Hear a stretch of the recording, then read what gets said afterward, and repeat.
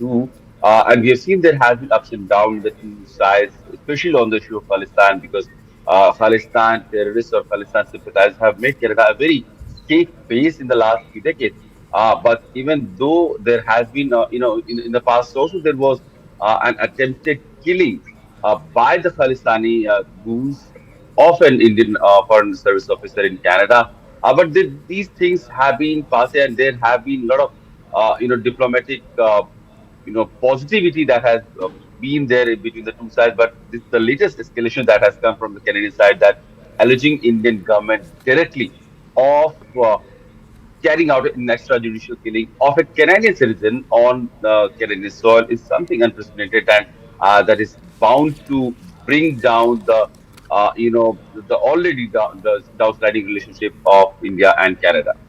Definitely. Abhishek, I'll request you to please hold on because I am being joined in by foreign affairs expert Robinder Sachdev early this morning. Robinder, a very good morning to you.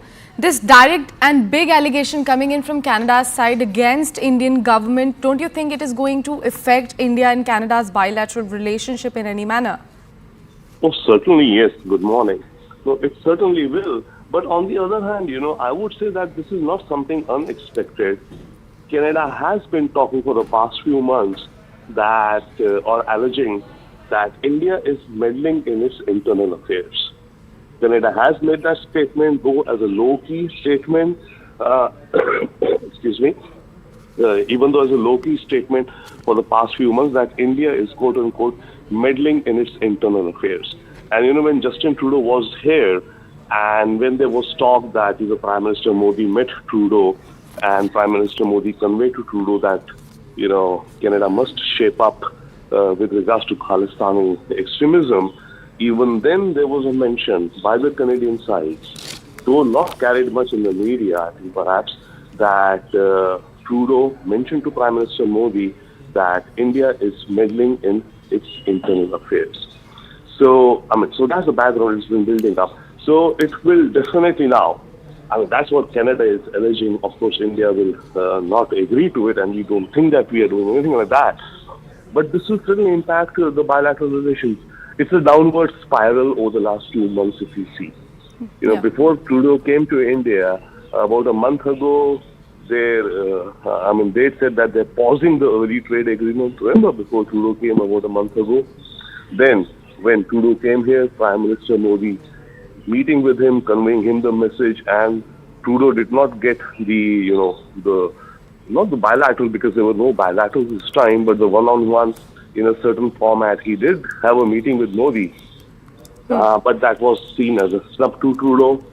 And then when he went back, before, or rather when he was here in India, there was a talk that, okay, the trade agreement or the discussions on the trade agreement would be held off until the Khalistan issue was resolved, let's say. Right? That was happening when Trudeau was here. That was a statement by our authorities. And when Trudeau reached back Canada, I think yesterday or day before, they announced that the trade minister is cancelling the delegation visit to Bombay in the first week of October. So, one by one, it's a downward spiral. So it certainly absolutely will affect India-Canada relations. Well, definitely, Robinder. And don't you think it is quite ironic that they are saying that they are not going to accept any sort of interference from foreign authorities in their internal matters, but at the same time, Justin Trudeau never shied away while talking about, be it our farmers' protest here in our country? Oh, no, absolutely not. It is right, but what Canada is something about the farmers movement in India is one thing, right? So India could say something about it, reflected on. But what Canada is alleging is that Indian intelligence operatives are meddling inside Canada, right? So that's in a way a very different thing, I would say. But I don't think there's any truth to what they're saying, but that's what they're alleging. Yeah. Definitely. Robinder, I'll just request you to please stay with us because I have to go back to our correspondent Abhishek Jha, who continues to be with me on the broadcast as well. Abhishek, I want to understand from you that what exactly are they responding to? Why there was no noise created when such K attacks were happening there in the Canada, but now they are making noise about the killing of Hardeep Singh Nijjar and, you know, directly pointing it out on Indian government and their agents and saying that they were directly involved in his killing. There have been at least three deaths of senior Khalistan leaders in back-to-back during, in the gap of few weeks' time around the month of June. And Hardeep Singh Nijjar was probably the last one who died in kind of.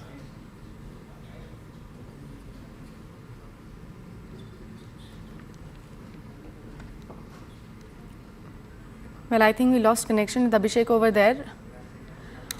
I have former diplomat Ashok Sajjanhar joining me early this morning on the broadcast as well. Ashok, thank you so much for talking to CNN News 18. I just want to understand from you, as I was just talking to my correspondent Abhishek Jha as well, don't you think it's quite ironic of making such noise at an international platform and saying that and directly pointing it out at Indian government, saying that they were directly involved in killing of this resident that we are talking about, but making absolutely no noise when India was time and again pointing out the K attacks that were happening in their own soil?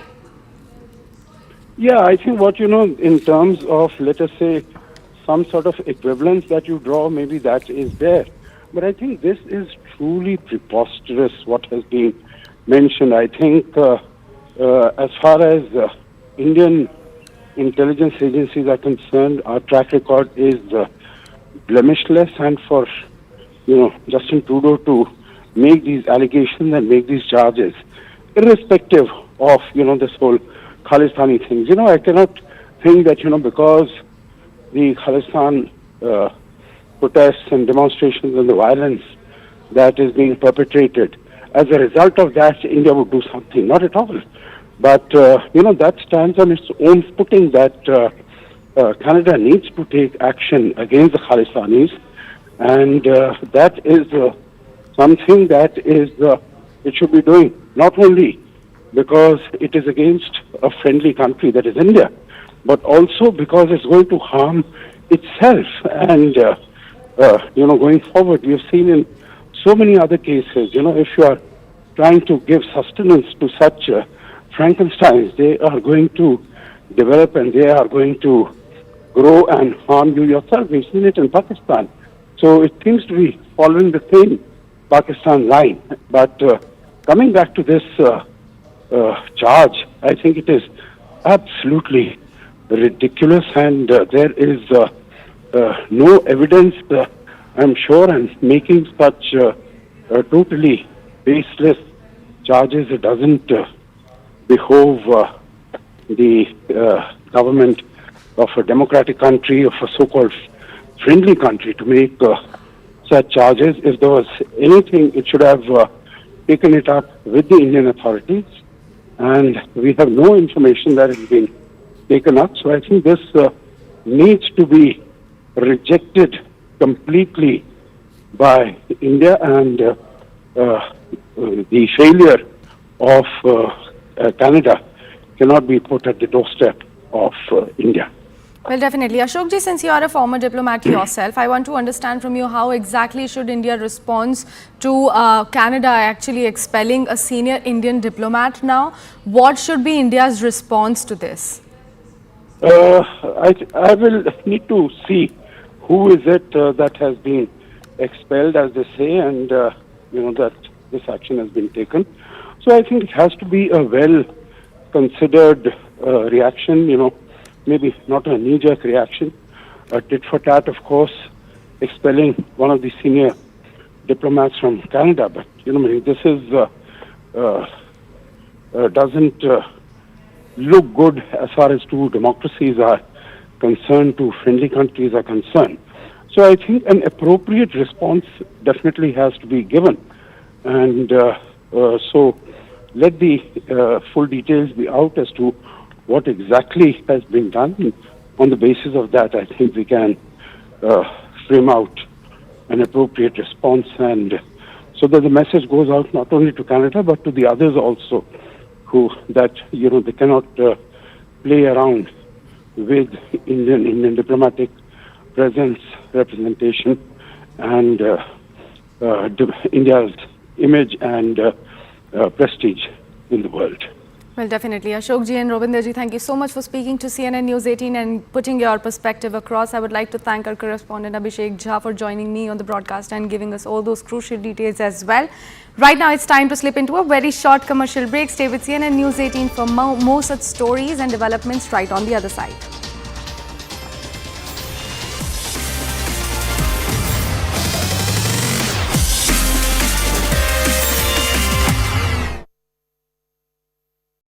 Shame on him. He has put a corruption scam on his name, and we are going to fight it out legally also, but we have demanded the central government to take cognizance of this issue, to take into account that the YSRCP government in the state of Andhra Pradesh is deliberately demolishing democratic institutions and trying to abuse the power that he has today and trying to cut down the voice of the opposition. So this is something important, not just for the state of the Andhra Pradesh, but also as a country also. So that's why we have taken it up as an agenda item in the all-party meeting also, and we are going to take it up in the Parliament also tomorrow. We want justice. We want justice. We want justice. We want justice. We want justice. We want justice. We want justice. We want justice. We want justice. Save Andhra Pradesh. Save Andhra Pradesh. Save Andhra Pradesh. Save Pradesh. Save Andhra Pradesh. Save Andhra Pradesh. Save Andhra Pradesh. Andhra Pradesh में जैसे आपने देखा है, हमारे नेता चंद्रबाबू नायडू जी को illegally arrest किया हुआ है, फॉल्स एविडेंस दिखाकर, कोई भी सबूत नहीं है फिर भी उनको अरेस्ट किया गया है। जगन मोहन रेड्डी जो अभी आंध्र का मुख्यमंत्री है, एक साइको की तरह व्यवहार कर रहा है आंध्र प्रदेश में। कोई भी ऑपोजिशन वाला आवाज उठाना चाहता है उनको जेल में डालने की कोशिश कर रहे हैं। उसी के हिसाब से आज चंद्रबाबू नायडू जी को जेल में डाला है। तो इसलिए पार्लियामेंट सदन के बाहर हम लोग अपनी आंदोलन कर रहे हैं कि आंध्र प्रदेश में डेमोक्रेसी को सेव करना चाहिए। इसी के लिए हम लोग यहाँ पे आंदोलन के लिए खड़े हुए हैं। जरूर सदन के अंदर भी ये चीज उठाएंगे, क्योंकि निर्दोष है चंद्रबाबू नायडू जी। आज एक निर्दोष को इस तरह से जेल में डालना, अगर आज आंध्रा में हुआ है, कल कहीं पे भी हो सकता है, कोई भी पार्टी में हो सकता है। अगर सच्चे लोगों को हम सेव नहीं कर पाएंगे तो ये भारत का भविष्य अच्छा नहीं रहेगा।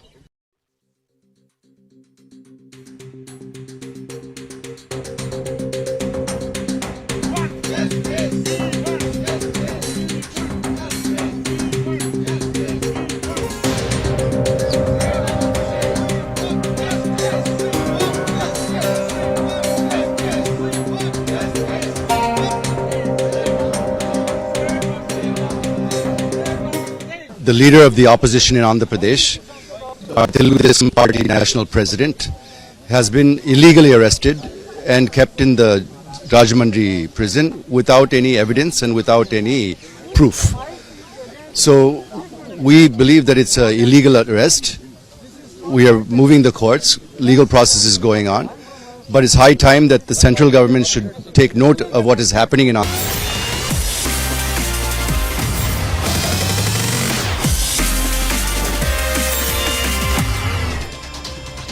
Welcome back and thanks for staying with CNN News 18. Well, today is the second day of the special 5 days long Parliament session. The MPs are set to bid adieu to the old Parliament building as the new one will take over from today. But before that, to capture memories, there will be a photo clicking session at 9:30 am, which will be followed by a brief event at the central hall of the old building where Prime Minister Modi, Speaker and Vice President will speak. After this, the new building will be operational and the first sitting in both houses will take place in the afternoon. Prime Minister Narendra Modi will take a copy of the Constitution from the old Parliament building to the new one in the same vicinity. In a major development, the top government sources have informed CNN News 18 that the centre has cleared Women's Reservation Bill in a key cabinet meeting chaired by Prime Minister Narendra Modi himself on Monday. Now, sources also suggest that the bill may also include a sub-reservation for the increased OBC. Now, the bill will likely be tabled on Wednesday in the new Sansad. Meanwhile, BJP is planning to bring thousands thousands of women from across Delhi NCR to Delhi in order to thank Prime Minister Modi. There will likely be a big rally of women either in Delhi or in Rajasthan. The rally will be addressed by Prime Minister Modi himself in the next 2 to 3 days. Every TV channel in the nation is saying that women's reservation bill has been approved by the cabinet.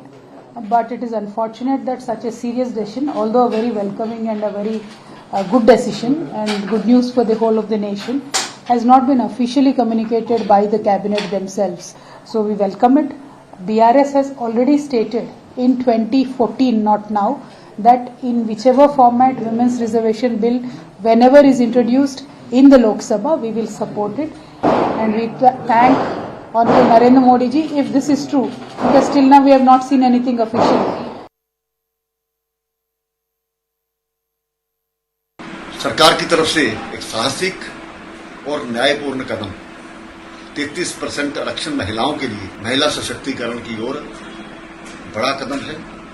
और प्रधानमंत्री जी ने कहा था कि कुछ ऐसे फैसले होने वाले हैं जो आश्चर्यचकित करेंगे और लोगों को एक सही दिशा की ओर ले जाएंगे। हम इस कदम का स्वागत करते हैं। प्रधानमंत्री जी का विजन अपने आप में एक उदाहरण है। तो मुझे लगता है आने वाला समय हमारी माताओं बहनों के लिए भी अच्छा समय है। हम प्रधानमंत्री जी को धन्यवाद देना चाहते हैं कि इन्होंने एक जबरदस्त फैसला लिया है जिसके अंदर 33% आरक्षण जो है महिलाओं को मिला है। पार्लियामेंट में असेंबली के अंदर आज महिलाएं और खासकर पूरे देश की महिलाएं जो है आज लॉ मेकर्स बनेंगी और खासकर ये तोहफा प्रधानमंत्री जी ने जो दिया है उससे महिला सशक्त होंगी और खासकर जो महिलाओं के लिए लॉज हैं वो महिला स्वयं पार्लियामेंट में बैठ के बनाएंगी। चारों तरफ आज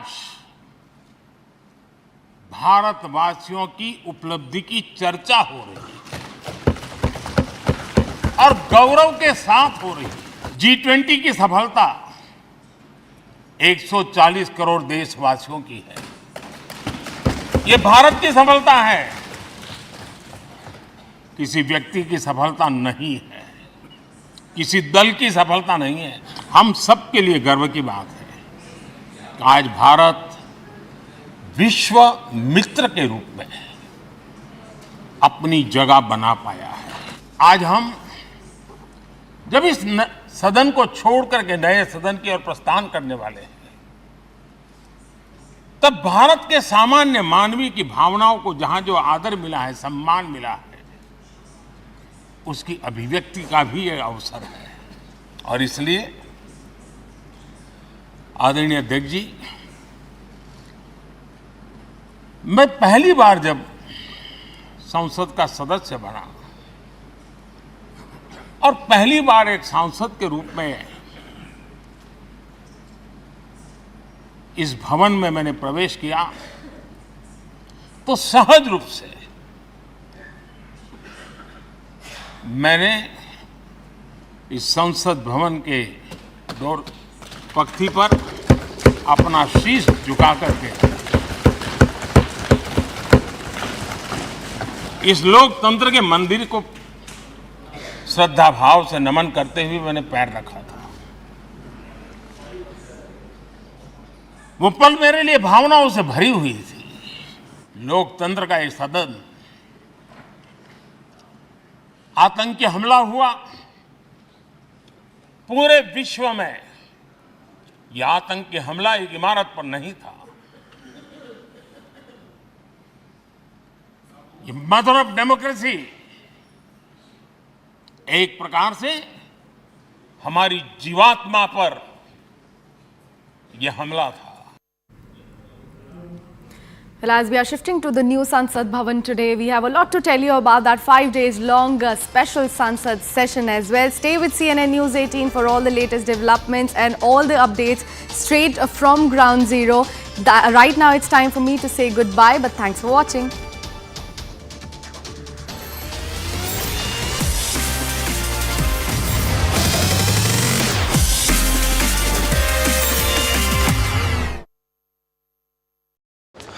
We need to bring it to the attention of the public and to the government that this is happening in Andhra Pradesh, that this type of tragedy is taking place.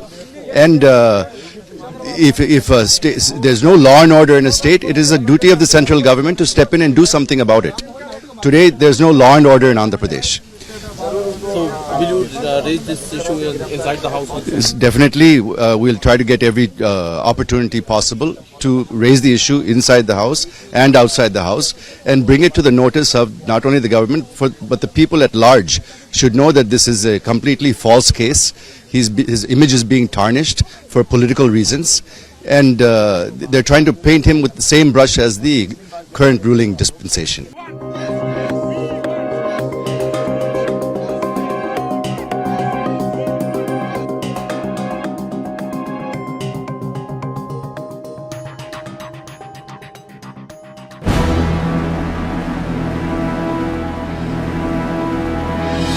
Important issue that we have raised is the illegal arrest on false accusations on the opposition leader in the state of Andhra Pradesh, who is Chandrababu Naidu. Chandrababu Naidu has been a senior leader in this country.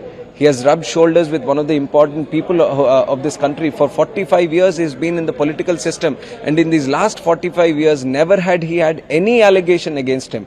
But just because Jagan Mohan Reddy wanted to throw mud on him, deliberately, because of political vindictiveness, based on false allegations without any evidence, he has put a corruption scam on his name. And we are going to fight it out legally also. But we have demanded the central government to take cognizance of this issue, to take into account that the YSRCP government in the state of Andhra Pradesh is deliberately demolishing democratic institutions and trying to abuse the power that he has today and trying to cut down the voice of the opposition. So this is something important, not just for the state of Andhra Pradesh, but also as a country also. So that's why we have taken it up as an agenda item in the all-party meeting also, and we are going to take it up in the Parliament also tomorrow. We want justice! We want justice! We want justice! We want justice! We want justice! We want justice! We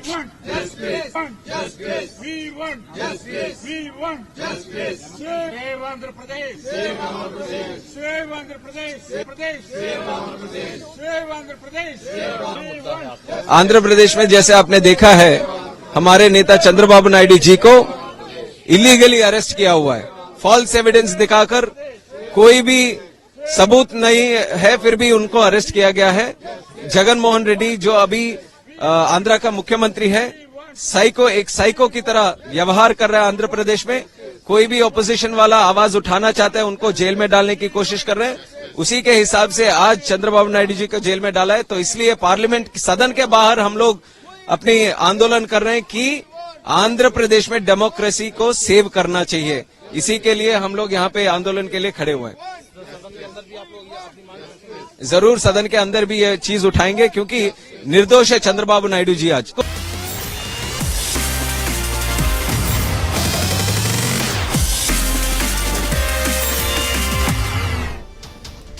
Well, good morning, ladies and gentlemen. You're watching the morning news show with me, Sakshi Singh Litoria, here on CNN News 18. And for the next 30 minutes, I will be guiding you through all the latest news and developments from the nation and around the globe. And we are starting the bulletin with some breaking news coming in from international sphere. Now, it is extremely important as far as the relationship of India and Canada is concerned, as Canada's Prime Minister Justin Trudeau has accused the Indian government and Indian government agents of involvement in killing of a Canadian Sikh leader, Hardeep Singh Nijjar. Remember, his killing has been doing rounds in a lot of headlines also, and now Justin Trudeau has come up and has levelled serious allegations against Indian government agents and said that they were involved in Canadian Sikh leader Hardeep Singh Nijjar's killing. The Canadian Prime Minister said that country's security agencies were investigating a link between the Indian government and the killing of the Khalistani terrorist as well. So this is a big breaking news right at the top of the bulletin that we have just received, that Canadian Prime Minister Justin Trudeau has levelled some serious allegations against Indian government agents and said that they were involved in killing of Canadian resident Hardeep Singh Nijjar. Remember, the Canadian Prime Minister said that country's security agencies were investigating a link between the Indian government and the killing of the Khalistani terrorists. Let's listen in what exactly did he say. Over the past number of weeks, Canadian security agencies have been actively pursuing credible allegations of a potential link between agents of the government of India and the killing of a Canadian citizen, Hardeep Singh Nijjar. Last week at the G20, I brought them personally and directly to Prime Minister Modi in no uncertain terms. Any involvement of a foreign government in the killing of a Canadian citizen on Canadian soil is an unacceptable violation of our sovereignty. It is contrary to the fundamental rules by which free, open, and democratic societies conduct themselves. In the strongest possible terms, I continue to urge the Government of India to cooperate with Canada to get to the bottom of this matter. I also expect it to reiterate that its position on extrajudicial operations in another country is clearly and unequivocally in line with international law. So that was Canadian Prime Minister Justin Trudeau levelling serious allegations against Indian government agents. He has accused the Indian government agents of involvement in killing of Canadian Sikh leader Hardeep Singh Nijjar. As you just said, him speaking about him bringing up the similar topic in front of Prime Minister Modi as well. Let me just repeat what exactly did he say.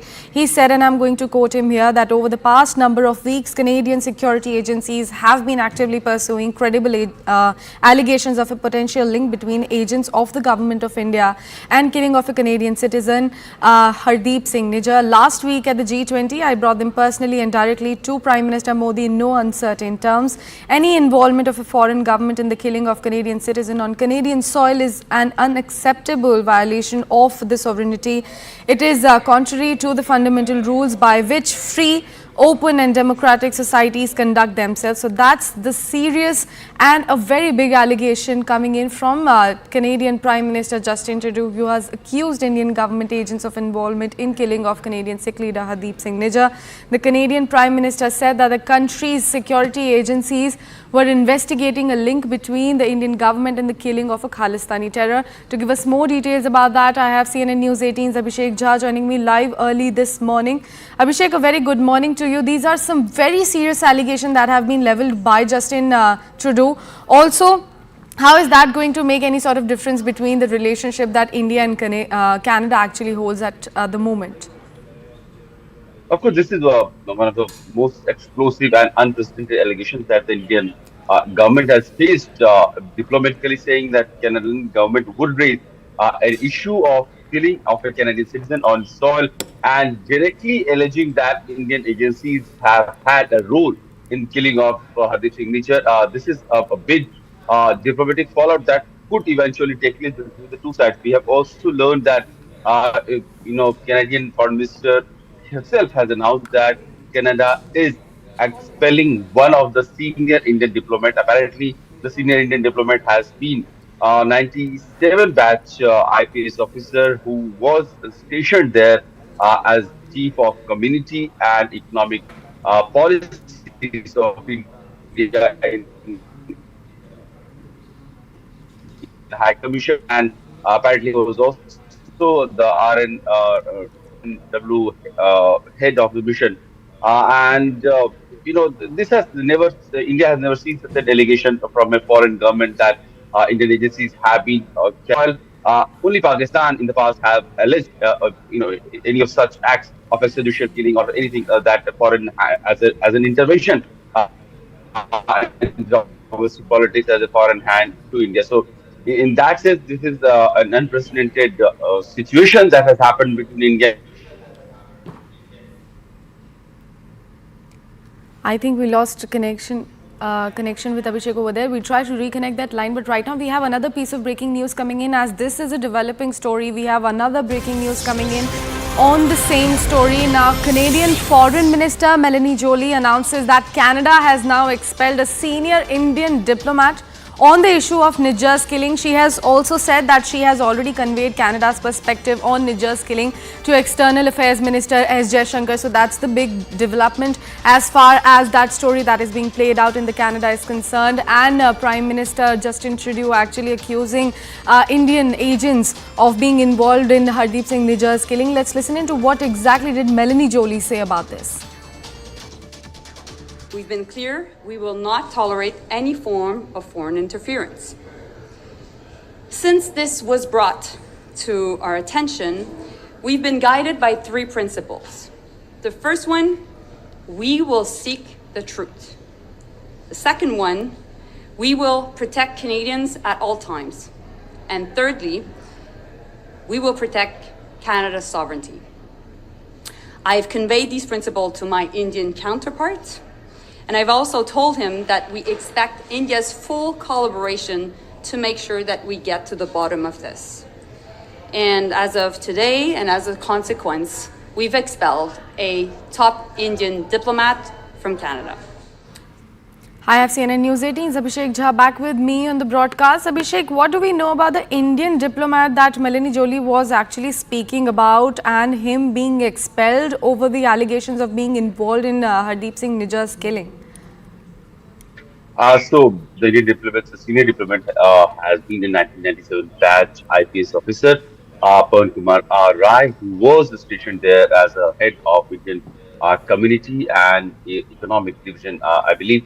And this is the biggest, diplomatic setback that the India-Canada bilateral relationship has been in the, ever since probably establishment of the two. And we have seen there has been ups and downs the two sides, especially on the issue of Palestine, because Palestine terrorists or Palestine sympathizers have made Canada a very safe base in the last few decades.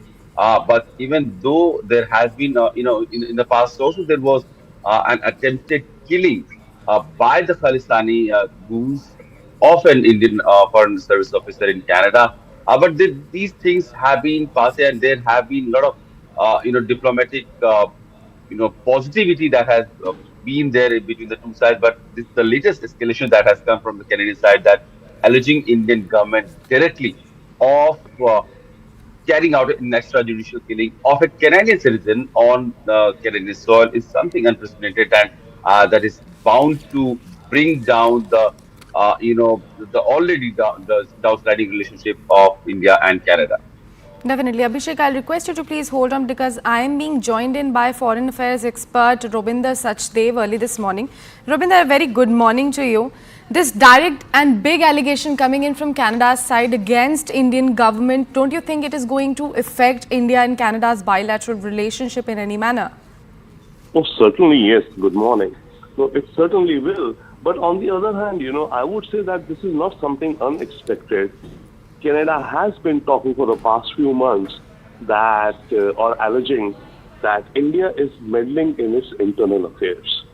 Canada has made that statement, though as a low-key statement, excuse me, even though as a low-key statement for the past few months that India is quote-unquote meddling in its internal affairs.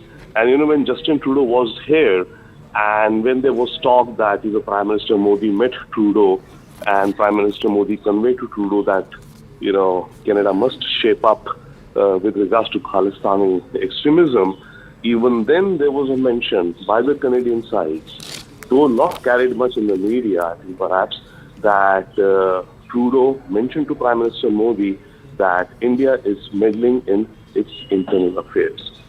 So, so that's the background it's been building up. So it will definitely now, that's what Canada is alleging. Of course, India will not agree to it, and we don't think that we are doing anything like that.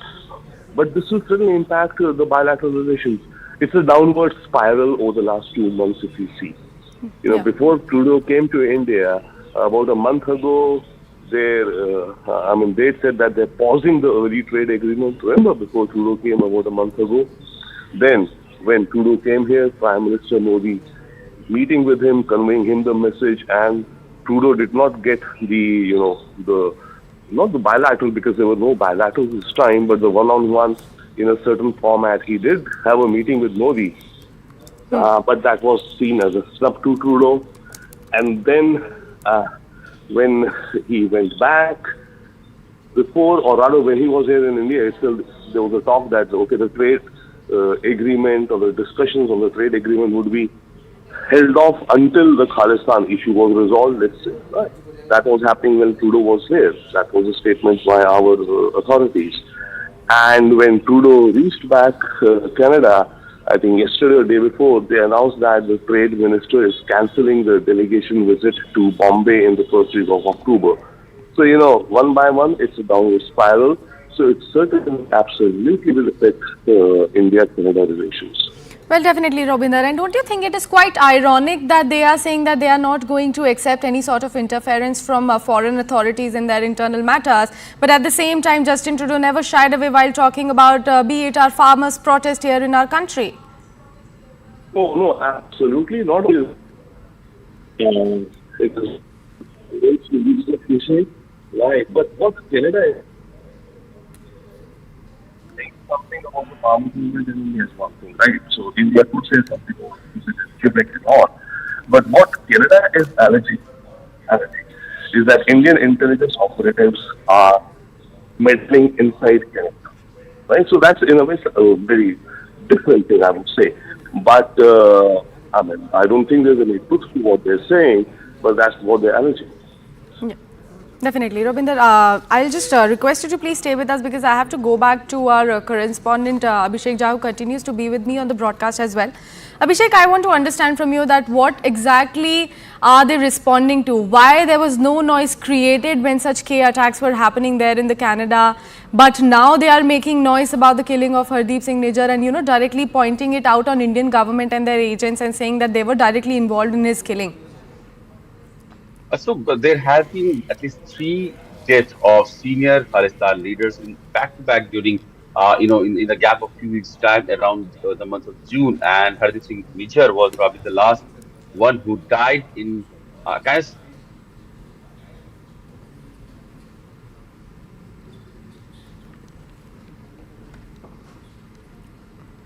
Well, I think we lost connection with Abhishek over there.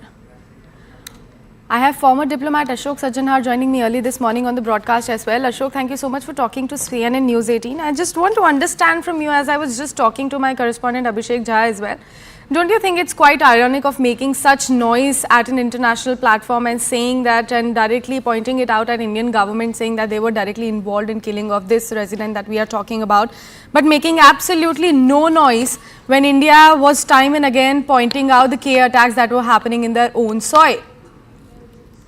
Yeah, I think in terms of, let us say, some sort of equivalence that you draw, maybe that is there.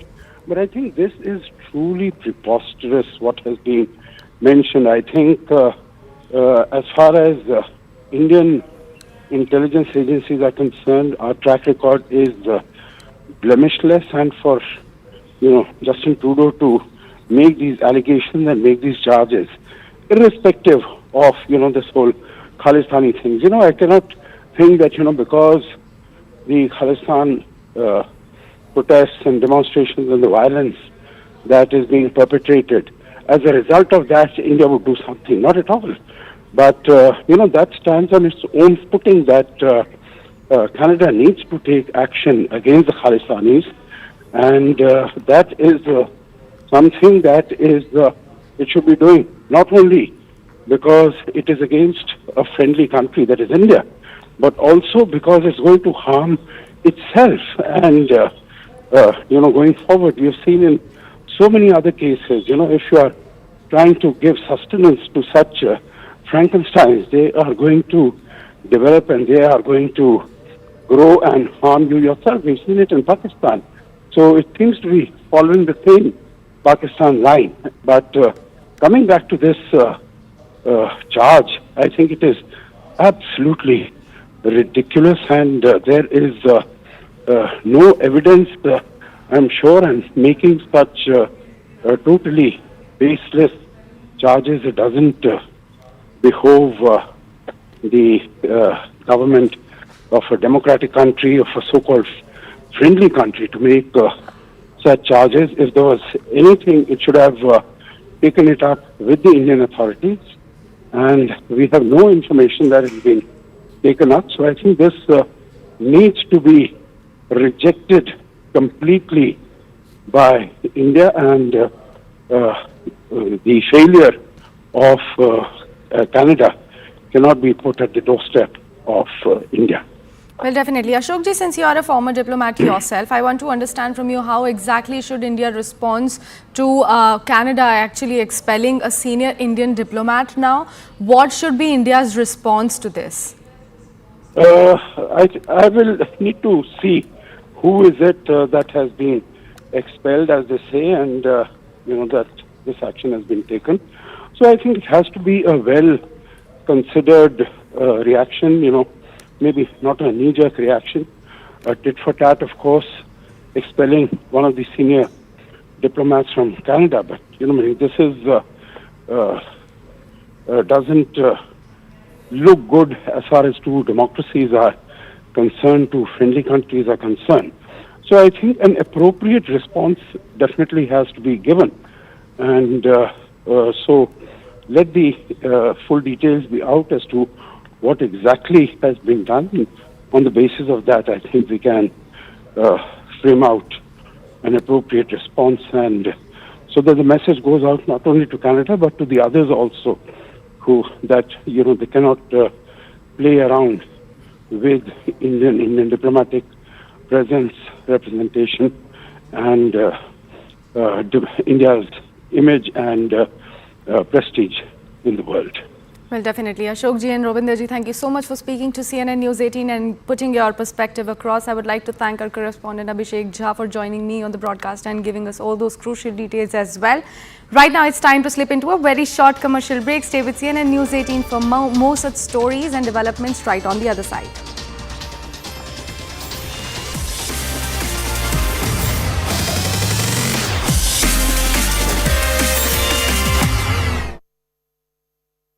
तो इस तरह से jail में डालना, अगर आज आंध्रा में हुआ है, कल कहीं पे भी हो सकता है, कोई भी पार्टी में हो सकता है। अगर सच्चे लोगों को हम सेव नहीं कर पाएंगे तो ये भारत का भविष्य अच्छा नहीं रहेगा।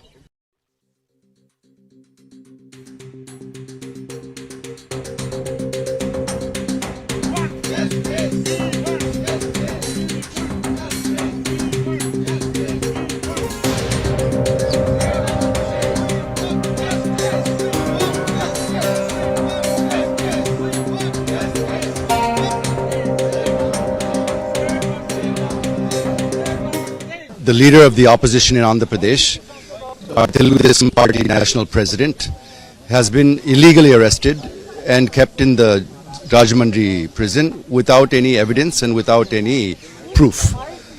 So we believe that it's an illegal arrest.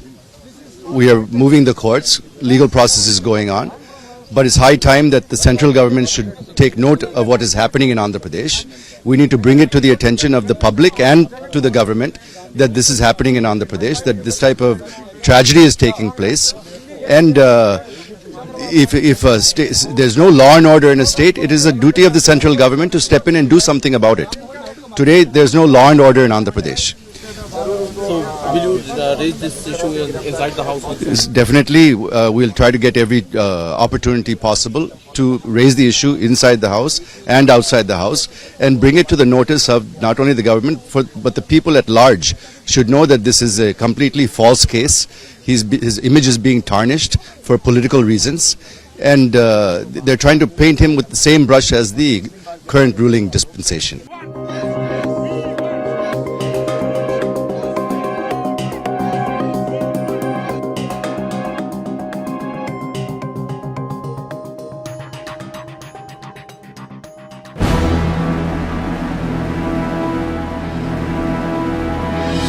Important issue that we have raised is the illegal arrest on false accusations on the opposition leader in the state of Andhra Pradesh, who is Chandrababu Naidu. Chandrababu Naidu has been a senior leader in this country He has rubbed shoulders with one of the important people of this country. For 45 years he's been in the political system, and in these last 45 years never had he had any allegation against him. But just because Jagan Mohan Reddy wanted to throw mud on him deliberately because of political vindictiveness based on false allegations without any evidence, he has put a corruption scam on his name, and we are going to fight it out legally also. But we have demanded the central government to take cognizance of this issue, to take into account that the YSRCP government in the state of Andhra Pradesh is deliberately demolishing democratic institutions and trying to abuse the power that he has today, and trying to cut down the voice of the opposition.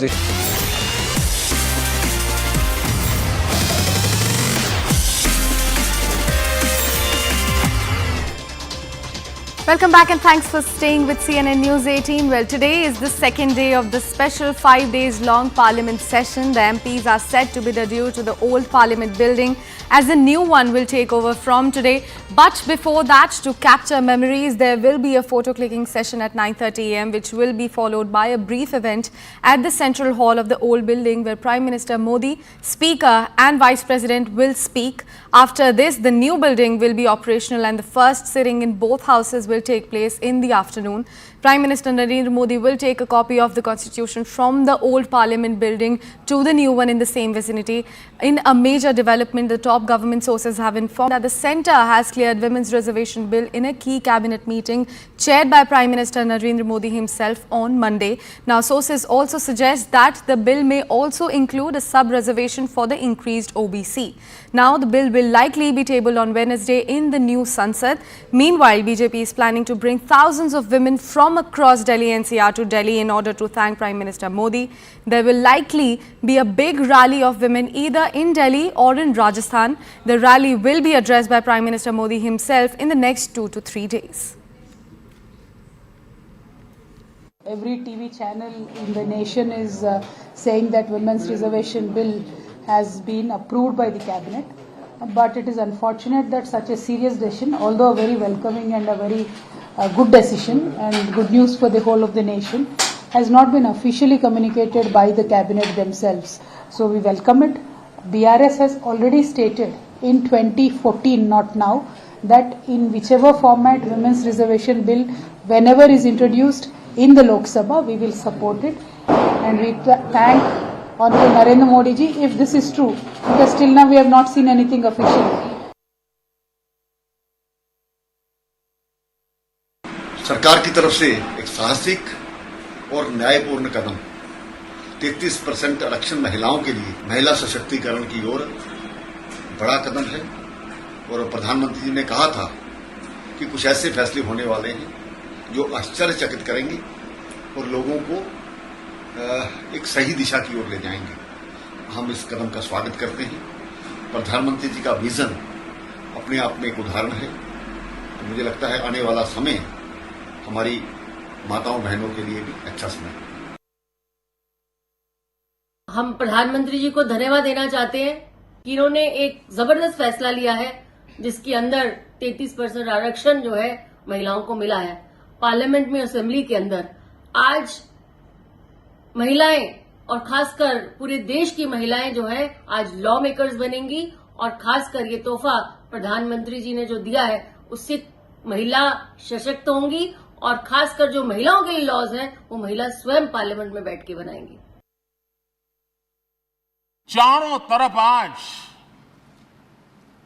भारतवासियों की उपलब्धि की चर्चा हो रही है और गौरव के साथ हो रही है। G20 की सफलता 140 करोड़ देशवासियों की है। ये भारत की सफलता है, किसी व्यक्ति की सफलता नहीं है, किसी दल की सफलता नहीं है।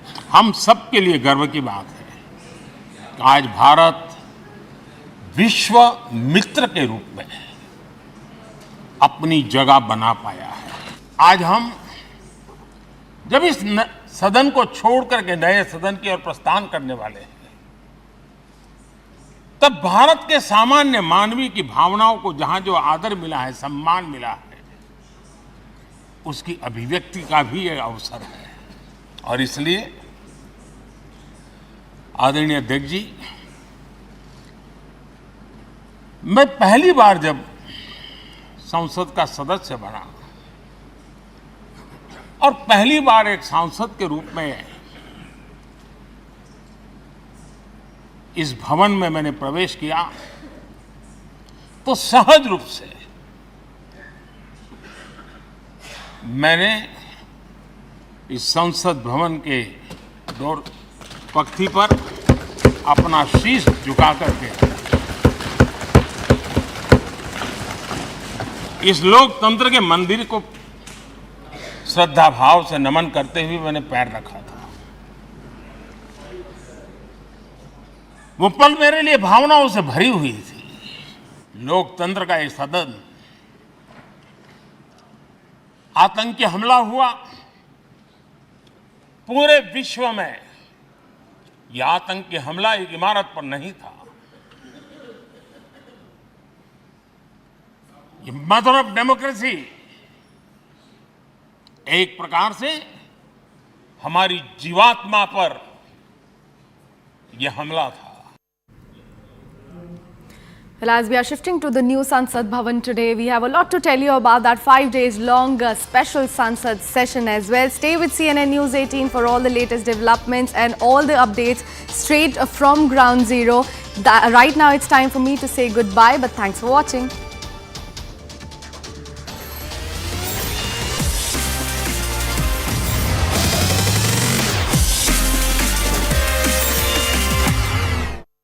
Something important not just for the state of the Andhra Pradesh but also as a country also. So that's why we have taken it up as an agenda item in the all party meeting also, and we are going to take it up in the Parliament also tomorrow. We want justice. We want justice. We want justice. We want justice. We want justice. We want justice. We want justice. We want justice. We want justice. Save Andhra Pradesh. Save Andhra Pradesh. Save Andhra Pradesh. Save Pradesh. Save Andhra Pradesh. Save Andhra Pradesh. Save Andhra Pradesh में जैसे आपने देखा है, हमारे नेता चंद्रबाबू नायडू जी को illegally arrest किया हुआ है। फॉल्स एविडेंस दिखाकर, कोई भी सबूत नहीं है फिर भी उनको अरेस्ट किया गया है। जगन मोहन रेड्डी जो अभी आंध्र का मुख्यमंत्री है, एक साइको की तरह व्यवहार कर रहा है आंध्र प्रदेश में। कोई भी ऑपोजिशन वाला आवाज उठाना चाहता है उनको जेल में डालने की कोशिश कर रहे हैं। उसी के हिसाब से आज चंद्रबाबू नायडू जी को जेल में डाला है। तो इसलिए पार्लियामेंट सदन के बाहर हम लोग अपनी आंदोलन कर रहे हैं कि आंध्र प्रदेश में डेमोक्रेसी को सेव करना चाहिए। इसी के लिए हम लोग यहाँ पे आंदोलन के लिए खड़े हुए हैं। जरूर सदन के अंदर भी ये चीज उठाएंगे क्योंकि निर्दोष है चंद्रबाबू नायडू जी। आज एक निर्दोष को इस तरह से जेल में डालना, अगर आज आंध्र में हुआ है, कल कहीं पे भी हो सकता है, कोई भी पार्टी में हो सकता है। अगर सच्चे लोगों को हम सेव नहीं कर पाएंगे तो ये भारत का भविष्य अच्छा नहीं रहेगा।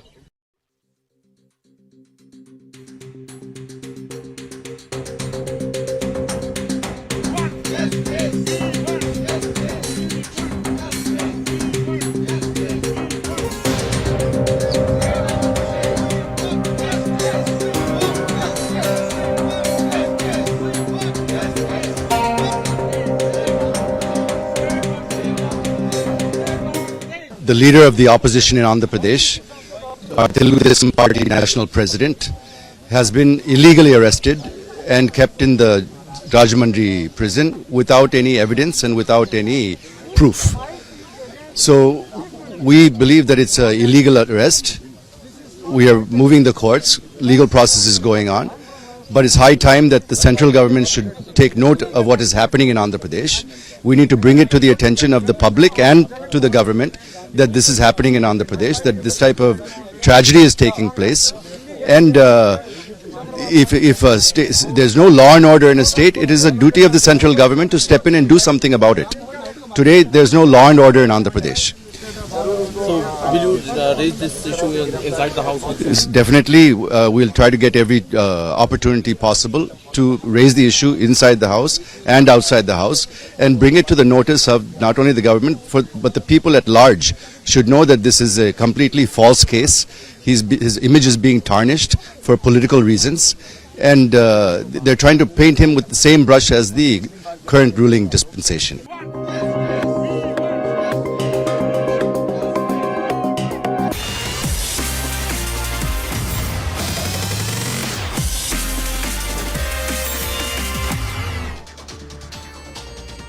A very good morning to all our viewers. You're watching the morning news on CNN News 18. I am Anjali Pandey here to take you through all the latest news and updates from in and around the world.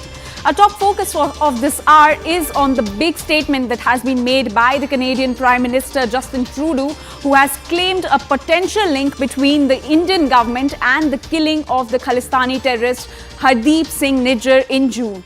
Now, he has said that the Canada's security agencies were investigating a link between the Indian government and the killing of the Khalistani separatist. And following Justin Trudeau's statement, the Canadian Foreign Minister Melanie Joly on Monday expelled top Indian diplomat. Now, remember, Hardeep Singh Nijjar was wanted by the Indian government and he was killed in a targeted shooting on June 18th this year. Nijjar was shot dead outside a Gurudwara in Surrey, and this statement by Justin Trudeau comes after his and Prime Minister Narendra Modi's meeting on Khalistani extremism and foreign interference during their meeting on the sidelines of the G20 summit, which took place days ago. And we have some more inputs coming in on this story. And this is a CNN News 18 exclusive news break on this particular story. Now, allegations are baseless and Trudeau failed to take action. So this is the reaction that is coming in from the Indian side. Now, the top government sources have said that Justin Trudeau knows what is happening from Canada and that all top terrorists are sitting there and doing killings in India. From Arsh Dalla to Linda are staying in Canada and doing all type of terror acts in India.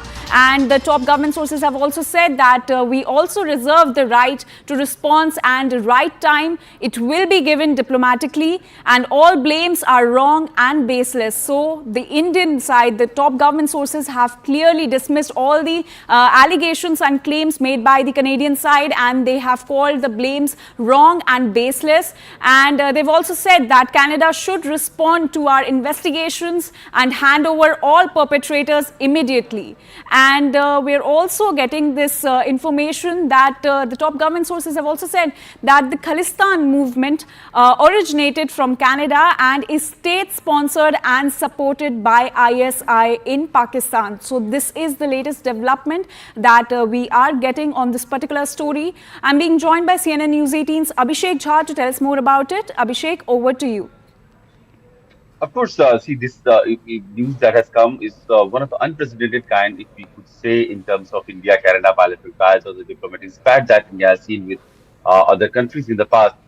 Alleging Indian agencies directly in killing of a Canadian citizen could be a very big thing, and we know that Canadian Prime Minister Justin Trudeau had made that statement not as a passing statement in some press conference. He has made that statement very much while standing in House of Commons. So that is something that is not going to go down well with the Indian government, and we can assume that there will be some very strong reactions also coming from Ministry of External Affairs. We have also seen that a senior Indian diplomat has been expelled by the Canadian authorities, and now we can expect the retaliation of the same stature, at least for now. The overall dynamics of Indian-Canada relationship, or the major steps that India will take to counter Canadian allegation, that may take some time, but immediate expulsion or immediate reaction in nature of an expulsion of a Canadian diplomat is something that normally happens as a standard protocol whenever there is a diplomatic spat between the two sides. Also, what Melania Joly, the Canadian foreign minister, has alleged that she has been in touch with External Affairs Minister Ajay Shankar, and she has conveyed him about the Canadian perspective on the overall issue of Nijjar's killing. And she has also said that if it is true that the intervention of foreign hands, that would be big thing, because it will clearly mean that sovereignty of Canadian government has been breached. Justin Trudeau has also said that he had raised the issue of intervention of foreign hands in the internal affairs of Canada with Prime Minister Narendra Modi while having a conversation on the sidelines of G20 summit level talks, we could all see the kind of frosty relationship India and Canada has, seen in the last several months in the recent times. But Prime Minister Modi's meeting with Canadian Prime Minister Justin Trudeau was also not very cordial, and there were reports that Indian side raised the issue very aggressively about the Canadian soil being used as Sikh extremist elements are being sheltered there. Canadian government not taking any action there. But now, rather than acting on those inputs, Canadian government seems to be hell bent upon not realizing the fact that these terrorists who Canadian government is trying to shelter upon will bite them back someday. But for now, we know that it is in a huge scaled up diplomatic scale up. Now another, Indian diplomat has also been expelled. Canadian government has alleged Indian, agencies of having a direct link in killing of Hardeep Singh Nijjar, who was a wanted terrorist from the Indian government. In fact, Justin Trudeau was in 2018 when he was traveling to India for a week almost. He was going to places in India. He had also gone to Amritsar, where he had met the Punjab Chief Minister then, Amrinder Singh, who had also given him a list of people who were wanted, and who had involvement in some criminal activities in India. And Hardeep Singh Nijjar's name was one of them. Apparently, after Justin Trudeau went back to Canada, Nijjar was arrested and he was kept behind the bar for a day at least. But then he was released without any charges, and his cases were being fought by Sikh for Justice, another outfit which has been banned by Indian government. So there has been no, denying of the fact that Hardeep Singh Nijjar was a Palestini terrorist. He was a leader of Palestine movement, anti-India sentiment he was trying to foment in Canada. But the Canadian government's allegation that Indian agencies have been behind the killing of Nijjar, that has been, baseless. The Indian agencies, Indian government, and the sources have time and again said that there has not been any role of Indian agencies in the killing of Hardeep Singh Nijjar. All right, Abhishek, please stay with us. We are getting some more inputs on the story.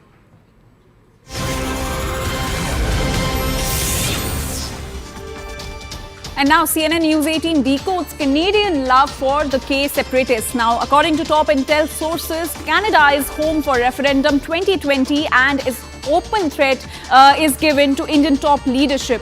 All top killings in India originated from Canada and is done by Khalistani terrorists sitting in Canada and their associates in India. Canada government, despite knowing the facts and details, allow them in the name of freedom of expression, and recent Khalistan Freedom Rally in Toronto is nothing but display parade of designated terrorists. Canada is also doing all this to please domestic constituency, and the idea behind this is to keep large workforce in Canada and this is done with their vested interest. So this is the latest input that we are getting. CNN News 18 decodes the Canadian love which is for the K separatists. We have CNN News 18's Abhishek Jha to tell us more about it. Abhishek, so we have seen that all the top killings in India were originated from Canada, and in fact Canada government knows all these facts and still allows them in the name of freedom of expression. Of course, and the latest information is that Indian government has also reacted on the issue of this Canadian government's allegation that has been there. In fact, the External Affairs Ministry has issued a statement which says that we have seen and reject the statement of the Canadian Prime Minister in their Parliament, as also the statement by their Foreign Minister. Allegations of Government of India's involvement in any act of violence in Canada are absurd and motivated. Similar allegations were made by the Canadian Prime Minister to our Prime Minister and were completely rejected. Remember, this is what Justin Trudeau had also mentioned in his statement, that during the recent meeting with Prime Minister Modi, he had raised the issue of involvement of foreign hands in killing of one of the Canadian citizens on the Canadian soil, and those were duly rejected by Prime Minister Modi. The Indian Minister of External Affairs in its statement also said that we are a democratic polity with a strong commitment to rule of law.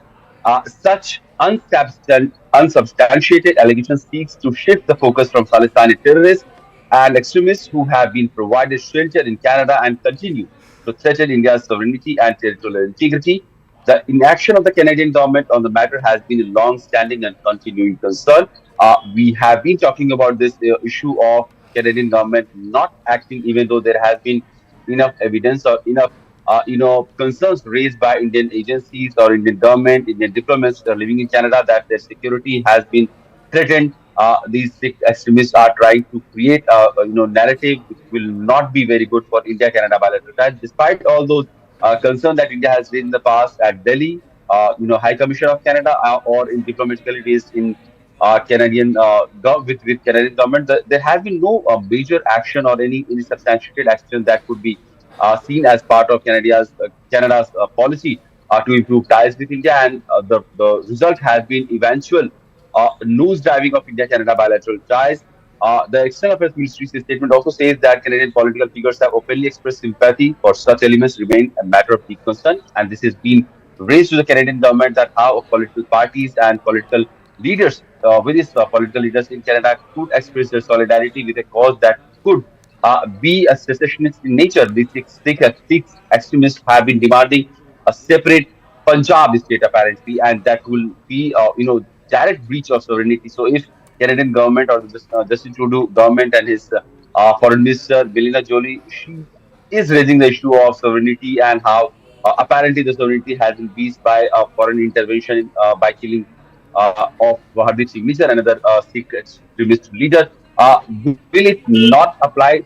Will they not apply the same standard for themselves when they talk or let these Khalistani extremists flourish and they shelter them on Canadian soil who are having a secessionist agenda against India? So these are the questions that Canadian government will also have to answer. Meanwhile, Indian External Affairs Ministry has completely rejected any attempts to connect government of India to such developments.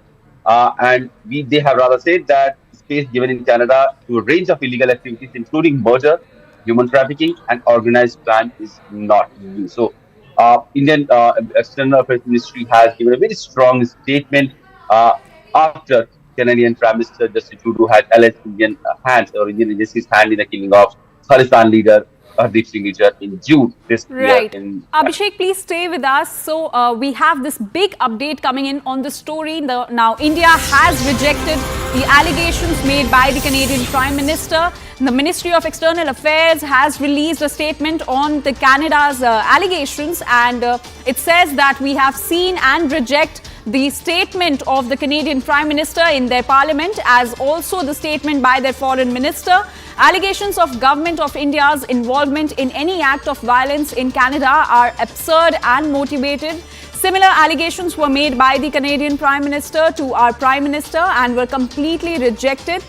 We are a democratic polity with a strong commitment to rule of law. Such unsubstantiated allegations seek to shift the focus from Khalistani terrorists and extremists who have been provided shelter in Canada and continue to threaten India's sovereignty and territorial integrity. The inaction of the Canadian government on this matter has been a long-standing and continuing concern. That Canadian political figures have openly expressed sympathy for such elements remains a matter of deep concern. The space given in Canada to a range of illegal activities, including murders, human trafficking, and organized crime, is not new. And we reject any attempts to connect Government of India to such developments. We urge the Government of Canada to take prompt and effective legal action against all anti-India elements operating from their soil. So this strong reaction coming in from the Indian side, who have dismissed all the allegations that were made by Canadian Prime Minister Justin Trudeau, and they have said that allegations of Government of India's involvement in any act of violence in Canada are absolutely absurd and motivated. We have CNN News 18's Abhishek Jha with us on this story. Abhishek, so strong reaction coming in by the MEA, who has straight away dismissed all the allegations and called it absurd and motivated. Of course, and this absurd and motivated part has largely to do with the local political compulsions that Canadian Prime Minister is dealing with. Yesterday also we saw in House of Commons he was literally being cornered by opposition about the cost of living, rising cost of living, inflation, essential commodities being short in supply and at an unaffordable range of prices. So housing sector in Canada is also in shambles. People are not having enough houses, or at least the cost of living of those shelters have increased tremendously. So these are the allegations that the Canadian government has been dealing with recently, and the opposition is alleging them of not being able to handle those issues, in a way that could soothe people's problems or the financial constraints that they have been living in because of the several economic, aspects or economic problems that the Canadian people are facing. So probably this could be a distracting policy by the Canadian government to bring in such an international or diplomatic issue to the fore of the domestic issue that could distract people for some time. But the only point is that this is only going to go down badly in India-Canada bilateral ties, and a substantial base of Indian diaspora lives in Canada. About 3 to 4% of population of Canada is the contains of Indian diaspora, especially Sikhs, Punjabis, Christians, Hindus, all sects and people from all lineages from India. They have been living in Canada harmoniously and peacefully for a very long time now. They have been, in fact, contributed to socio-economic and political life of Canada in a substantial way. There are several leaders, including Justin Trudeau's party, who are from Sikh community or from Indian community.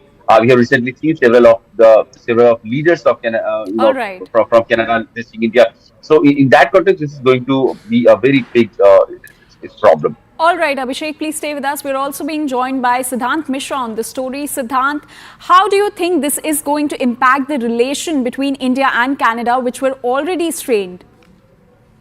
Well, look, this is absurd, bizarre, that without having any credible, perhaps evidence in hand, or perhaps sharing some credible evidence with media, the announcement has come from Justin Trudeau. I mean, this is really unexpected, because usually what happens is that diplomatic channels are used, or perhaps this announcement could have had happened from the Foreign Minister of Canada, but they decided to do it inside the Parliament, and that too, Prime Minister Justin Trudeau spoke on the issue, and he says that there are credible allegations which further links it to the involvement of Indian government in the killing of Hardeep Singh Nijjar. Now, this is absurd and bizarre, and perhaps this is the reason that a strong statement has come from Ministry of External Affairs, and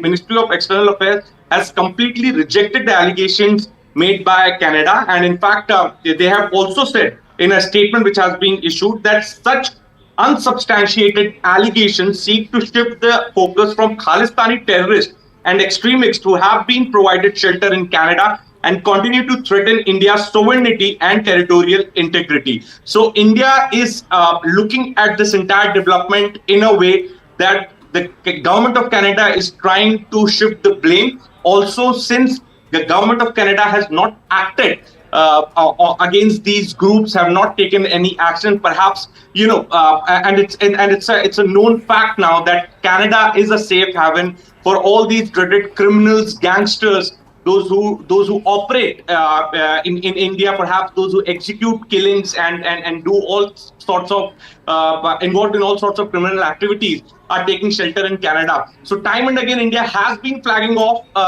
this to the authorities in Canada, but that how the Canadian soil is being used,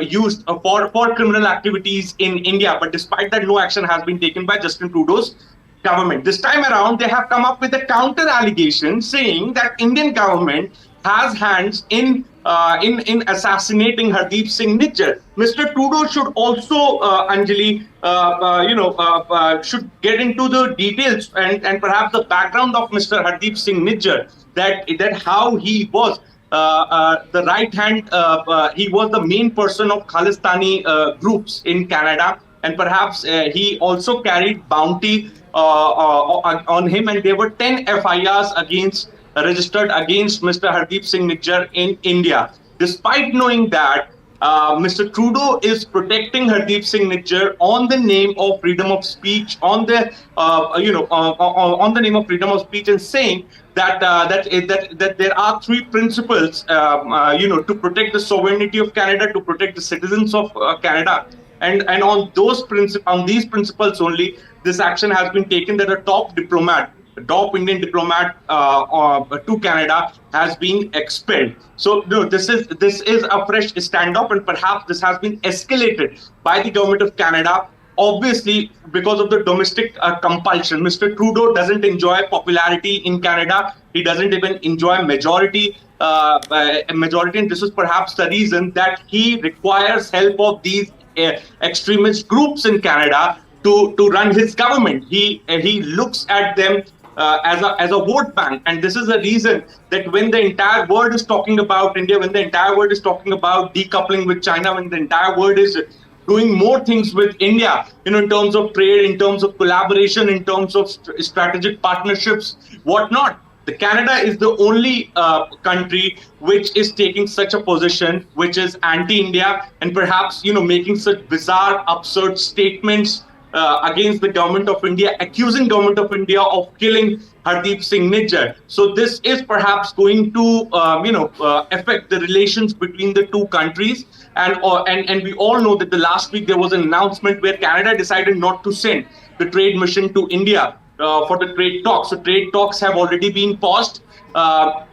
Before that also, on multiple occasions, Indian government had flagged off the issue of Khalistani groups mushrooming in Canada to the authorities in Canada. When none of the cases, the arrests have been made. The police in Canada is soft on these groups, and perhaps no arrest happens, no action takes place on such groups.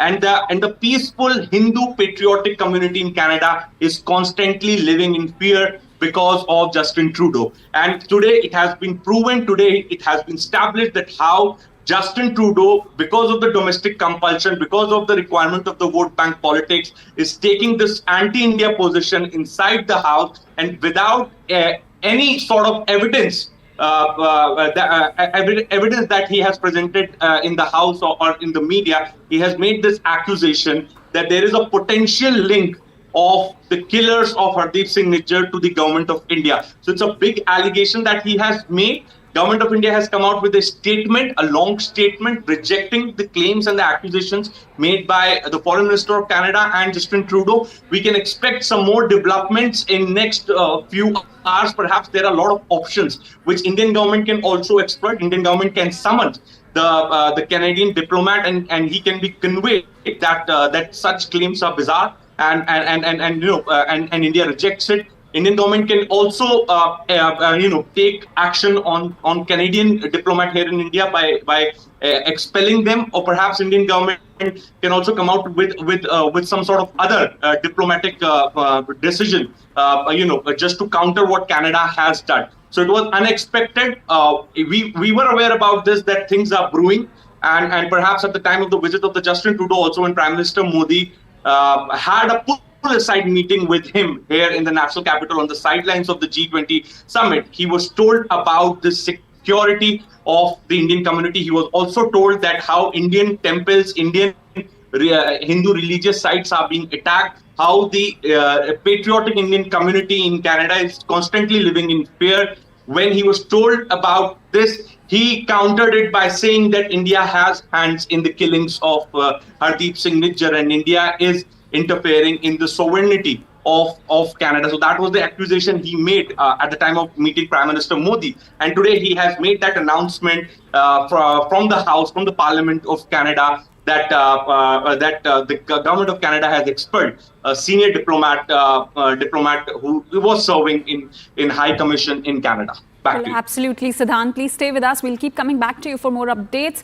As of now, we're being joined by my colleague Sakshi Singh-Litoria from the newsroom, who will walk us through the statement that has been released by the Ministry of External Affairs on the allegations that were levelled by Canadian Prime Minister Justin Trudeau. Sakshi, over to you. Definitely, Anjali, as you also mentioned, and our colleague CNN News 18 Siddhant Mishra also said that Indian government launched a scathing attack at Canadian government, clapping back at the serious allegations that have been leveled from their side on Indian government agents. Actually, the word that we have received from Ministry of External Affairs is that, I'm just going to quote them here, I'm going to read out the letter that they have released, that we have seen and reject the statement of Canadian Prime Minister Justin Trudeau in their parliament, as also the statement by their Foreign Minister Melanie Joly.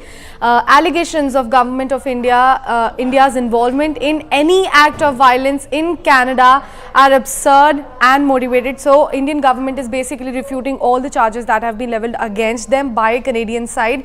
Now similar allegations were made by the Canadian Prime Minister to our Prime Minister, and we completely rejected it as well. Remember, Canadian Prime Minister Justin Trudeau in his speech also mentioned the time when he actually came to India for G20 summit and talked about such things with Prime Minister Modi.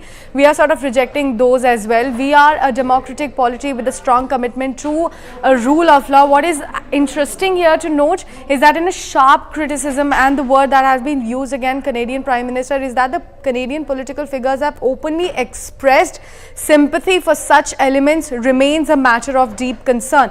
If you clearly remember, when G20 summit was actually happening, we were breaking that to our viewers as well, that the matter of K sympathizers and K attacks there in Canada was also raised, and right now we are again mentioning it in the press release that has come in from Ministry of External Affairs.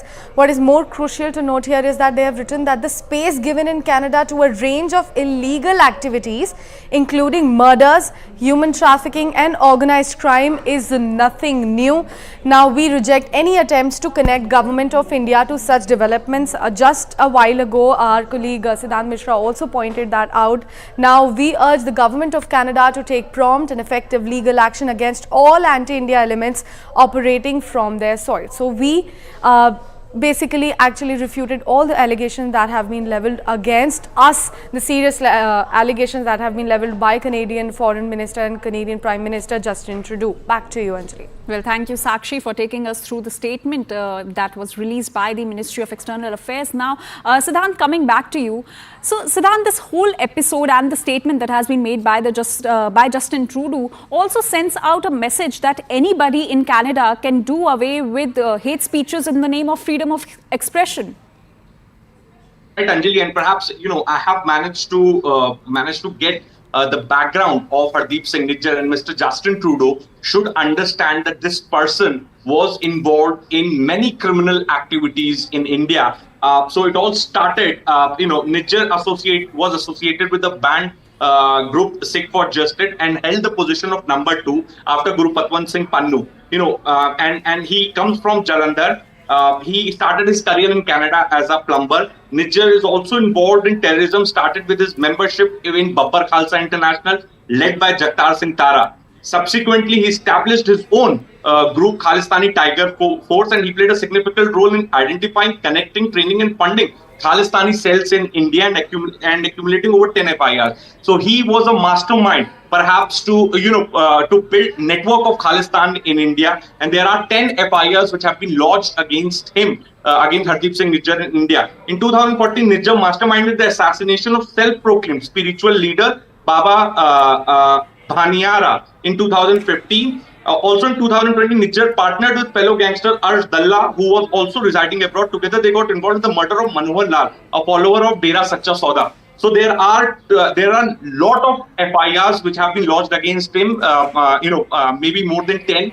He was involved in the killing of Baba Bhaniara. He was also involved in the killing of the murder of Manohar Lal, who was a follower of Dera Sacha Sauda. And most important one, he is the mastermind of setting up Khalistani network in the country by training them, by funding them, and also by getting them connected to the powerful people here in India. So Nijjar has a lot of role to play, and perhaps before making this statement, Justin Trudeau should have thought about, or perhaps should have gone through the criminal antecedents, criminal background of Hardeep Singh Nijjar. If he had done that, he wouldn't have made this statement. Point number 1. Point number 2: India has never played with the sovereignty of any other country. There have been and that's a fact. In last 6 months, the 4 top Khalistani commanders have died. Now, none of these countries have come up or perhaps made allegations against India. Why Canada is making? Avtar Singh Thanda, who was involved in the attack on Indian High Commission in London,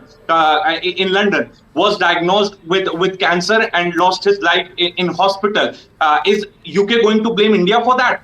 There are other Khalistani leaders who were killed in last 6 months, but there have perhaps not been any links with India. None of the governments have made allegations on India. Why only Mr. Justin Trudeau, government of Canada, is taking this position? The only reason is vote bank politics, and perhaps that was highlighted by External Affairs Minister Jaishankar during a press conference last month, that it is nothing but a requirement of a vote bank politics. And I very well remember he also said, "Ulta chor kotwal ko date." So we make allegations on. All right, Siddhant, please stay with us. We are being joined by former diplomat Ashok Sajjanhar on the broadcast.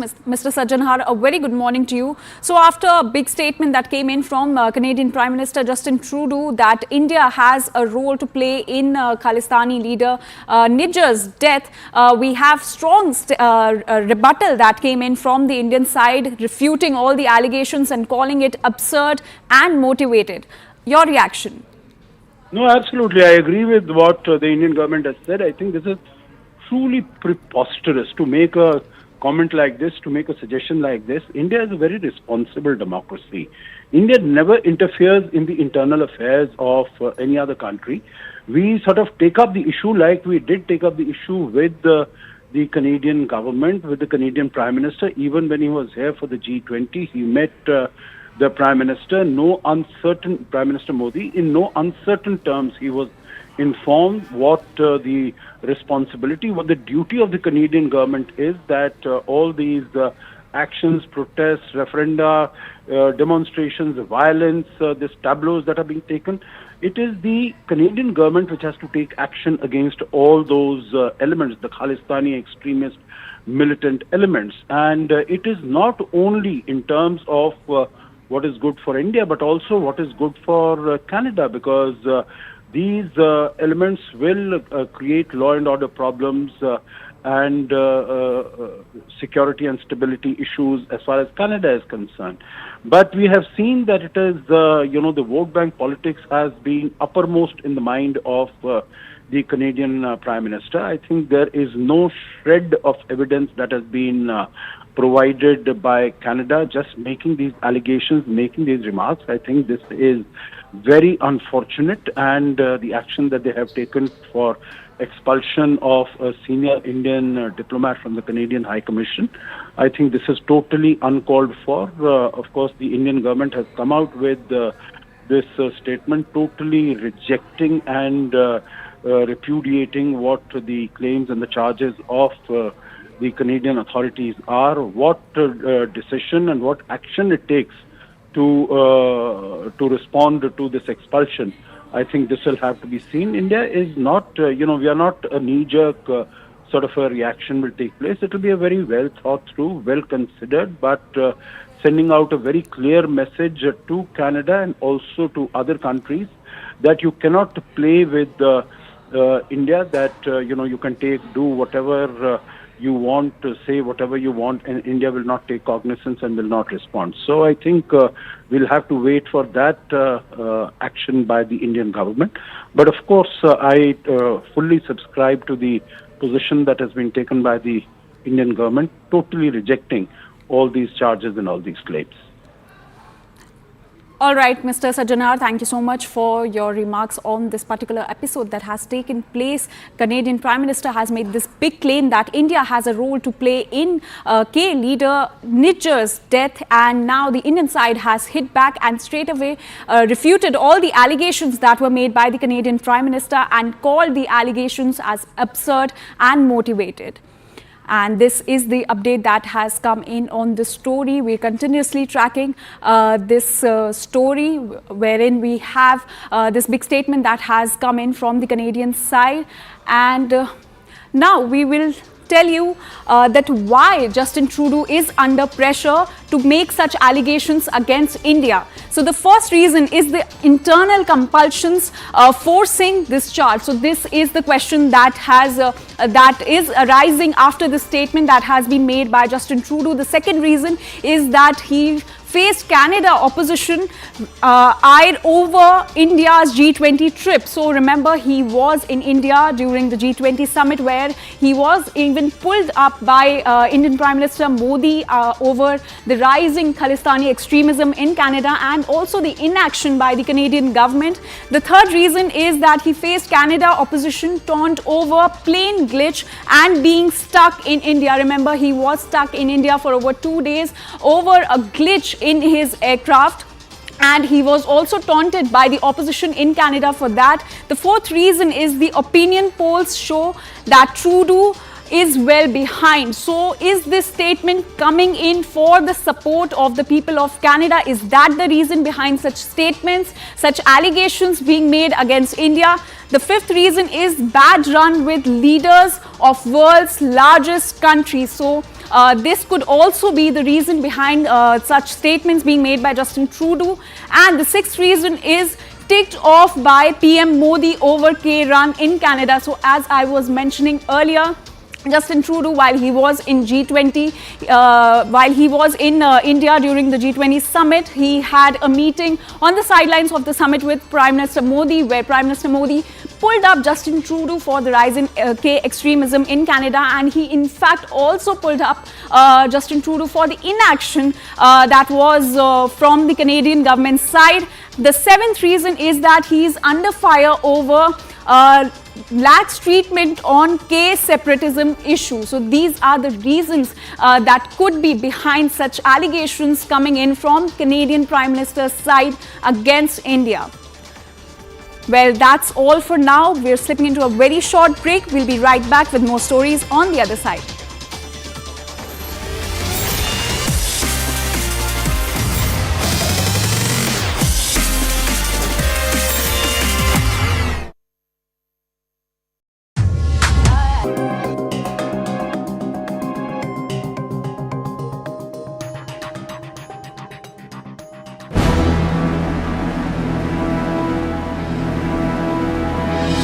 Important issue that we have raised is the illegal arrest on false accusations on the opposition leader in the state of Andhra Pradesh, who is Chandrababu Naidu. Chandrababu Naidu has been a senior leader in this country. He has rubbed shoulders with one of the important people of this country. For 45 years, he's been in the political system. And in these last 45 years, never had he had any allegation against him.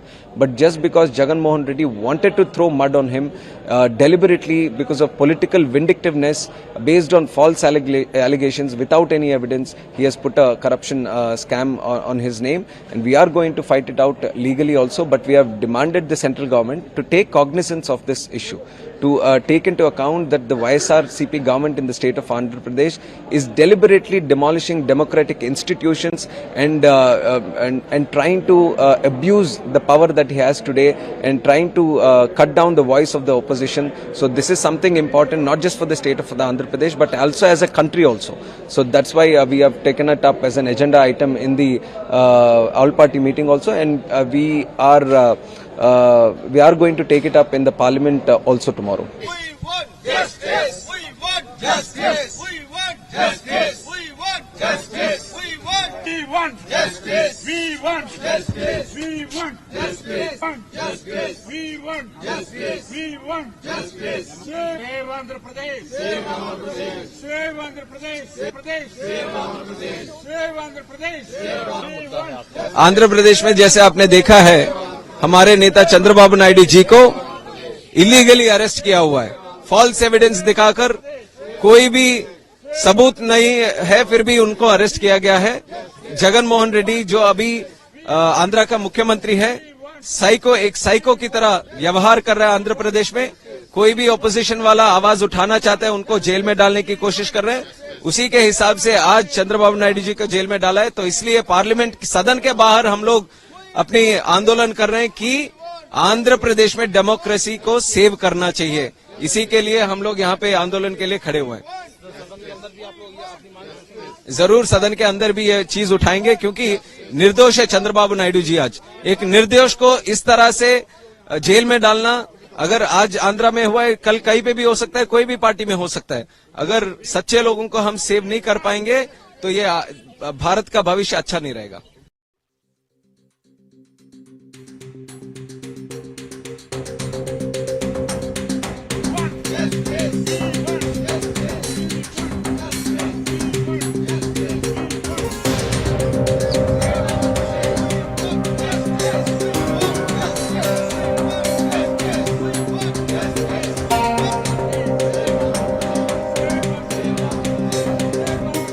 The leader of the opposition in Andhra Pradesh, Telugu Party national president, has been illegally arrested and kept in the Rajahmundry prison without any evidence and without any proof. So we believe that it's an illegal arrest. We are moving the courts. Legal process is going on. But it's high time that the central government should take note of what is happening in Andhra Pradesh. We need to bring it to the attention of the public and to the government that this is happening in Andhra Pradesh, that this type of tragedy is taking place. And if there's no law and order in a state, it is a duty of the central government to step in and do something about it. Today, there's no law and order in Andhra Pradesh. So, will you raise this issue inside the House? Definitely, we'll try to get every opportunity possible to raise the issue inside the House and outside the House and bring it to the notice of not only the government, but the people at large should know that this is a completely false case. His image is being tarnished for political reasons, and they're trying to paint him with the same brush as the current ruling dispensation.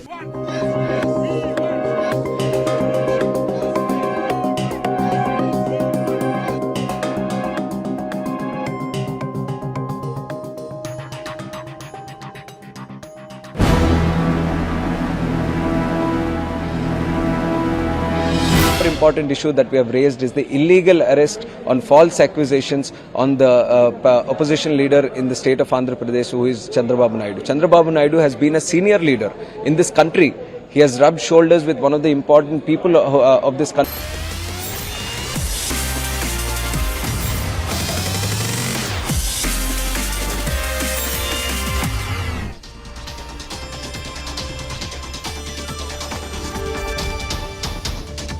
Namaste, Jai Hind, and very good morning, ladies and gentlemen. It's a very, very special day, the last day that our parliamentarians will be officially working or functioning or present in the old Parliament building, and then they will make their way into the new Parliament building on the auspicious day of Vinayaka Chaturthi or Ganesh Chaturthi. So greetings to everybody who's joining us on this very special broadcast. Let's begin with news that's just coming in. There is a Gazette notification that's just come about the new Parliament. Let's go straight across to that. The new building of Parliament has been designated as the Parliament House of India, Bharat Ka Sansad Bhavan.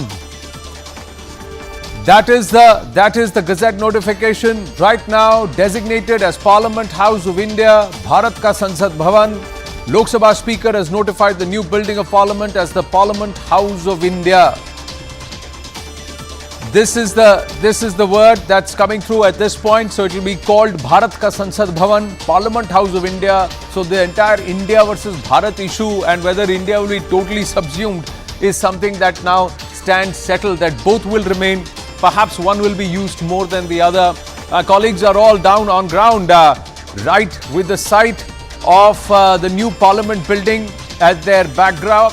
Pallavi Ghosh with us, Arunima with us, Payal Mehta and also Aman Sharma. Everybody is on ground. Let's go straight across to Pallavi and try and understand what this Gazette notification means. What does this imply? This Gazette notification, Pallavi, good morning to you and to the others. Why is it significant that it's being called Bharat Ka Sansad Bhavan or Parliament House of India? This is the notification. Speaker of the Lok Sabha is pleased to notify that the new Parliament House will be called the Parliament House of India or Bharat Ka Sansad Bhavan, Parliament House of India or Bharat Ka Sansad Bhavan. So in Hindi it is called Bharat Ka Sansad Bhavan. That's how it's been quoted there. And in English you would say Parliament House of India. Yes, Pallavi. Well, I mean, I know there's been a lot of political controversy over Bharat versus India, but this is exactly what we have been reporting. You don't need to go through a formal resolution or make a big bang announcement. I think it's going to be a seamless transition to the entire concept of Bharat. If you go by the constitution, really, Anand, both of them can be used interchangeably, but of late for all government events, functions, the word Bharat has been increasingly used. For example, the G20 presidential invite went in as president of Bharat. In fact, when the Prime Minister was speaking at the G20 summit on all the 2 days, we saw that the kind of placard or nameplate in front of him mentioned Bharat. And now when you see this new communique which is coming out, which is of course official notification of the new Sansad Bhavan, the use of the word Bharat goes on to show that the government would want increasingly to accept the fact that what we are now talking about is Bharat, Bhartiyata. So therefore any kind of dispute, discussions, debates or controversy needs to settle down. I think when the Parliament convenes in the new building post-lunch, because before that we've been putting out all the events which are there, I think this kind of a seamless transition and more and more use of the word Bharat in all the official events, functions and institutions will become the norm, and that is going to be the understanding given that we are Bharat.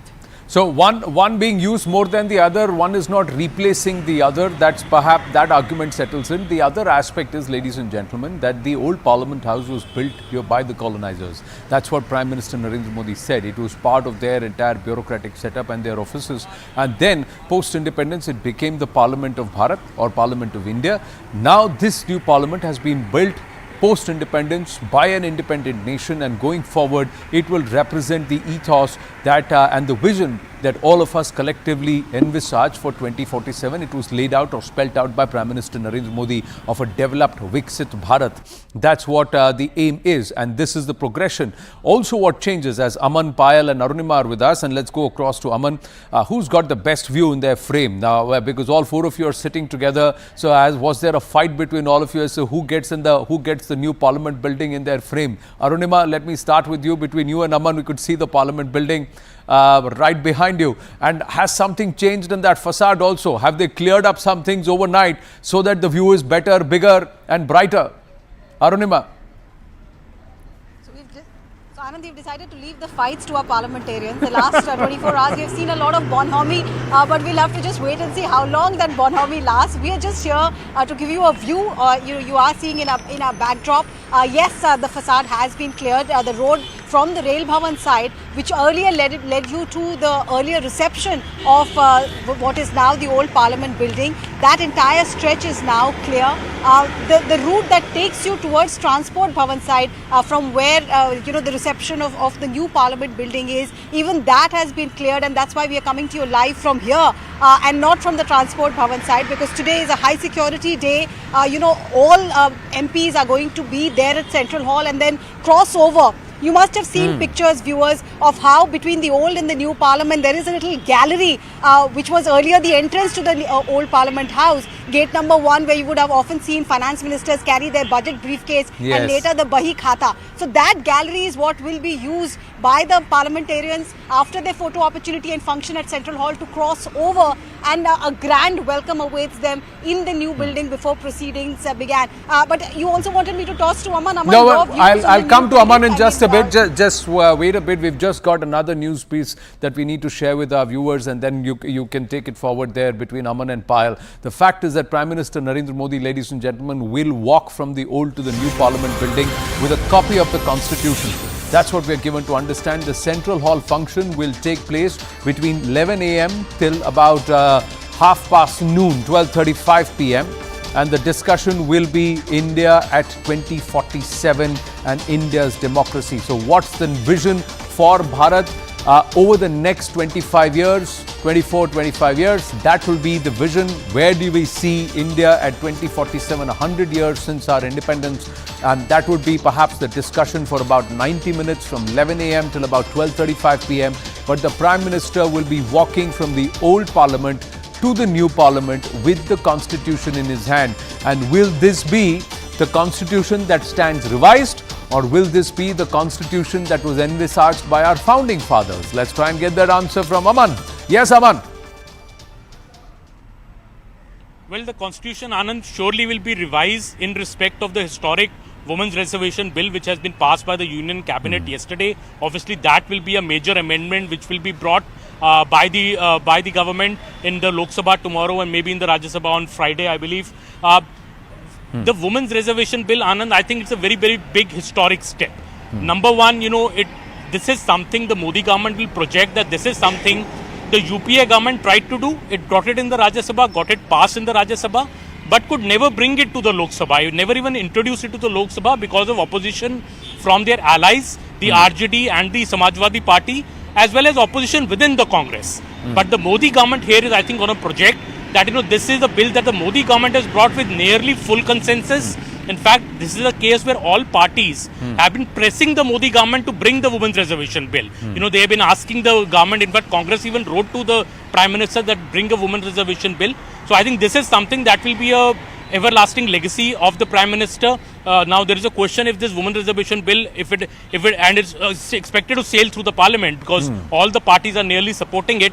But when it will be implemented still remains, a mystery. My question to you, Aman, is not what is going to happen in 2023 on the 20th of September, but Payal, it is about whether the constitution as it was adopted on the 26th of January 1950 or the constitution that was changed in 1976, which copy of the constitution will the Prime Minister carry in his hand as he walks across from the old Parliament to the new Parliament? Will it be the original constitution which was handwritten and of course cartographed, beautifully done by the calligraphers at that time?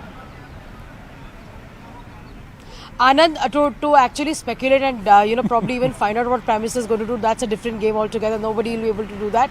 But you can definitely say that something very, very authentic will be done. And you just a short while ago spoke about luck. I'm the only one who's lucky amongst the lot.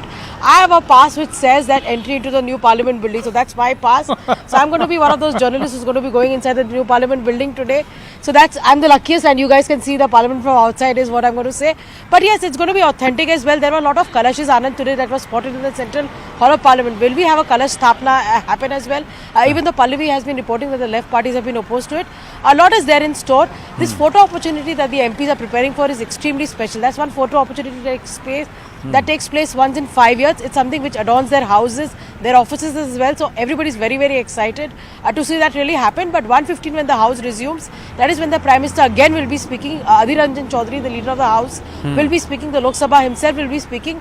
And similarly will be the case in the Rajya Sabha as well. So after this, we do not see any business really happen today. But the million-dollar question is, where is the women reservation bill? I've been hounding MPs, right from last night. Did you get a copy of the bill? And if you got a copy of the bill, then I need to get the same. So let's see how this really pans out, because they need to get at least 48 hours time before the bill can really be introduced. But after Article 370, nobody trusts the government. Well, Payal, you can flaunt the pass, but the others can flaunt the view. So that's what's happened. So since you've got the pass, you don't have the view behind you. They've got the view of the new Parliament building, and it looks fantastic, doesn't it? Right behind them. To the ladies and the gentlemen, right out there, you're still in the shadows. So it's good. This is the picture. Now we are given to understand this is the gallery where there will be a photo op. We also have a wide shot of this entire area, which is the courtyard area within the Parliament itself as you enter in, and that's where in batches they're going to have the photo ops. The photo ops are supposed to start from about 9 a.m. onwards or 9:30 a.m. onwards, and it will go on, we are given to understand, till about 11. So there are also names written. So this is the Lok Sabha Speaker Shri Om Birla, Chair of the Rajya Sabha Jagdeep Dhankar, Prime Minister Narendra Modi, the Raksha Mantri Rajnath Singh, and of course Union Minister Piyush Goyal. So all of them have their names designated.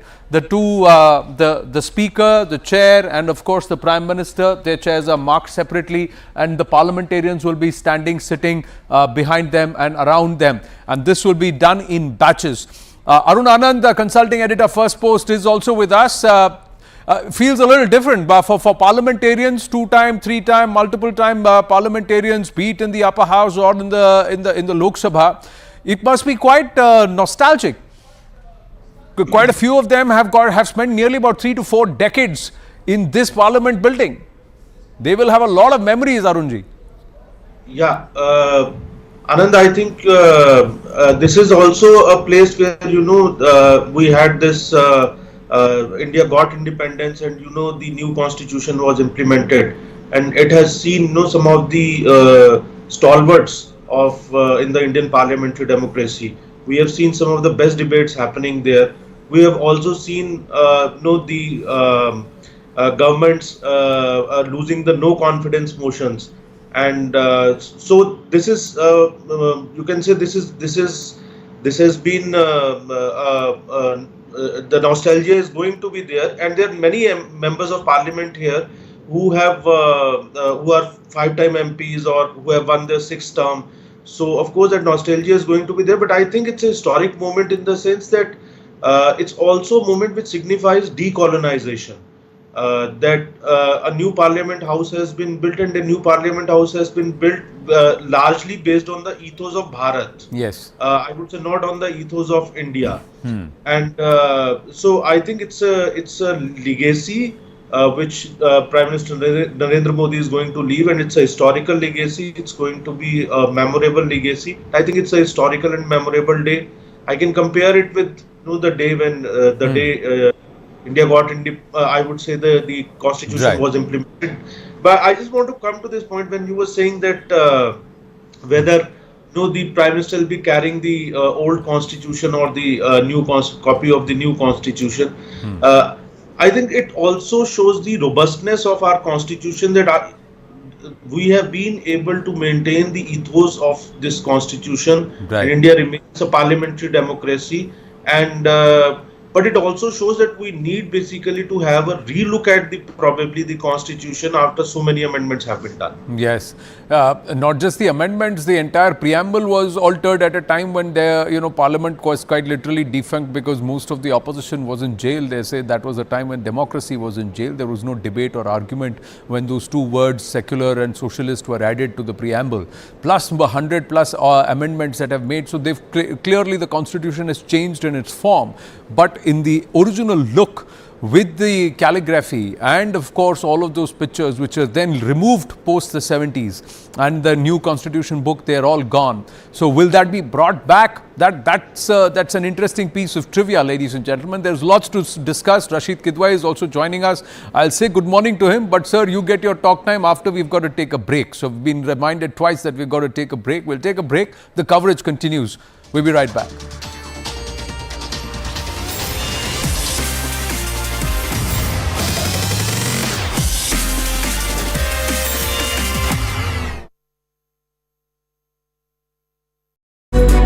Years he's been in the political system, and in these last 45 years never had he had any allegation against him, but just because Jagan Mohan Reddy wanted to throw mud on him deliberately because of political vindictiveness based on false allegations without any evidence, he has put a corruption scam on his name, and we are going to fight it out legally also, but we have demanded the central government to take cognizance of this issue, to take into account that the YSRCP government in the state of Andhra Pradesh is deliberately demolishing democratic institutions and trying to abuse the power that he has today and trying to cut down the voice of the opposition. So this is something important not just for the state of Andhra Pradesh but also as a country also. So that's why we have taken it up as an agenda item in the all-party meeting also, and we are going to take it up in the parliament also tomorrow. We want justice! We want justice! We want justice! We want justice! We want justice! We want justice! We want justice! We want justice! We want justice! Save Andhra Pradesh! Save Andhra Pradesh! Save Andhra Pradesh! Save Andhra Pradesh! Save Andhra Pradesh! Save Andhra Pradesh! Andhra Pradesh में जैसे आपने देखा है, हमारे नेता चंद्रबाबू नायडू जी को illegally arrest किया हुआ है, फॉल्स एविडेंस दिखाकर, कोई भी सबूत नहीं है फिर भी उनको अरेस्ट किया गया है। जगन मोहन रेड्डी जो अभी आंध्र का मुख्यमंत्री है, एक साइको की तरह व्यवहार कर रहा है आंध्र प्रदेश में। कोई भी ऑपोजिशन वाला आवाज उठाना चाहता है उनको जेल में डालने की कोशिश कर रहे हैं। उसी के हिसाब से आज चंद्रबाबू नायडू जी को जेल में डाला है। तो इसलिए पार्लियामेंट सदन के बाहर हम लोग अपनी आंदोलन कर रहे हैं कि आंध्र प्रदेश में डेमोक्रेसी को सेव करना चाहिए। इसी के लिए हम लोग यहाँ पे आंदोलन के लिए खड़े हुए हैं।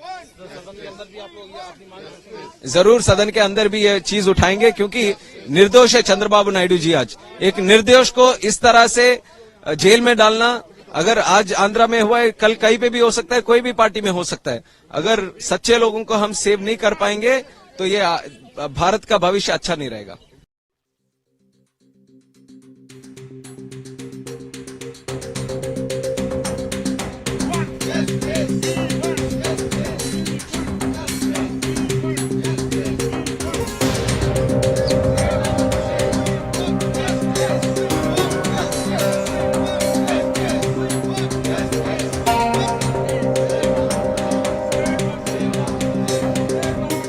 The leader of the opposition in Andhra Pradesh, Telugu Desam Party national president, has been illegally arrested and kept in the Rajahmundry prison without any evidence and without any proof. So we believe that it's an illegal arrest. We are moving the courts. Legal process is going on. But it's high time that the central government should take note of what is happening in Andhra Pradesh. We need to bring it to the attention of the public and to the government that this is happening in Andhra Pradesh, that this type of tragedy is taking place. And if there's no law and order in a state, it is a duty of the central government to step in and do something about it. Today, there's no law and order in Andhra Pradesh. So, will you raise this issue inside the House? Yes, definitely, we'll try to get every opportunity possible to raise the issue inside the House and outside the House and bring it to the notice of not only the government, but the people at large should know that this is a completely false case. His image is being tarnished.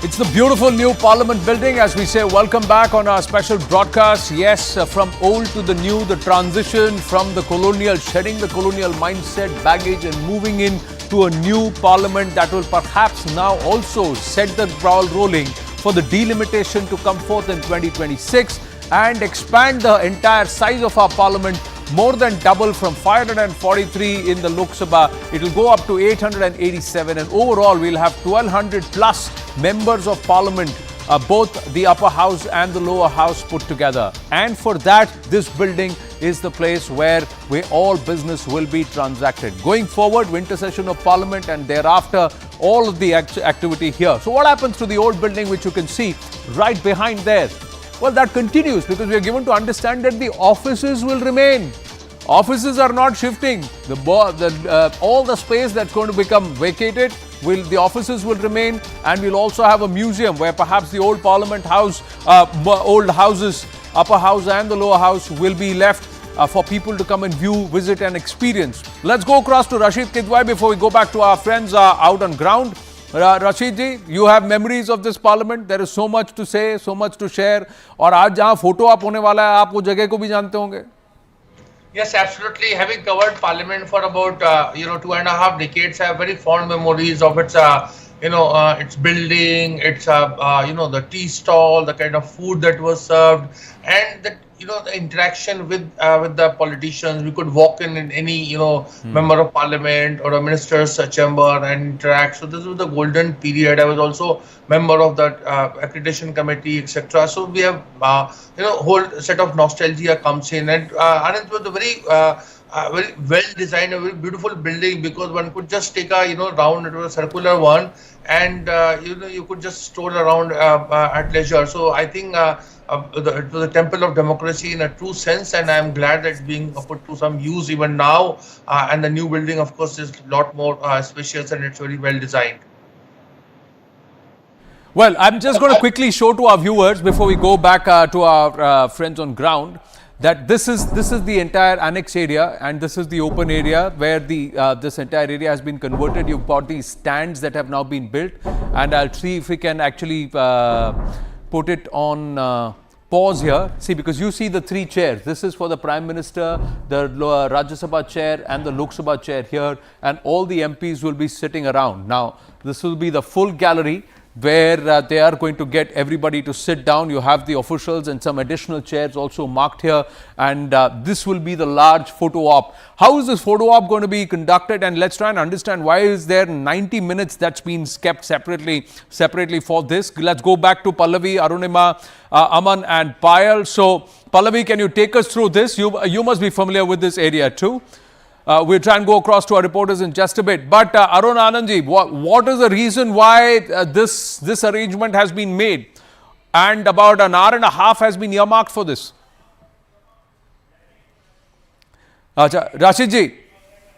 Yeah, I think it takes a lot of time to, bring so many parliamentarians and, make them sit in a particular frame. This requires a lot of, and, there are a lot of protocols are there. So people come at, certain time and of course, there is aspect of, informally speaking, the aspect of Indian Standard Time. So the parliamentarians are there. Every parliamentarian has to be there. So it's a historical occasion, and therefore I think some concession has been made, and proper time slot has been given so that nobody is missed out. It's not like we do it like in 5 minutes time. So Pallavi Ghosh, Arunima and Aman are back with us. So Pallavi, this area and the arrangement that's been made. So 9:30 everybody has got to start walking in. Then they take their designated places, because we saw in the close this one shot that each MP's name has been marked for the photo op. That's right. So those preparations actually, Anand, have been going on since yesterday, and we've been putting out those pictures. So they are those, kind of a circular, chairs or seats really have been, platforms have been created with everyone's name designated to that. And all of them have been asked to assemble by 9:15 a.m., which means in a short while from now. And after that, the photo opportunity carries on. And then for one last time, they all go to a central hall. That is where the Prime Minister will be speaking, the Speaker, the Vice President will be speaking. He's a chairperson of Rajya Sabha. But also special invitees have been asked to speak. Sonia Gandhi, one of the senior most politicians and Lok Sabha MPs, is also one special invitee to speak. Apart from that, Shibu Soren, Dr. Manmohan Singh also has been invited, though no clarity yet from his office whether he's going to be speaking over there. So they are going to make this a very nostalgic, momentous occasion. I mean, the last few moments in the Central Hall, and after that brief event which is going to take place, all of them are going to march towards a new Parliament building. So officially speaking, 1:15 is the time for Lok Sabha, 2:15 is the time for Rajya Sabha, and that is when the proceedings will begin in the new Parliament building. Well, you ladies have access on both sides of the corridor. Are they going to sheath the swords today, at least for the first half, before the session officially begins at 1:15? Is everybody going to be participative, collaborative? Arunima? Yes, I mean, I think, Anand, since yesterday, since the time Prime Minister, spoke in Lok Sabha, we've seen the mood, if I can use the word special. There is no sloganeering. Nobody is getting into the well. There was that odd A. Raja versus Piyush Goyal and A. Raja versus Ravi Shankar Prasad. And there was also that 2G versus G2 that happened between Mallikarjun Kharge and the Treasury side. But that apart, the overall mood has been bonhomie and nostalgia. And like Pallavi was saying, the choice of people who have been asked to share their experience, are people who have had long stint as parliamentarians, be it Shibu Soren, be it Maneka Gandhi, be it Dr. Manmohan Singh. And that is what they are being asked to come and share across party lines. I mean, there is no partisanship that you're seeing there in the choice of people. Mallikarjun Kharge, he took a lot of affront to the fact that he was not invited for G20 dinner. He said that I'm an LOP, I'm cabinet rank, so you can't compare me with any other party president. He will take the dais as well. So the government and the opposition for once have decided to leave aside their political differences, ideological differences, and make this occasion momentous. I think once they move into the new Parliament building, you could well see all of this being forgotten. Women's reservation bill, I don't know how they are going to really make that moment historic. We've seen in the past that bill getting torn to pieces and thrown about.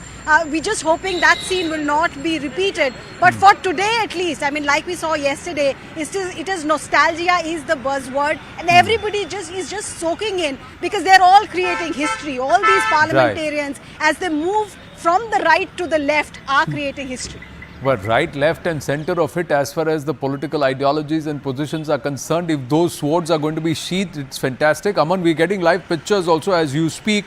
There are pictures of everybody coming in an orderly fashion, and they're all on time. In fact, a lot of them have already assembled, if you see. And how are they doing it? Are they getting everybody together, or is it in batches of, say, about 100, 120 MPs each? Because there is a good crowd and a sizable number are already present. We've got to see if the Prime Minister, Lok Sabha Speaker and also the Vice President, who's the chair of the Rajya Sabha, are already there. Don't think the PM has come in yet, but all the MPs way before time. They're supposed to assemble starting about 9:15.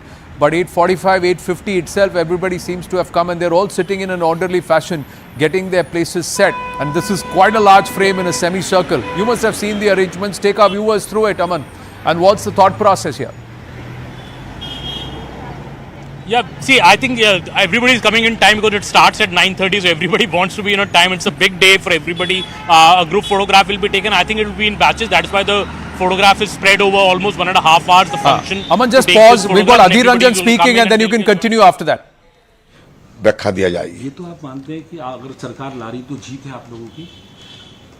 नहीं, हम जिस ढंग से लाना चाहते हैं उस ढंग से अगर तो लाए, लेकिन ये वुमेन रिजर्वेशन बिल, इसकी शुरुआत यूपीए सरकार ने और खास मैडम सोनिया गांधी जी ने की थी, इसकी पहल शुरू की थी। इतने सालों लग गए, लेकिन फिर भी अगर आए तो बेहतर तो जरूर हुए। हम तो खुशी होंगे, पहले तो लाने दीजिए। So that was on the women's reservation bill. So these are the pictures, live pictures that are coming. We just put it on the video wall. Aman, talk us through this. All the MPs are sitting. So is it across party lines that they will be sitting? Is there a seniority, juniority, first time, second time MP kind of thing? Or is it party wise? How is the allocation being done? Is there a thought process here? Well, yeah, I think there'll be a thought process and it will be in batches. Obviously, the senior members will get precedence over it who have been in parliament for a long time. And I think, Anand, towards this, as Arunima was mentioning, the cordial nature of the parliament proceedings we saw yesterday, that is expected to be seen today as well before we move into the new parliament building. Also, the tone, I think, was set by the Prime Minister's speech yesterday. The way the Prime Minister spoke, there was no confrontation in that speech. There was no kind of a ill will towards anybody. It was more of a statesman kind of a speech by the Prime Minister, remembering the greats of Indian Parliament, right from Mr. Nehru to Mr. Vajpayee to Mr. Narasimha Rao. So, in a way, the Prime Minister had set the tone for the first 2 days of this special session. And, of course, by the time the women's reservation bill comes, and we expect it to be tabled in the Lok Sabha tomorrow, but before that comes, I think a lot of cordiality, as Pallavi was saying, there's a lot of nostalgia here because there are parliamentarians who have spent 30 years, 40 years in this parliament. They have been multiple time MPs. So we're moving from here to the new parliament building is a big day for everybody. And that is what I think we're going to see on display when these photographs are taken today. Are we expecting, Pallavi, any response or question on Trudeau's bluster? Is that going to be perhaps raised when in the afternoon?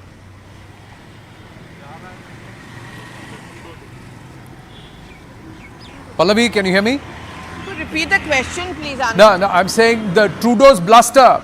Is there going to be a question raised on it or an explanation given on the floor of the House, the new House?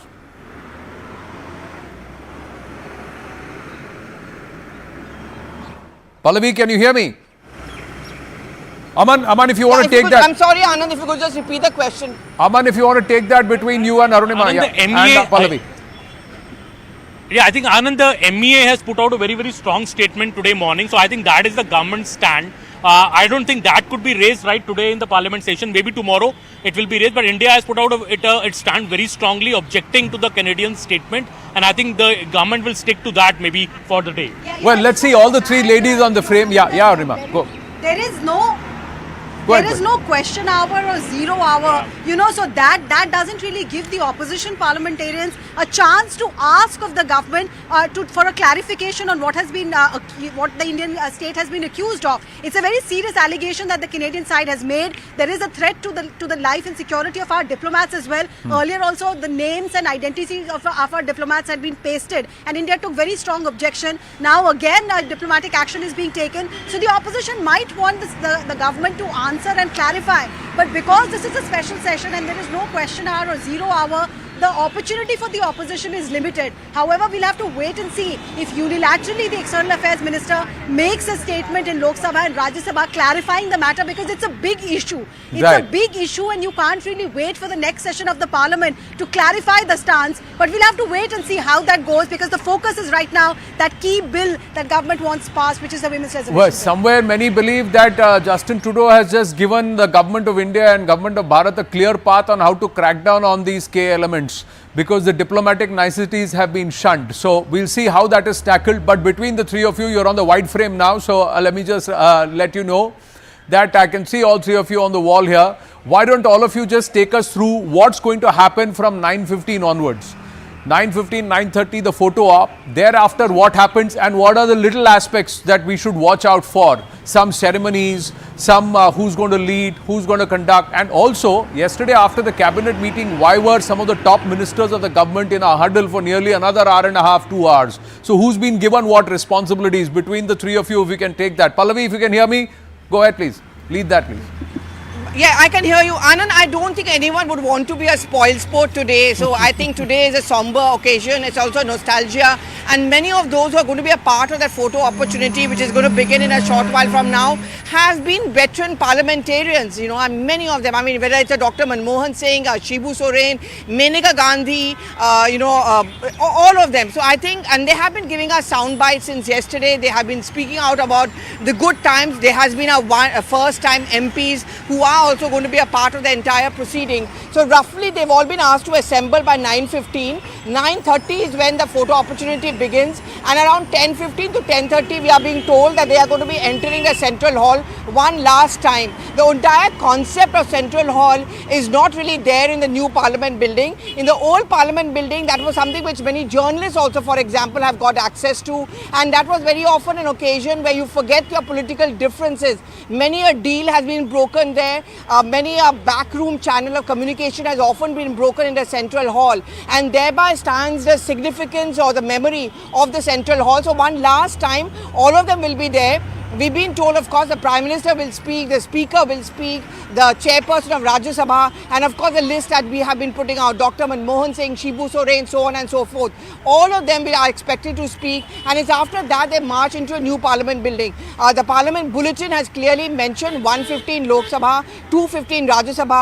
We of course do expect that formal announcement of the cabinet decision which was taken yesterday on the women reservation bill is also expected to happen. So there have been people who have been invited. Essentially the government is going to make a big thing about the fact that they are going to be able to do something which the UPA tried but could not complete. So the women reservation bill, formally listed in the Parliament agenda, is only going to come on the day the bill comes up, most probably tomorrow.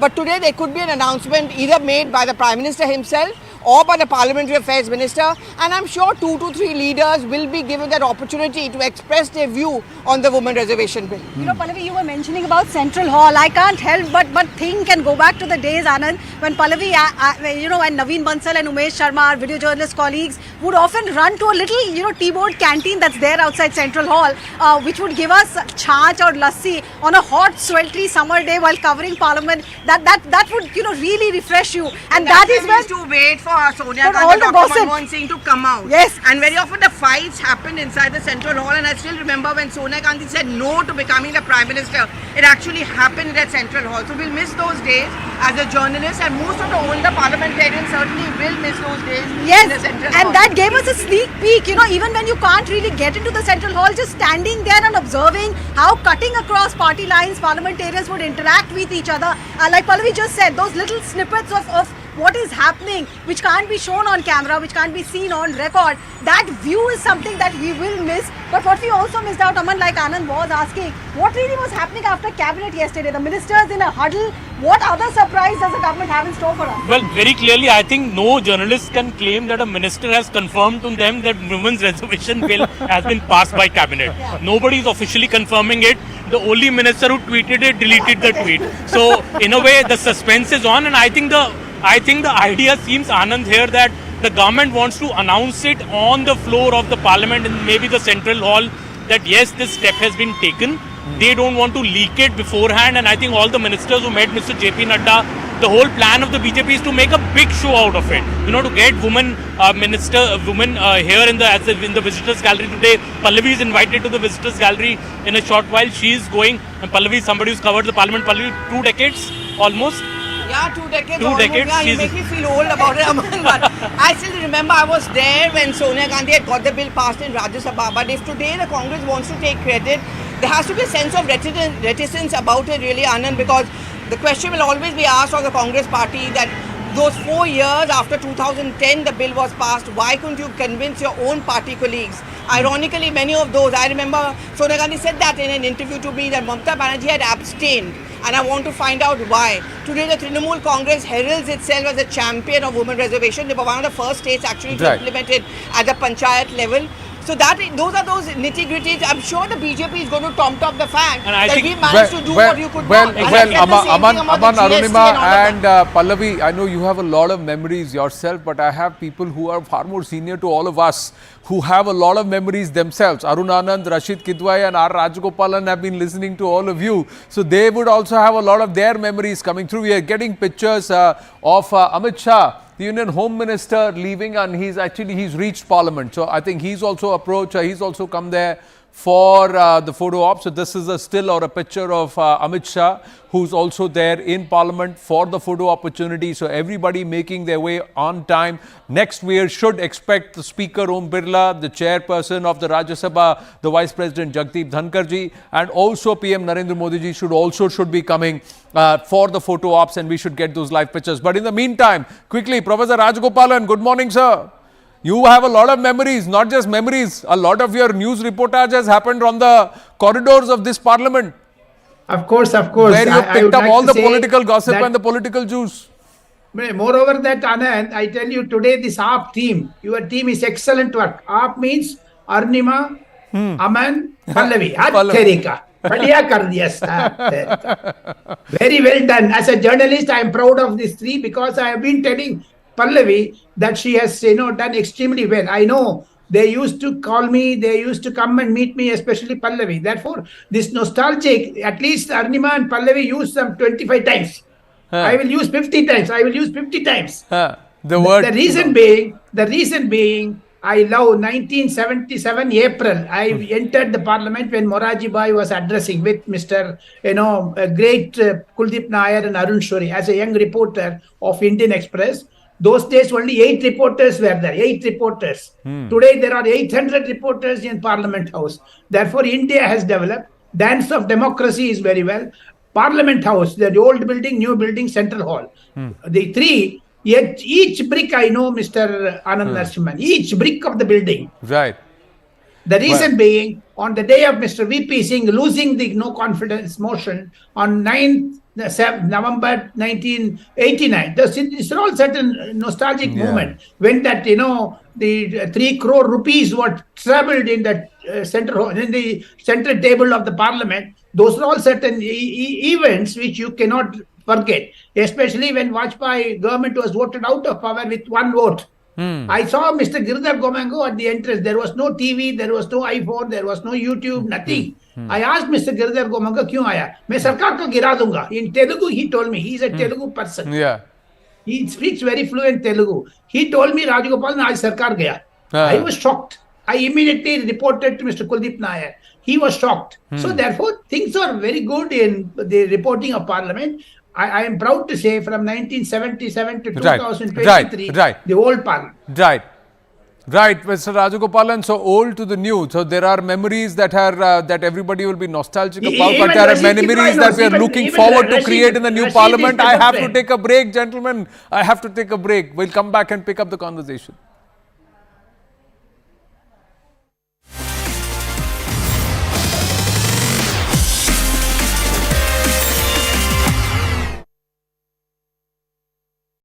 Ritika.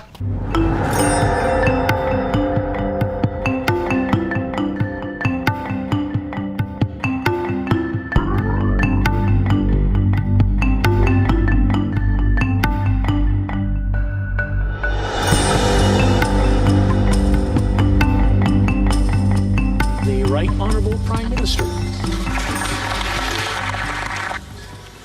Over the past number of weeks, Canadian security agencies have been actively pursuing credible allegations of a potential link between agents of the government of India and the killing of a Canadian citizen, Hardeep Singh Nijjar.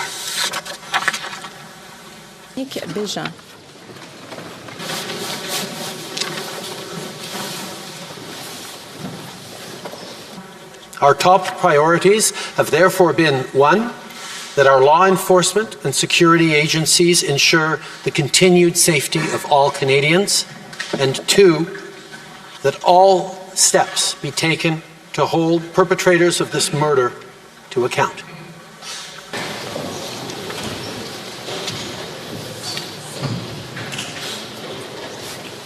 Canada has declared its deep concerns to the top intelligence and security officials of the Indian government. Last week at the G20, I brought them personally and directly to Prime Minister Modi in no uncertain terms. Any involvement of a foreign government in the killing of a Canadian citizen on Canadian soil is an unacceptable violation of our sovereignty. The Honourable Leader of the Opposition. Moments ago, the Prime Minister.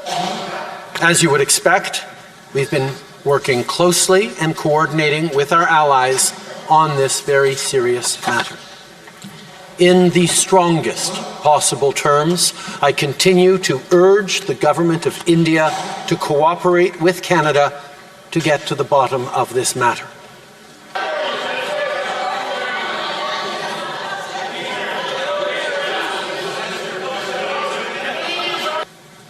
I know many Canadians, particularly members of the Indo-Canadian community, are feeling angry or perhaps frightened right now. Let us not allow this to change us. Let us remain calm and steadfast in our commitment to our democratic principles and our adherence to the rule of law. This is who we are and what we do as Canadians. We've been clear we will not tolerate any form of foreign interference. Since this was brought to our attention, we've been guided by three principles. The first one, we will seek the truth. The second one, we will protect Canadians at all times. And thirdly, we will protect Canada's sovereignty. I've conveyed these principles to my Indian counterpart, and I've also told him that we expect India's full collaboration to make sure that we get to the bottom of this. And as of today, and as a consequence, we've expelled a top Indian diplomat from Canada.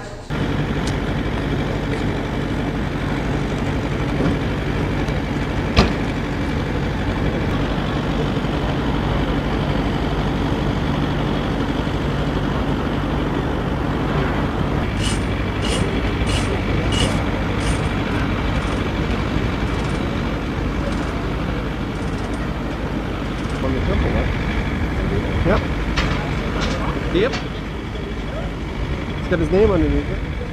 He's a very kind person. Like even any here disaster, like a fire, whatever, like in Corona time, he was.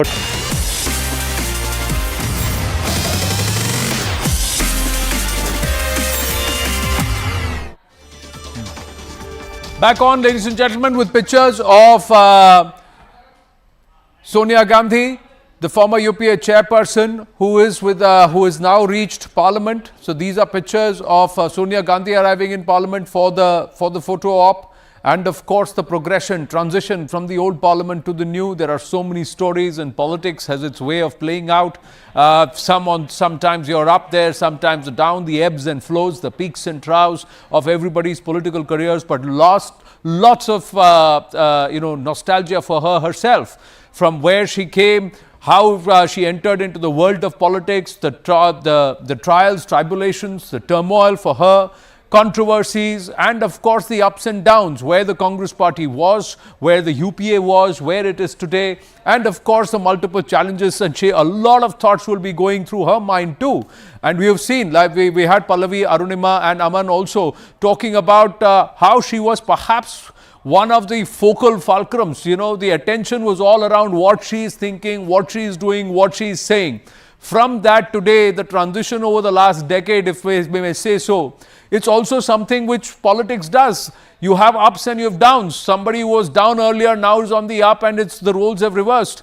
And there will be a lot of thoughts. You were talking about Sonia Gandhi herself, Pallavi and Arunima, that the UPA chairperson held such sway during those periods that everybody would look to her.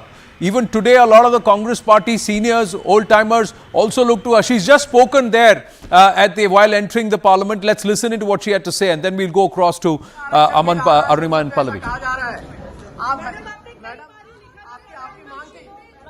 Madam महिला आरक्षण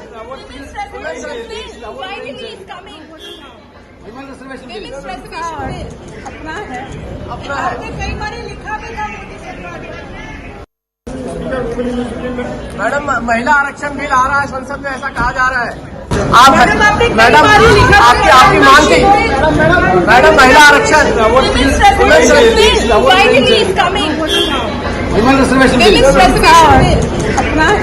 अपना है कई बार लिखा भी था मोदी सरकार। Madam महिला आरक्षण बिल आ रहा है संसद में, ऐसा कहा जा रहा है। आप मैडम आपकी मांग थी मैडम महिला आरक्षण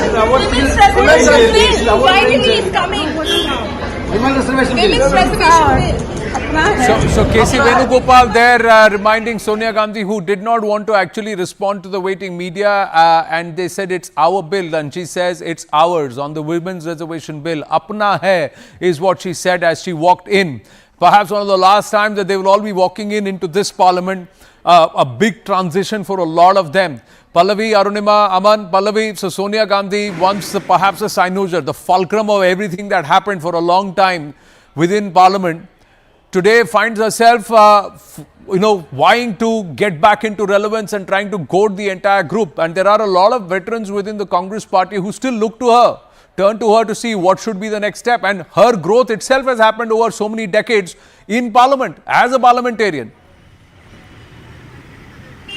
Well, there were a couple of bills which were really her dream bill, and a women's reservation bill, the food security bill were her dream bills. And I remember I had spoken to her in 2010 when this bill was cleared in Rajya Sabha. It was a mixed feeling, because I remember in that interview to me, she did mention the fact that she doesn't understand why Mamata Banerjee had abstained from it, why there are some within her own party had objected to the bill, by the RJD, the Samajwadi Party. I think the perils and the pressures of being in an alliance, I think for the first time ever, if anyone understood that in politics, it was Sonia Gandhi. A sense of frustration I certainly noticed in her, because that was the peril and pressure of alliance politics, which is why this bill could never ever see the light of the day in Lok Sabha. And I think in that sense the BJP is likely to be luckier. Of course there's going to be a tweaking on the bill. It's likely to be a newer bill. Maybe the old bill will be withdrawn, but the bill is alive because it has been passed in Rajya Sabha.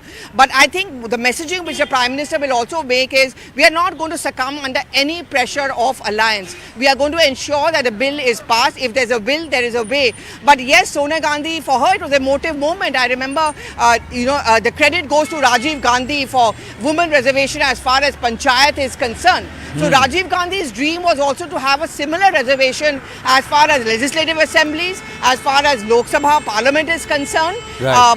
And therefore for her it was a fulfillment. I mean, she was a very emotion that day, I remember, when the bill was cleared, and at last that emotion was accompanied by with a lot of frustration that she could not get the women reservation bill. And I think it comes out in that very brief soundbite when she turns around and tells, in that rare interaction with the media now, that it is our bill. It's Yes. apna bill hai. Apna bill hai, it's ours is what she says. Yes, Arunima. From there. Yes, Arunima.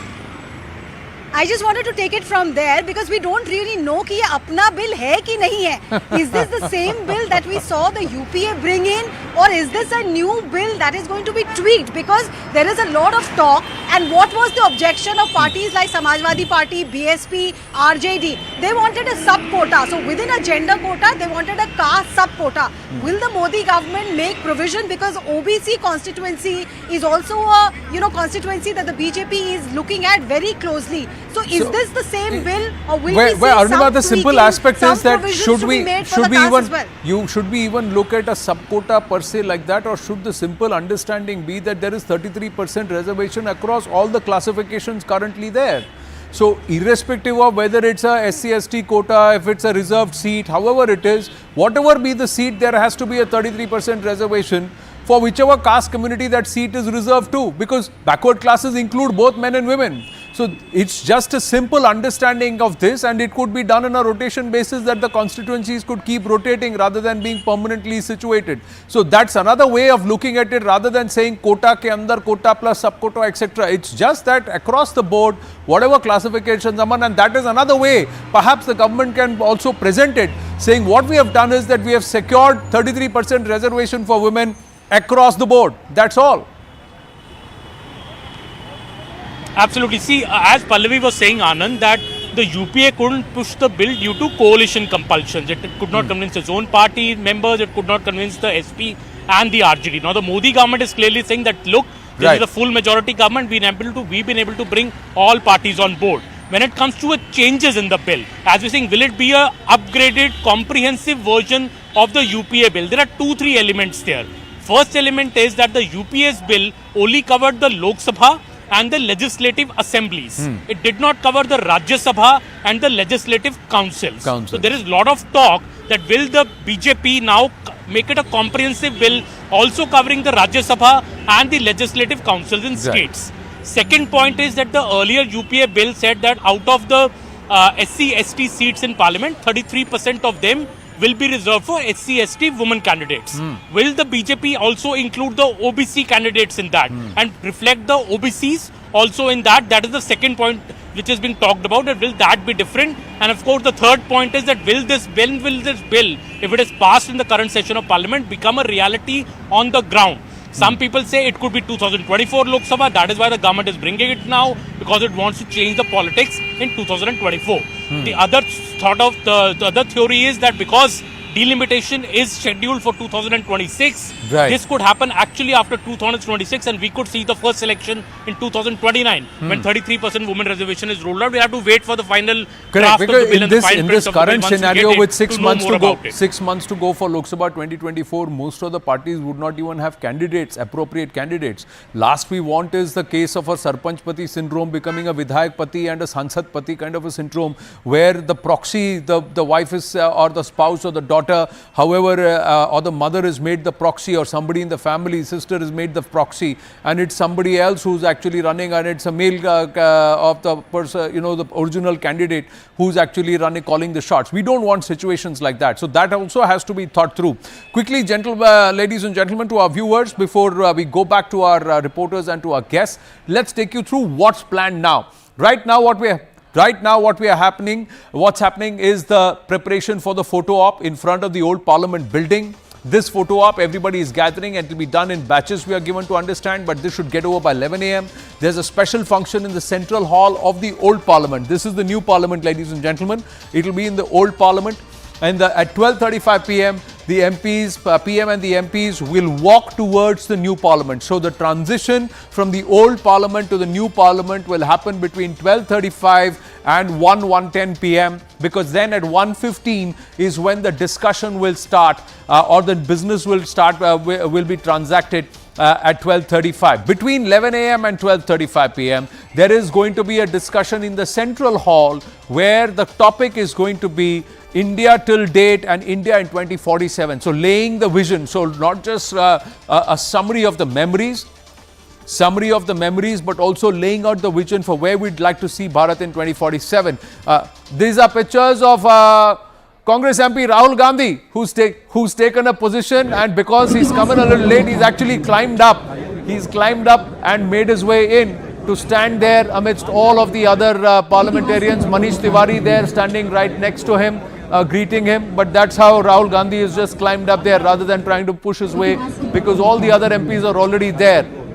And it looks like it's not in batches, it's a collective of the entire house. Everybody is there. Arjun Ram Meghwal is standing down here. So whoever has come in early gets a place.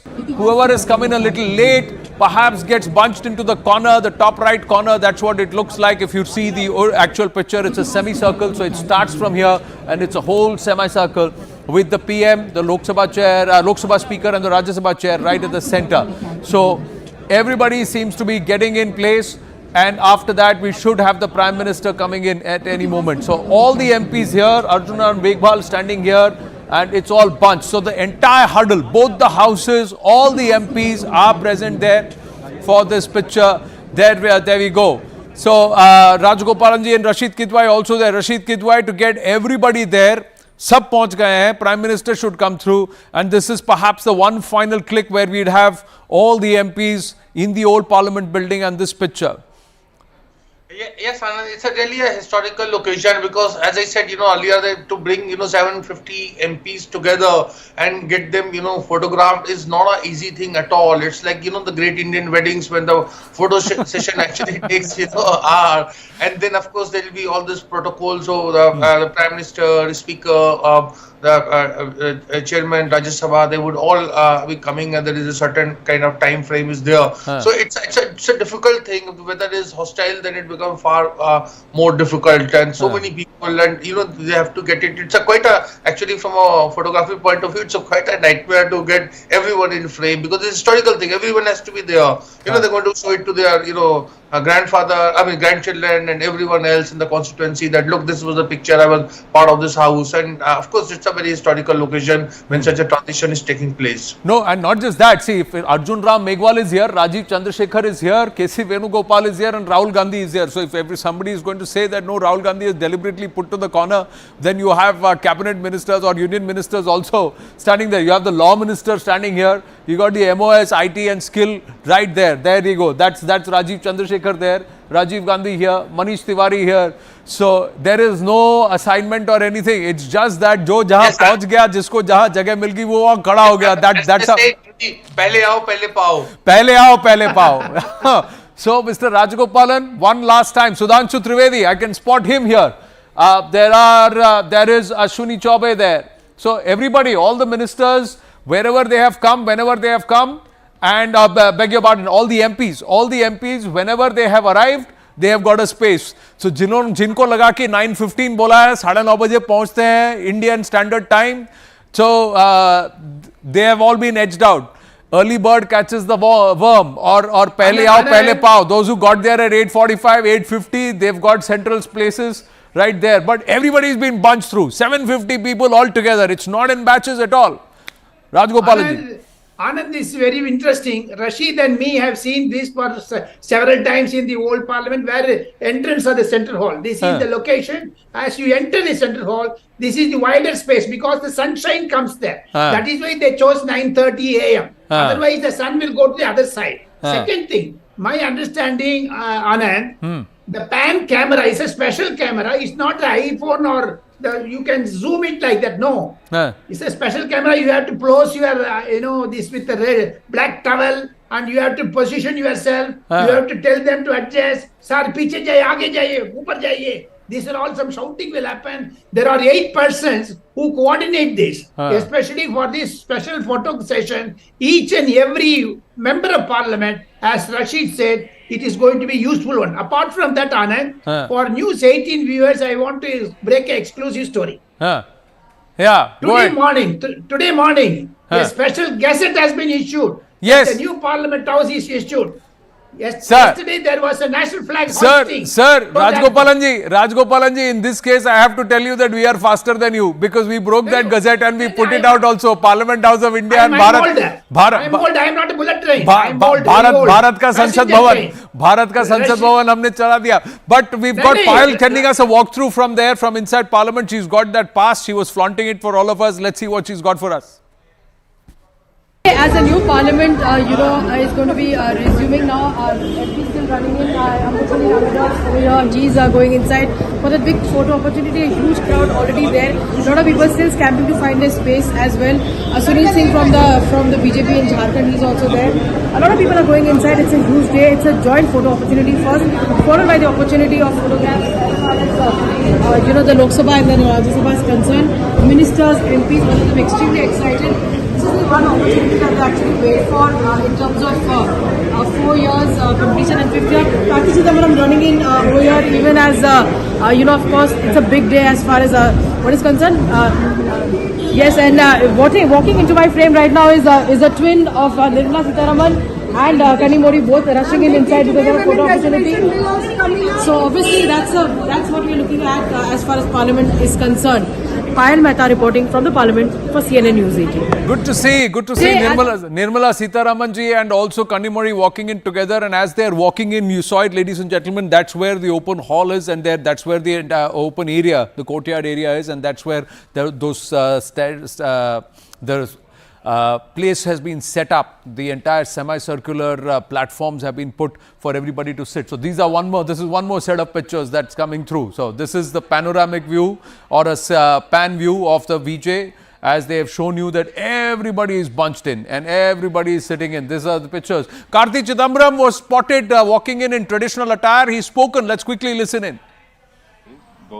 I'm joined by Congress MP Mr. Karti Chidambaram. Sir, tomorrow the sources suggest that there's going to be women's reservation bill that is going to be presented by this government. How do you see this? Are you in favor of this, and not you as an individual and as the party? See, in principle, I'm in favor of the women's reservation bill. I think it's long overdue. Women are tremendously underrepresented in our legislatures and in our parliament. And I think this will give a big fillip to their participation in politics at the highest level. I have been saying this consistently for many, many years. In fact, I've always been mooting to my own party that we should not even wait for the bill and actually field at least 33% women in every election we face. And if the bill is tabled, I'm sure that our party will wholeheartedly support it. But the devil is in the details. We really do not know what the details of the bill are. But in principle, I'm in favor of it, and I think it will bring a positive churn to Indian politics. There are also some leaders who are questioning the timing because... So that was Karti Chidambaram. These are pictures, ladies and gentlemen, of the Raksha Mantri Rajnath Singh coming in. So Raksha Mantri Rajnath Singh comes in, Union Minister Nitin Gadkari and Amit Shah already present. You have the Foreign Minister Subramaniam Jaishankar already there. So the top ministers are coming in. Next, we are expecting that we should see the Speaker and the Chair of the Lok Sabha and the Rajya Sabha, and thereafter the Prime Minister also coming in. And that's when. So you see the entire arrangement. It's a full circle.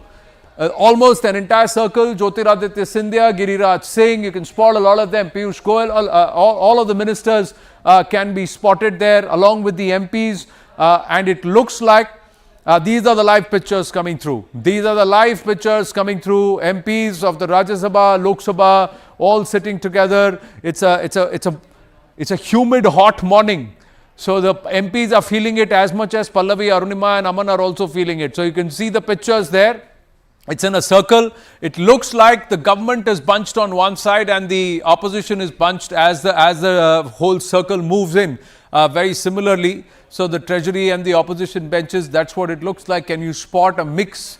It looks like from on the face of it that the NDA is all bunched together, and then thereafter the opposition starts. And it is hot. It is not just hot, it is very humid, and the MPs are feeling it. But any moment now we should have the photo up. Pallavi, Arunima and Aman. So all of them together. Those who have come in early, I hope you have seen some of the pictures and you have spotted some of them. Jo jaldi aaya, usko jagah mil gayi hai, sahi jagah mil gayi hai, perhaps. That the others are climbing up railings and standing in a corner. The MOSs, the ministers are all waiting on the side. This was Rahul Gandhi, and next to Rahul Gandhi you got another MP who is now climbing behind him. So another MP who is now climbing behind him to try and get behind him. Wow. So these are funny pictures though. I hope this person is safe. There you go. How is he going to make it? Or somebody is going to squeeze in from underneath. Oh, there you go. The MP is just squeezed in from underneath and now is standing right behind Rahulji. There you go. So these are pictures. Interesting. Priyanka Chaturvedi is also there. Now pictures coming in of Prime Minister Narendra Modi walking in. Prime Minister Narendra Modi walking in. Prahlad Joshi there to welcome him into the Central Hall as he climbs in. We'll see if Payal Mehta can join us, or is she already in. So he walks straight in and he will walk in, and you'll have the pictures from the other side, the camera from the other side, showing him walking into the entire circle and taking his position next to Amit Shah, Rajnath Singh and Subramaniam Jaishankar. There's a green chair that's marked with Prime Minister Narendra Modi. Speaker Om Birla also makes his way. Speaker Om Birla makes his way, and you should have the Vice President Jagdeep Dhankar, Chair of the Rajya Sabha, also coming in. So it's all being choreographed and timed. Everybody is present, and it looks like in about 5 to 7 minutes the photo op should end. There will be a little bit of a meet and greet, and then all the MPs will disperse, make their way into the Central Hall for the discussion to start from 11 a.m. onwards. So that's how the timing, you should understand, it's being calculated. So that's Speaker Om Birla who's waiting, and we should have, there is some movement. So we'll see if it is the Vice President Jagdeep Dhankar who makes his way, or is it the Prime Minister coming in, because the Prime Minister was seen entering the Central Hall. We'll stay with these pictures right now. Can we go full frame on the pictures, and I'll talk through these pictures, ladies and gentlemen, and you can see very clearly the Speaker is waiting there, and it looks like they are waiting for the Prime Minister to come in, and also the Chair of the Rajya Sabha, the Vice President Jagdeep Dhankar, to make his way. One by one they will all get in. So these are the pictures that are coming in at this point. Payal Mehta is with us. Payal, so the Prime Minister also entering Parliament, making his way for the photo op. Speaker Om Birla already there in the pictures, and you saw everybody streaming in, but whoever came first seems to have got a better spot. Well, of course, Anand, just as we speak, there's still a fight for spots because a lot of MPs are still walking in. They have to, this is a historic picture. This is something that every member of Parliament really yearns for. This is a photo opportunity of once in 5 years as well. So obviously, this is a joint photo opportunity for which the Prime Minister will be, in fact, gracing. He's not here in the next where the photograph where it's going to be placed, but in a short while from now, he will be coming inside. But there are a lot of MPs who are here already. There are a lot of people who are there. MPs are there, ministers are there, all seated in the front row. The front row is reserved for the ministers, and of course the following row is for MPs of both Lok Sabha as well as the Rajya Sabha. So it's a historic photograph as well, very important before the next year's 2024 election. And after this, Anand, what you'll see is a photograph separately for the Lok Sabha MPs and for the Rajya Sabha MPs as well. So it's going to be quite a task to watch out for but we're just running a few minutes late. But very excited MPs across the party platform. You know, a lot of camaraderie that you've seen a very fit Rahul Gandhi, and I was able to show the visuals very well. Yes. Trying to jump a seat and go on to the next row as well. So that's the spirit of democracy that we're going to see, and the Prime Minister just walking in just as we speak. The Prime Minister is coming into that complex where the photograph is going to be, and this is a historical Central Hall, area. So the Prime Minister is just walking in, Anand, right before my eyes. He's going to walk towards his seat. Yeah. He's going to be sitting right next to Rajnath Singh and next to Amit Shah in a short while from now. So obviously a huge occasion for an elected member of Parliament in either house. Yes, and we saw him enter the Parliament pictures, and these are from the other side. So the PM has already made his way in. We have Prahlad Joshi ushering him in. You have the Speaker Om Birla also waiting for him, and they are walking into this entire quadrangle, the entire semicircle, should I say, where all the MPs are waiting. Now you can see how all of them are bunched in this space. It's quite squeezed and it's packed, but I think they're going to get underway. The entire photo op is going to get underway. Payal, just talk us through. You're saying that after this, the Lok Sabha MPs and the Rajya Sabha MPs are going to have separate pictures. But right now, they're all bunched together. So how are they going to separate them and then take those pictures? This is going to be a logistical nightmare. These are exercises that are actually rehearsed over a period of time. So obviously rehearsals happen and people have been told how to move in and move out as well. There are a lot of senior members of Parliament. There are a lot of senior colleagues over here who are in who are also already through how this drill really works. But it's a joint session of it's a joint Parliament picture, something which is extremely dear to every member of Parliament, irrespective of either house.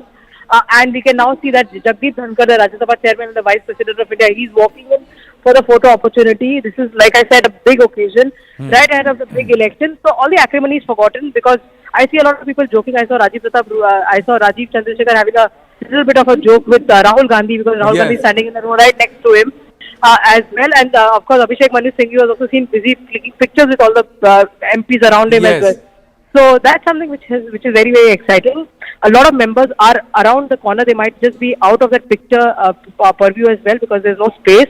And these MPs are standing on the side. There's Digvijay Singh there, there's Praful Patel there, there's Manikam Tagore there. All these MPs are standing outside and they're waiting for getting an opportunity to actually. And somebody's just fallen sick.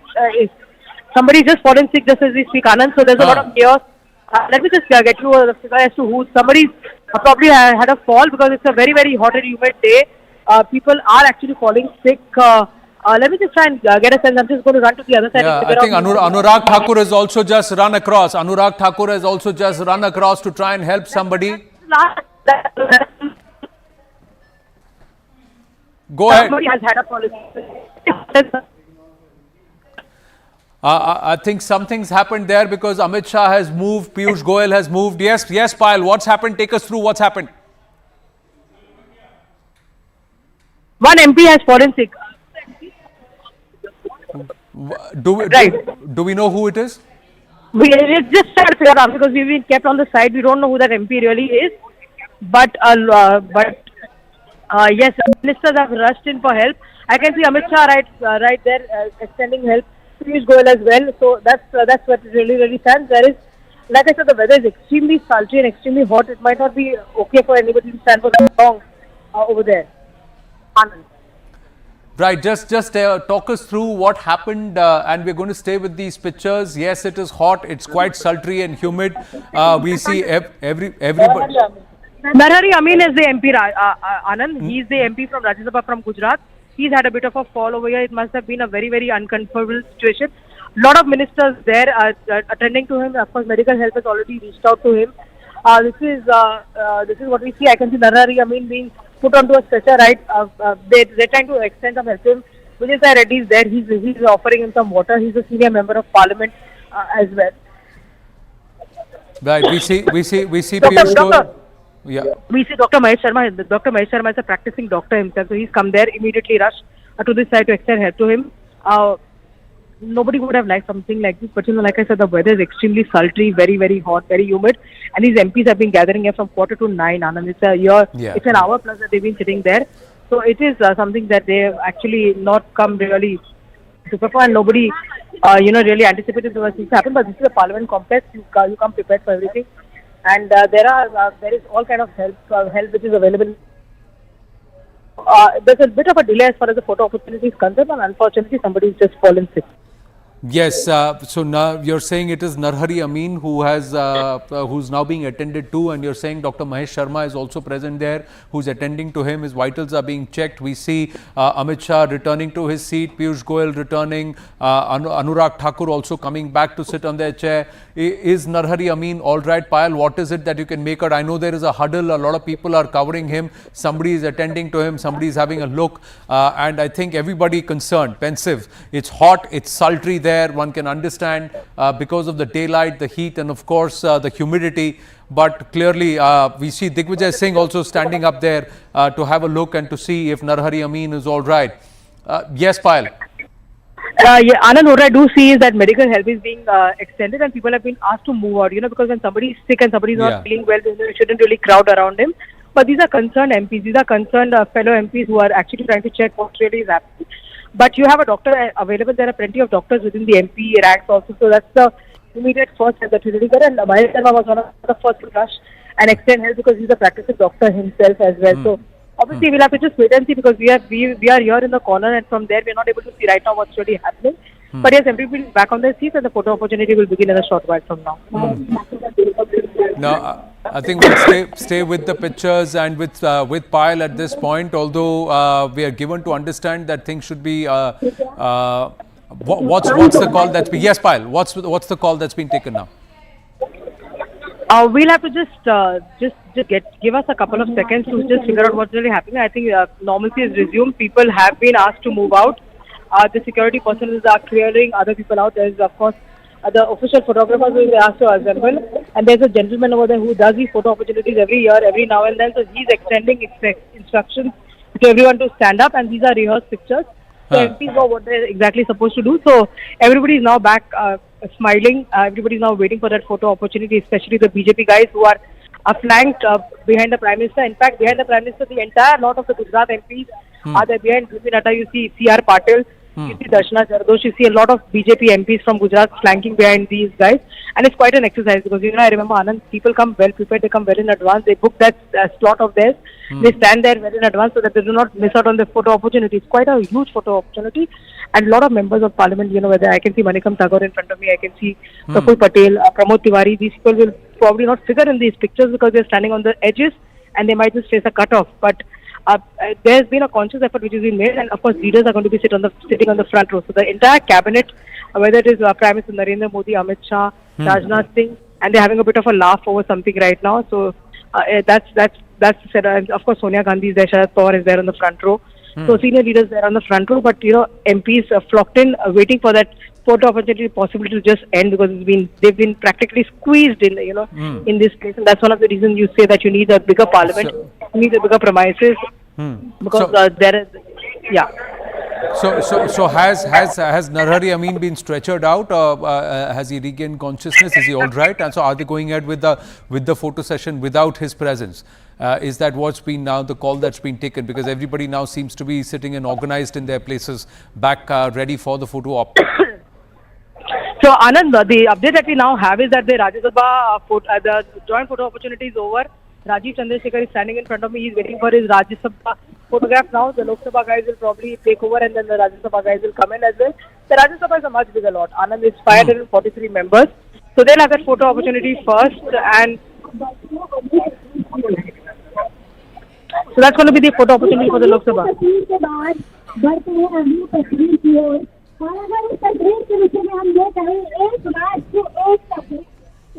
So photo opportunity, joint photo opportunity is over as per Payal Mehta, who's got a ringside view of what's going on, despite one of the MPs succumbing to the heat and the sultry atmosphere there.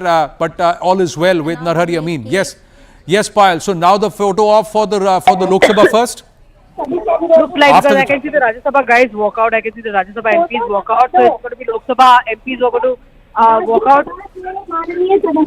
What happened to Amin? What happened to him? Has he been stretched out? I'm just going to ask a couple of MPs as to what happened with. If you allow me a couple of seconds, then I can see Sonia Gandhi and other leaders of the Lok Sabha really walking out right now. So. Just allow me a couple of seconds. What happened to Narendra?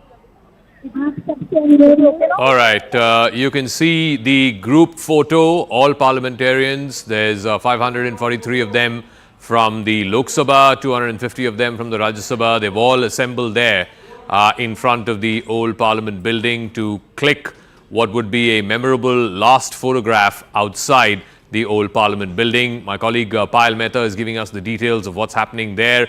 After this, after the photograph session, the Prime Minister will carry a copy of the Constitution and he will make that short, brisk walk from the old Parliament building to the new Parliament building, where he will place a copy of the Constitution. And then, of course, at 11 a.m. at Central Hall of the old Parliament building, there will be a joint ceremony which will include the Vice President, the Lok Sabha Speaker, the Prime Minister, the Leader of the Opposition, all of whom will have short speeches. That'll go on for about an hour, hour and a half. And then in the afternoon, a little past 1 o'clock, the Lok Sabha will start functioning from the new Parliament building. And a little past 2 o'clock, the Rajya Sabha will start functioning from the new Parliament building. Like I said, I have my colleague Payal on the phone. My colleagues Aman Sharma, Arunima and Pallavi are also there just outside the new Parliament building. They'll be joining us in a minute. But let me first go across to Payal. So Payal, the photo op well underway. How is this going to sort of play out? First, the entire set, both Rajya Sabha and Lok Sabha MPs will take their photograph, and then subsequently will there be separate ones as well? Yes, Anna, Zaka, after the joint photo opportunity, I can see a lot of members moving out, because now it's going to be the turn of a few more MPs. It's the turn of the Rajya Sabha MPs is what I'm given to understand now. So they're all finding their place. And the update about Narendra Amin is that he's fine, he's been attended to. and he was very much part of the joint photo opportunity. So that's the good news over here. There's no worry in terms of his health, but a lot of chaos here in the Central Hall of Parliament has squeezed in place.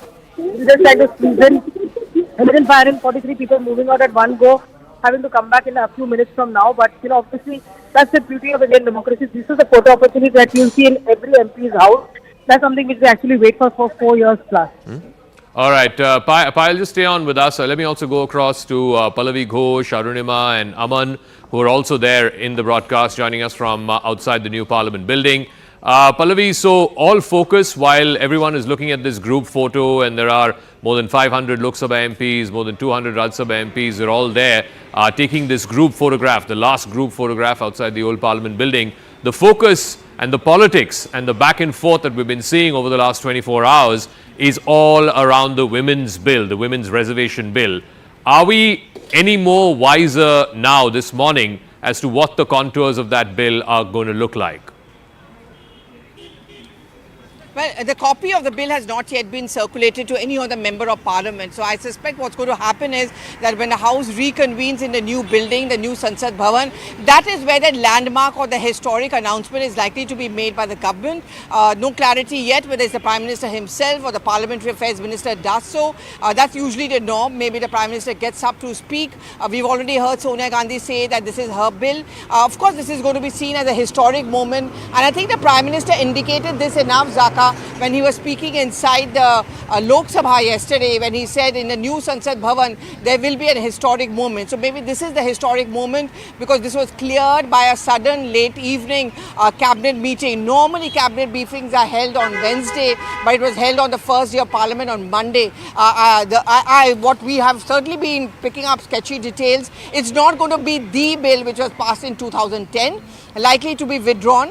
And there's going to be a new tweaked, improved version, to use the words of the government. What will be interesting to see is whether there's going to be a reservation again within reservation, whether there's going to be a place for the OBCs within the larger concept of reservation for both women and as well as the OBCs, and whether it's going to be called only the Women Reservation Bill. So I guess we'll come to know post 12 or post 1 actually, once the House reconvenes in Lok Sabha.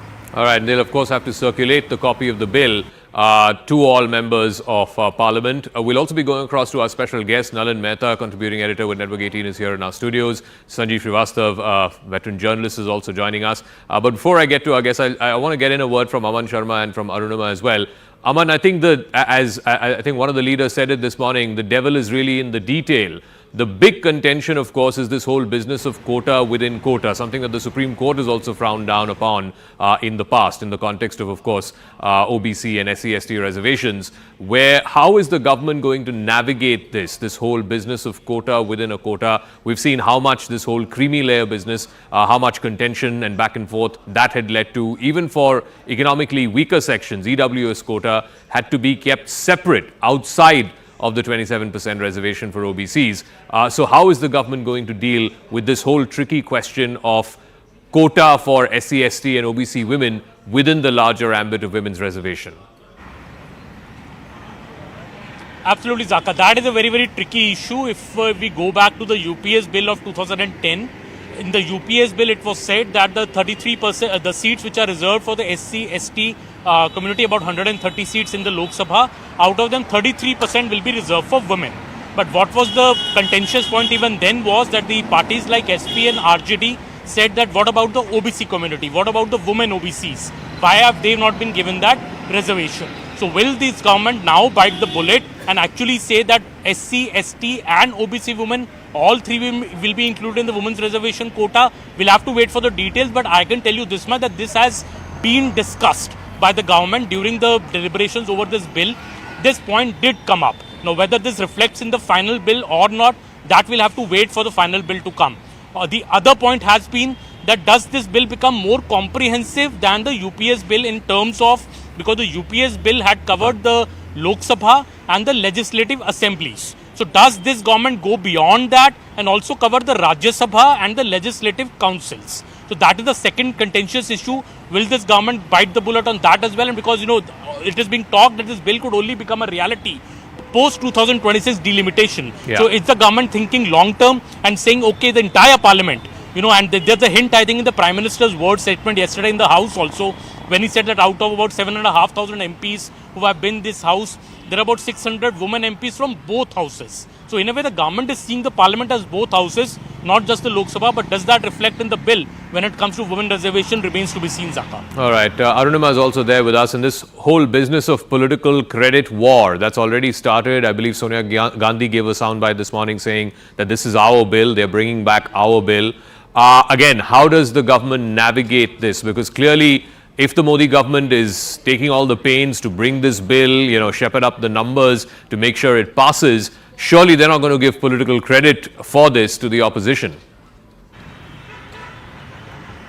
Well, Sonia Gandhi said, "Hamara hai." You know, when she was asked about the women's reservation bill, but kya ye bill hamara hai? Is this the UPA era bill? That's a big question. And all hints seem to be that the government is not bringing in the same bill that was passed earlier. The hint seems to be that this is going to have clearly the stamp of the Narendra Modi government. What was the reason that this bill did not become a reality earlier? It was parties like the Samajwadi Party, the RJD, the BSP, parties whose entire politics is around the caste dynamics in our society. They had demanded that there be provision made for caste, based reservation as well, if you're going to give reservation. If you recall, Sharad Yadav then had said, he used a very derogative phrase for women with short hair and said, are these urban women going to decide how our rural women and their issues going to be decided as well? So that was the mindset. But from there up till now, we've come a long, long way, Zaka. Now you're saying most political parties are on board.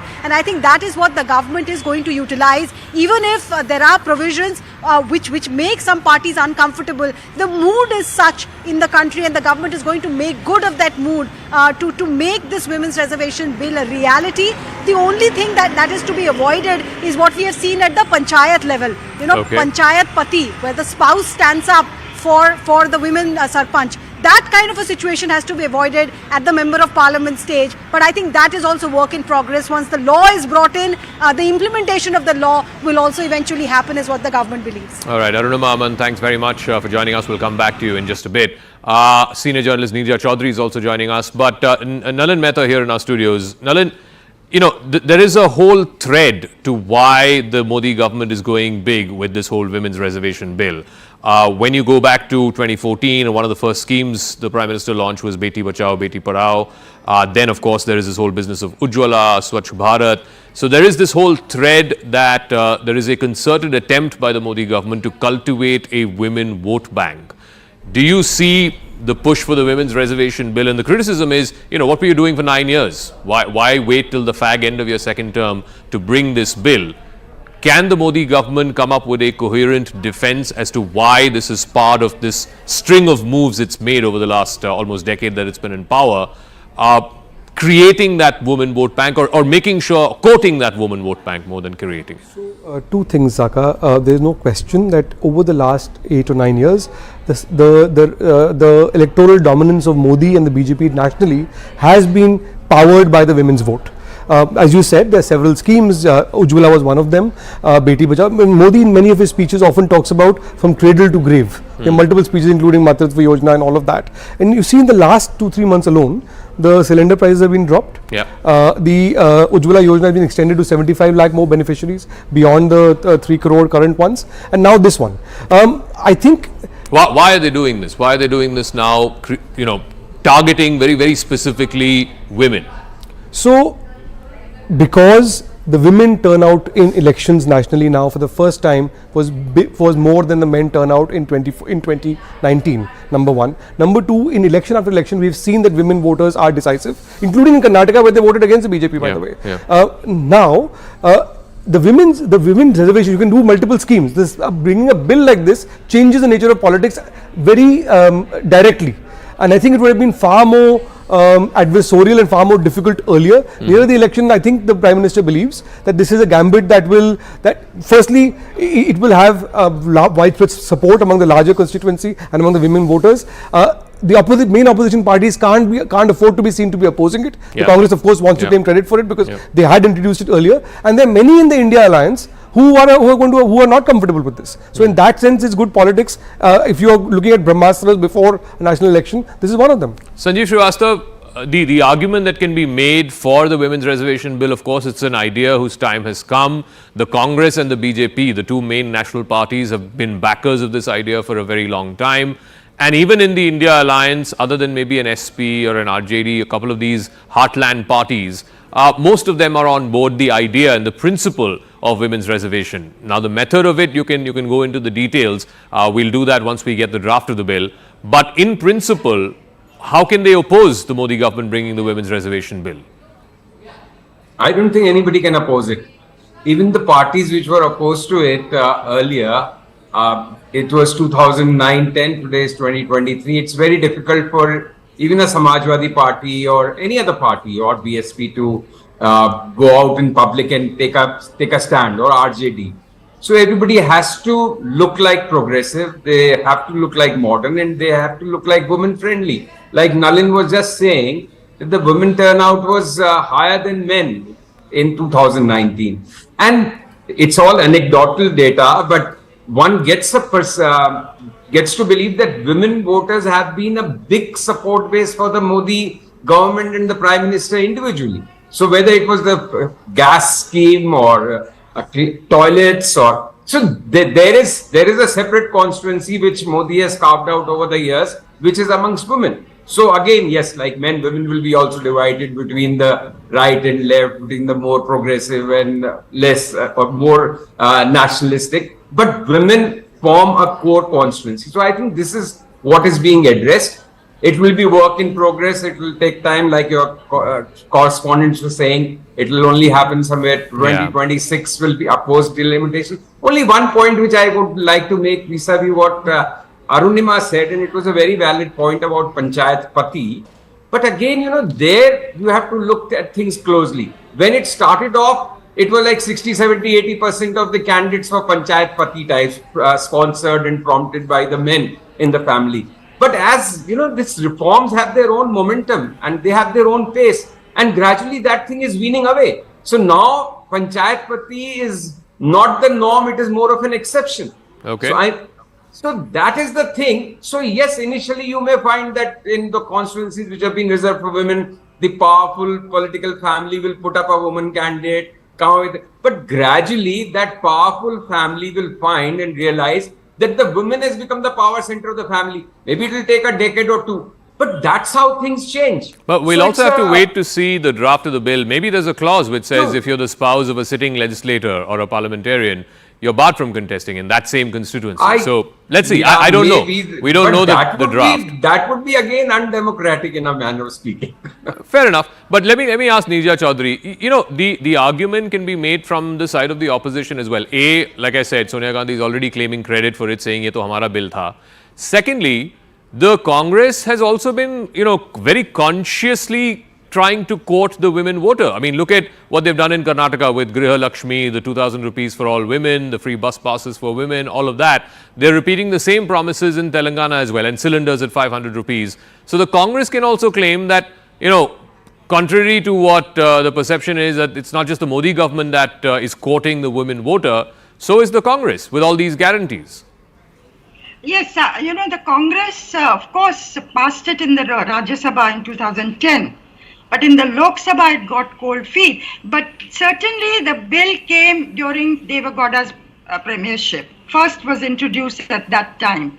So many people can take credit. And over the years, women politicians, women activists, women professionals across the board have supported it. They've held morchas, dharnas. So certainly the credit will go to them. But and to the Congress, remember, Rajiv Gandhi first thought of 33% women's reservation in the at the local level, panchayats and municipalities. That bill couldn't get passed during Rajiv's premiership because the states objected. It was passed during Narasimha Rao's prime ministership. So Congress, yes, has had a role, other parties have had a role, but the fact is it is going to be Narendra Modi who gets it passed. So who gets the credit? With everybody supporting the bill, and today the situation is very different from what it was 27 years ago or even 10 years ago. certainly the credit taking by Narendra Modi may get diluted if other parties also support it wholeheartedly, which looks to be the case. And women have emerged as a very important, or emerging as a very important vote bank on their own. Nitish Kumar has come back to power because of the women constituency and the issue of prohibition, which is very controversial in Bihar. But certainly that's had a role to play. Narendra Modi, as Sanjeev was saying, yes, women have been a very important part of his constituency. And this is it going to be the game changer? That's a question mark. Will women in the rural areas be as excited as women in the urban areas? I think today, yes, because of so many years of the, reservation for women in the panchayati institutions. They've been sarpanchas, and there is a corpus of women ready today to move into state assemblies and into parliament, which again was not the case 2 decades ago. So I think they've seen, as they were saying, Sanjeev and others, that panchpatis, wo letterhead bhi hota tha, jahan likha rehta tha. If a woman was a sarpanch, there'd be a panchpati with his name, the husband's name. Today, the ghungat which was down there got lifted slowly, and is not there. And women are, in many places, taking decisions. And let me tell you, studies have also shown this, that women tend to focus more on education, health, the local rural issues that matter to families and women that much more. So I think we are at a very important, you are absolutely right. It's an idea whose time has come, and women have made it into every profession. They've broken glass ceilings. They're flying high. They've entered every difficult profession. Yep, there are ISRO scientists, there are fighter pilots who are women. Only profession where women have been kept out. So only 14.6% reservation in Lok Sabha and 12% in the Rajya Sabha. And that for a country marching forward, not good enough. When the mission director of the solar mission, the Aditya L1 mission, is a woman, when women fighter pilots are shepherding our fighter planes, the F-18s and the Rafales, there's no reason why the parliamentary representation of women should be at an abysmal 15%. So clearly, like I said, and Nijjar was echoing that, this is an idea whose time has come, and no political party wants to be seen on the wrong side of it. But I'm just curious about the politics of it, Nalin, because there used to be a time in the 90s where the average BJP voter, the average Hindutva voter, was seen as this angry young man who believed in their cause célèbre, the Ram Mandir and UCC and Article 370. Women's reservation, even though it was mentioned in the BJP's manifesto, certainly in 2014 and in 2019, it was seen more as a tick the box kind of an issue. It was not something that was central for the BJP and its ideology and its politics. By putting its political capital behind this bill, is it that this is low-hanging fruit and therefore it's easy to get done, or is it that they believe that this is the swing block, that this is the vote that could make or mar 2024? So I think you're absolutely right. Look, I think we have to see it in the context of the larger electoral constituency the BJP has built. There is a Hindutva constituency, as you pointed out. That's a core constituency, but that's not enough for the BJP to win the kind of mandates they've been getting at the national level and in many states. What Modi has done, he's built a women constituency, he's also built a poor constituency. He's also changed the class dynamics of politics in that sense by all the direct benefit transfers and all of that. Now, those other voters, it's the poor, which was not the case with the older BJP, it is the case with the newer BJP, and the women, which are giving it the extra ballast, along with non-aligned voters, middle of the road voters who are not ideological, who've added to the core constituency of Hindutva. So it's all like an aggregation of multiple vote banks, right? Now, the women's reservation bill is a natural progression of the Prime Minister's politics. You can't accuse him of not having addressed women constituencies so far. Going back to his time as Chief Minister of Gujarat. He started all women Mahila Sabhas in his second term as Chief Minister of Gujarat. So, why now? Nijjar was saying, I was listening to her very carefully, yes, there is a history to this. It was Devi Gowda who brought it in, under Manmohan Singh it was brought in, you can go back to Rajiv Gandhi with the Panchayati Raj and so on. But and everybody will want to claim credit, but ultimately, who pushed it through? If it happens in this parliament, Modi will legitimately take the claim, just as Modi has taken the claim for the Ram temple. The Supreme Court allowed it.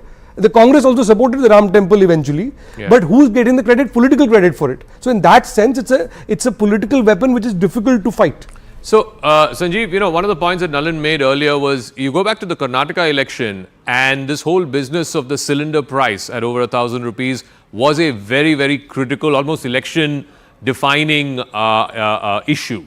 Women came out in large numbers. When we were on the campaign trail, a lot of women were talking about gas prices. And the Modi government has responded to that. They've cut the price of gas. And now, if this women's reservation bill goes through, you can be rest assured that they will go to town to try and take credit for it in a way that some of this women constituency and some of this criticism that they've been facing over, gas prices and other women-related issues, will they be able to sort of blunt that criticism? Because price rise at the end of the day hurts women more than it hurts men. So if anybody right now is capable and motivated enough and has all the means to capitalize on a good move, then it is Modi and BJP.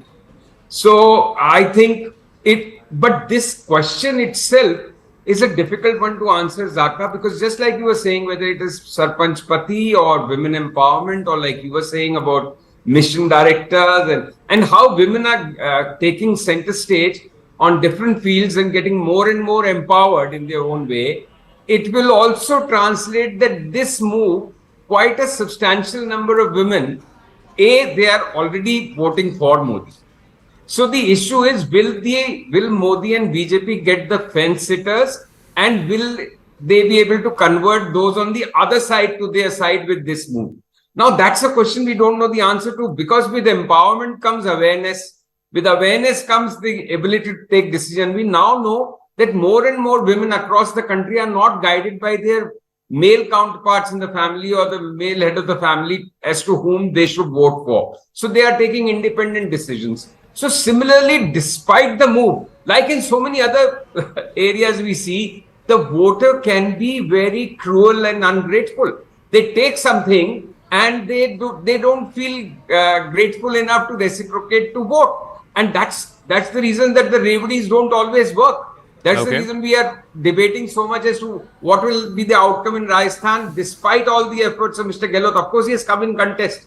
So that's a difficult one to answer. But like I said in the beginning, if anyone is there to capitalize and make sure that they do get that vote. No, but creating or quoting women as a vote bank is something. Just a very quick point. Quick point I would like to make, that while we discuss the pros and cons and the effect and outcome of this bill, we should really take a pause and celebrate the democratic fabric of the country. We were the first country in the world to have universal adult suffrage. In 1947, when the idea was unthinkable. And I think we are perhaps the first one to have women reservation.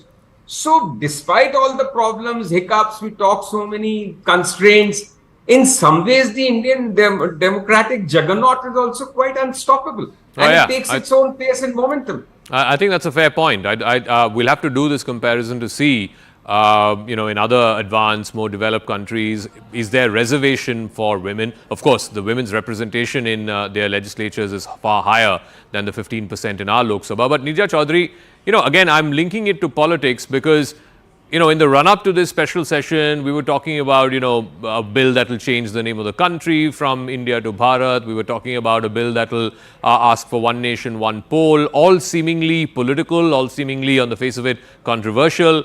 But it looks like this session will be remembered most for the women's reservation bill if and when it's brought up tomorrow in the new Parliament building. How and why do you think the Modi government has gone for that as opposed to all of what we were talking about in the run-up to this session? Look, there are many things that the Modi government will go for. This is one of the important cards they've decided to play, because women's constituency is an important constituency for them already. They want to consolidate their hold on it. I think the OBC constituency, particularly the most backward amongst the OBC, is another constituency they would be eyeing. So both these constituencies, because they know last time in 2019 they had peaked all over North India and they haven't made gains in South India or in the East. So where are the numbers going to come from to be able to retain their 300 3 seats or even, hit the majority mark. So this has been a reason for worry for them. And they would like to pull to them those who are fence sitters today. One quick point I want to make is that just the mere enactment of the Women's Reservation Bill, important though it is, and it will create a pro-woman mahal in the country, is not going to be good enough to lessen the pain that families and women are feeling today. They are hurting because of price rise and joblessness. That is a fact if you talk to people across the board. And Mr. Modi, like his predecessors, Indira Gandhi had said this, unless you get the votes of the poor people, you're not going to be able to win elections. VP Singh had said this. Poor have to be on your side. And Narendra Modi, from day one, his first speech, I remember, after he was sworn in 2014, referred to the poor. I think the BJP's target used to be the upper caste, Brahmin, Baniya, but he very consciously moved towards the poor and winning them over. Yeah. So I think how the poorer women, the rural women also react to this will be very interesting to watch. But I suspect that they will also be enthused.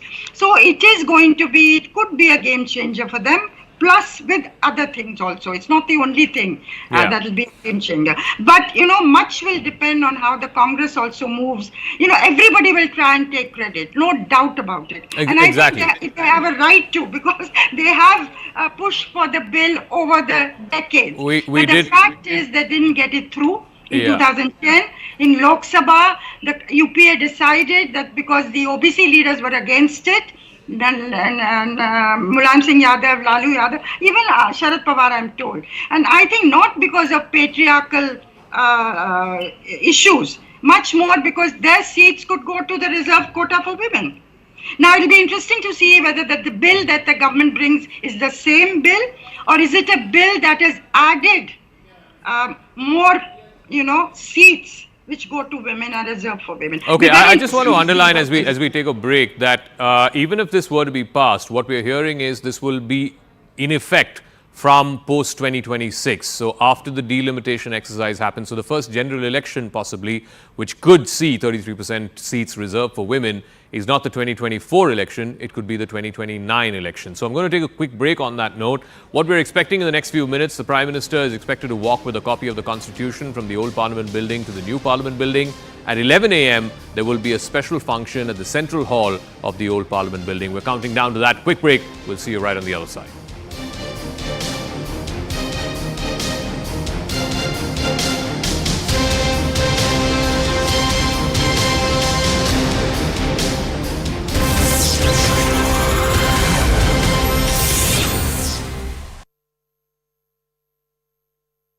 Ritika. Like he used to fund or just to ship the grocery and all stuff to the needed. Even like to the students who are coming here, he helped a lot for their to get them living things and all that, food, beverages and all that stuff.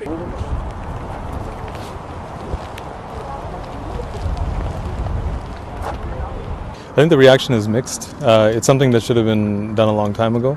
The community's been after this issue for about 40 years on Indian foreign interference in this country. We've seen year over year, Canada inching towards this type of declaration. It's very unfortunate that it took the death of Hardeep Singh Nijjar on this property a few hundred feet away to actually bring this about. Like we heard in June from Jodie Thomas that India is a foreign actor. We've heard from foreign interference reports in the past years that India is, along with China and other nations, interfering in Canada's affairs.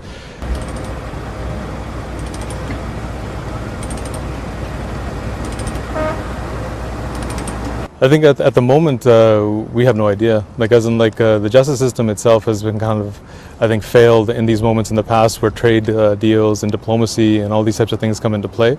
So human rights, if it's actually at the forefront of our agenda, then I would say the justice system should do its work, its job, find the people that actually did this. If Canada is actually declaring that India is an actual actor in this, I think that's a first step towards acknowledging and a first step towards justice. But until we actually see people behind bars, until we see actually people that were supplying money for this hit, carrying this out, I think it's kind of like skepticism right now that as if something's actually going to happen. And that just comes from a long, I think, list of things that have happened in the past where we don't really see that justice, whether it's in India or whether it's here.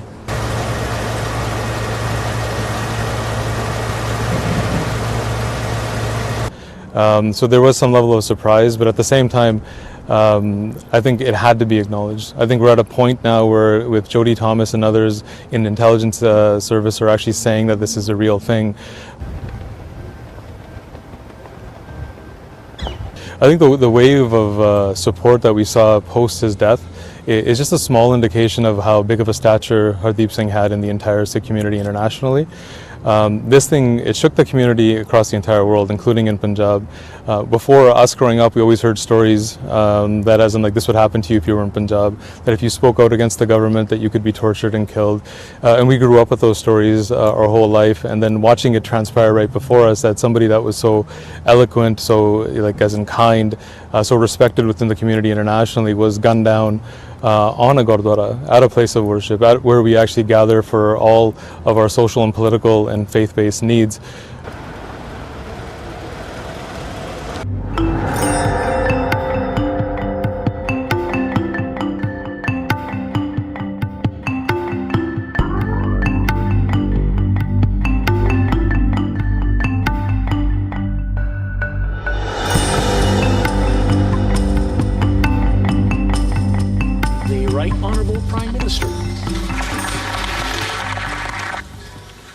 Over the past number of weeks, Canadian security agencies have been actively pursuing credible allegations of a potential link between agents of the government of India and the killing of a Canadian citizen, Hardeep Singh Nijjar.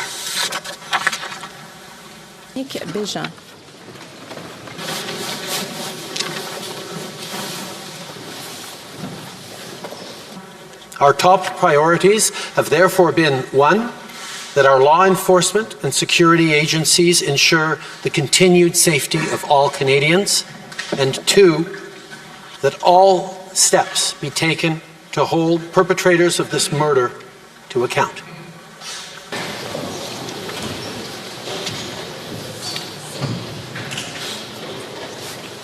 Canada has declared its deep concerns to the top intelligence and security officials of the Indian government. Last week at the G20, I brought them personally and directly to Prime Minister Modi in no uncertain terms. Any involvement of a foreign government in the killing of a Canadian citizen on Canadian soil is an unacceptable violation of our sovereignty. The Honourable Leader of the Opposition. Moments ago, the Prime Minister. As you would expect, we've been working closely and coordinating with our allies on this very serious matter. In the strongest possible terms, I continue to urge the Government of India to cooperate with Canada to get to the bottom of this matter.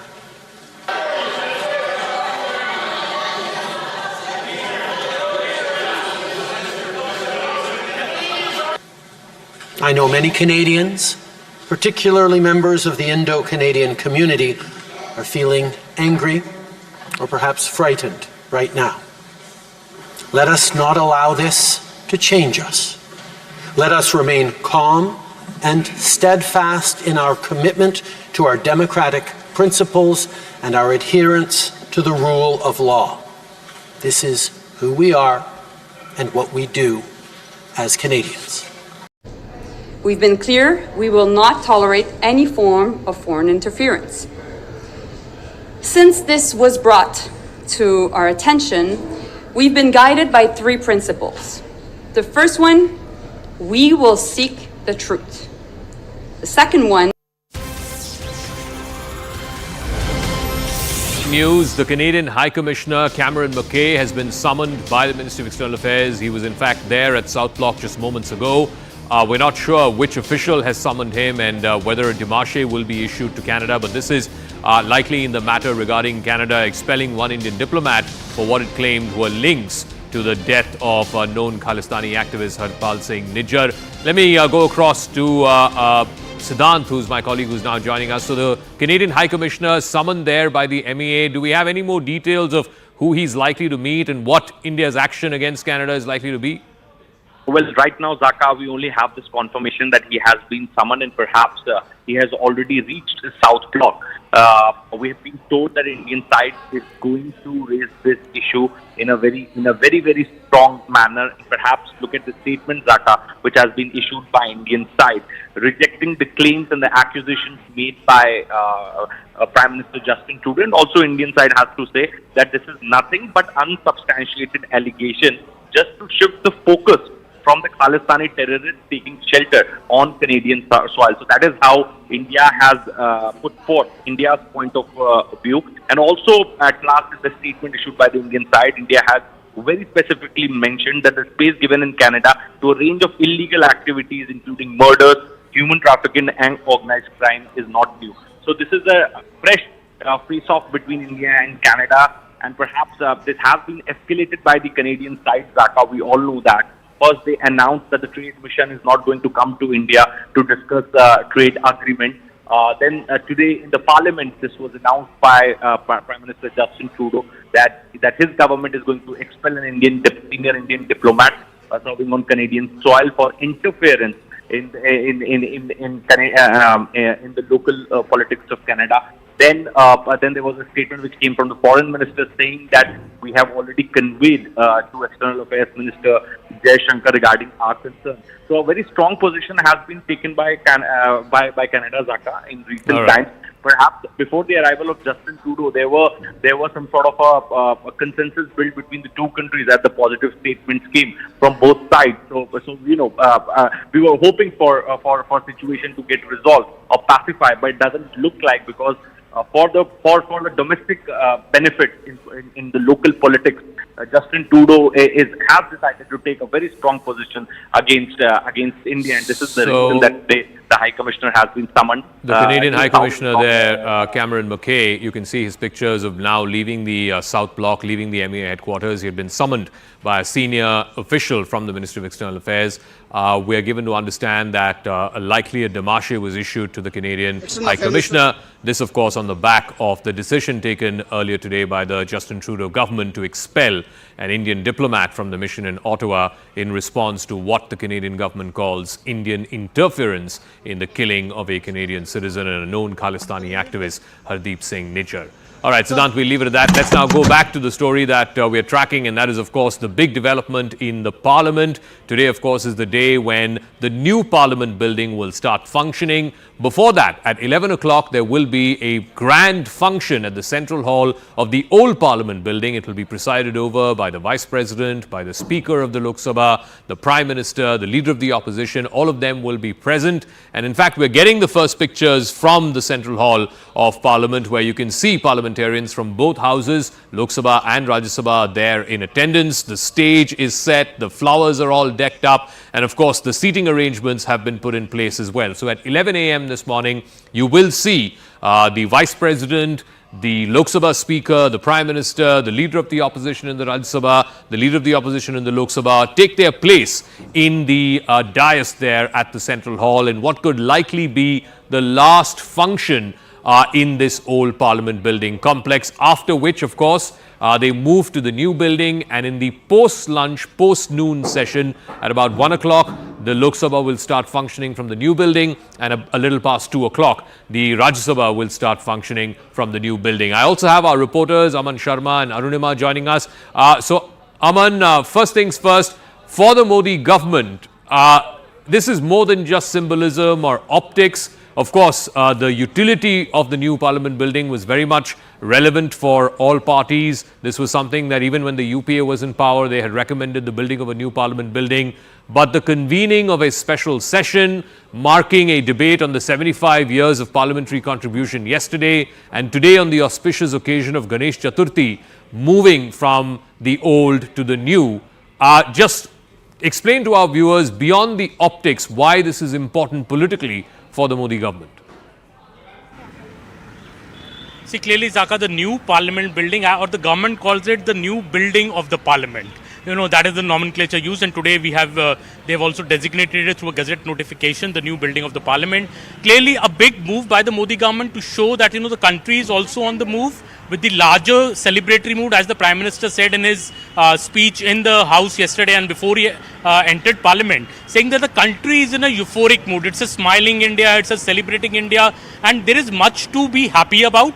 As the words he used, using the term that how the Chandrayaan 3 has been a big success. We've been able to hold a very, very successful G20 presidency in which we have seen the inclusion of the African Union in the G20. We saw a joint declaration coming out. These are the positive things that are happening in the country, and on that mark we are also moving into the new parliament, the Shri Ganesh of the new parliament happening on the auspicious day of Ganesh Chaturthi. And to top it all, we will have some historic legislations coming. The Prime Minister said that yesterday. This will be a session which will be marked by some historic steps being taken, some historic decisions being taken, and the prime one of them now seems to be the Women's Reservation Bill, a bill which will be seen as the legacy of the Modi government, because though the UPA could get the bill passed through the Rajya Sabha nearly 13 years ago, it could not bring it to the Lok Sabha, and the bill could never become a reality. But the Modi government going to place a case that not just is the country in a mood of euphoria, we are stepping into Amrit Kal of the Indian democracy. We are also bringing in historic legislations which will change the face of politics, which will have 33% reservation for women in the Lok Sabha, and even in this present session, Zaka, we have almost 15% women, which is also the highest ever. So in the Modi government, Modi government is also claims that it has achieved already the highest proportion of women in the parliament, and now is going to bring a bill which will take it up to 33%. So in a way, all these steps will be projected politically by the Modi government as big achievements, and going into the 2024 elections, it is a BJP which will claim that not only does it bring bills, it also gets those bills passed. As Sonia Gandhi saying earlier today that hamara bill hai, the Prime Minister is going to put his stamp on the bill and say, so it is not just the UPS old bill, it is a new bill, it is a much improved, updated, comprehensive bill, and most importantly, this bill is going to see through the light of the day and become a law. All right, Arunima is also joining us. This whole move from the old parliament to the new parliament, while even members of the opposition cannot begrudge the fact that they had also recommended when the UPA was in power the need for a new building, but I guess they will begrudge the fact that it's Mr. Modi who oversaw the construction of that building and who's now overseeing the move from the old to the new. What are they saying about whatever we're seeing through this special session? Yesterday's last debate in the old house, today this function, perhaps the last one in the central hall of the old building, and of course the legislations that will be picked up in the new building from post-lunch session today. Yes, we're just counting down to that hour when the move from the old to the new happens as far as Parliament is concerned. The procedure that will be adopted is that now that the photo opportunity is over, all the members of Parliament from both houses have started making their way to the Central Hall, where there will be a small function. In that function, not just the Prime Minister, but even LOP in Rajya Sabha, Leader of Opposition in Rajya Sabha, Mallikarjun Kharge, will be on the dais. He had a grudge that for the G20 dinner he was not invited. So the government, like the Prime Minister said yesterday, the way he made his speech, very statesman-like, and gave the mood that the government was also in a very conciliatory mood right now. And I think Mallikarjun Kharge's presence on the dais and the fact that Dr. Manmohan Singh, the former Prime Minister of India, is one of the 3 parliamentarians who've been requested to come and share their parliamentary experience. The other 2 being Shibu Soren and Maneka Gandhi. All 3 have spent a lot of time in those corridors. They have represented the will of the people. They have shaped how legislations have been made. So their experience in the old parliament. All right, Arunima, I'm really sorry. I'm going to interrupt because we're getting a piece of breaking news, and this is in continuance with the India-Canada story. India has now taken reciprocal action. A senior Canadian diplomat has been expelled by India. In fact, the High Commissioner of Canada was today summoned by the Ministry of External Affairs and informed about the decision of the Government of India to expel a senior Canadian diplomat based in India. The concerned diplomat has been asked to leave India within the next 5 days. The decision reflects the Government of India's growing concern at the interference of Canadian diplomats in the internal matters of India and their involvement in anti-India activities. Let's try and see if we can go across to our reporters, either Siddhant or, of course, Abhishek Jha for that matter. But what we do know is that a senior Canadian diplomat has been asked to leave the country. This decision has been conveyed to the Canadian High Commissioner Cameron McKay, who was summoned to the Ministry of External Affairs just about half an hour ago. The decision has been conveyed to him. This senior diplomat, who is yet unnamed, has been asked to leave India within the next 5 days. So we don't know who this diplomat is or at what level it is, but certainly the note from the government suggests that he is a senior level Canadian diplomat. Anand is now joining me from the newsroom. So Anand, any more details on who is this Canadian diplomat who has been asked to leave India? The diplomat has not been named. I'm just going to bring out the official communique that's been issued by the Ministry of External Affairs. This is the Ministry of External Affairs Government of India website. Let's see if I can just zoom this in a bit so it's more readable or legible. India expels a senior Canadian diplomat.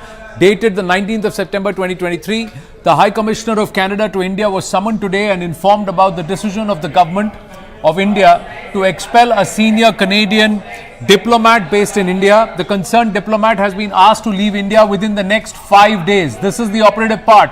In the next 5 days, the decision reflects the Government of India's growing concern at the interference of Canadian diplomats in our internal matters and their involvement in anti-India activities. So it's like quite literally a quid pro quo. They're saying we'll treat you the way you treat us, Zaka, and this is a very, very strong message because many experts believe that it is Justin Trudeau who's committed a huge blunder by shunning diplomatic niceties, and now it gives the Indian authorities a free hand to go after these key elements, especially their operations closer home, while blocking their visas and also snatching their properties, etc. But this perhaps is the first of the statements where India is saying, we are not going to blink, we are actually going to stare back and stare back harder. All right, Siddhant is also now joining us. Siddhant, so any more details you're picking up from MEA? These are pictures of the Canadian High Commissioner who was summoned at the South Block just moments ago, leaving the South Block. He was, of course, conveyed. The decision to expel this senior Canadian diplomat was conveyed to the High Commissioner, Cameron McKay. He will now have to convey that to this concerned diplomat, who will have to leave India within the next 5 days. So, Siddhant, what are you picking up from the MEA?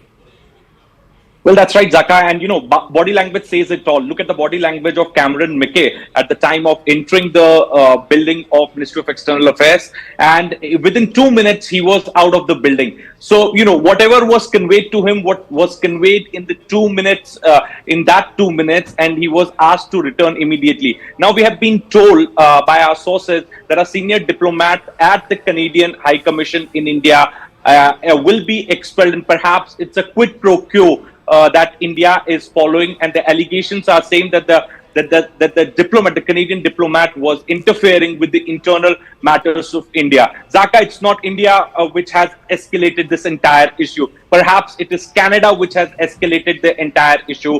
First, they decided not to send the trade mission to India. Then there were statements coming from their leaders, the incumbent ministers, against India. And today we are getting to know that Prime Minister Justin Trudeau himself announced in the House that how India is interfering, or perhaps making accusation that there are some credible allegation with a potential link to the government of India with regard to the killers of Hardeep Singh Nijjar. Now, Zaka, there has not been any substantial development with regard to the investigation of the killing of Hardeep Singh Nijjar. And because of the failure of Justin Trudeau in the domestic politics, perhaps this is the reason that, he has again selected a country which is India to push entire blame, so that he could be seen as fighting for the people of Canada with India. So that is perhaps the perception which Mr. Trudeau wants right now. Siddhant, give me a moment. We're also getting some information courtesy our investigations editor Manoj Gupta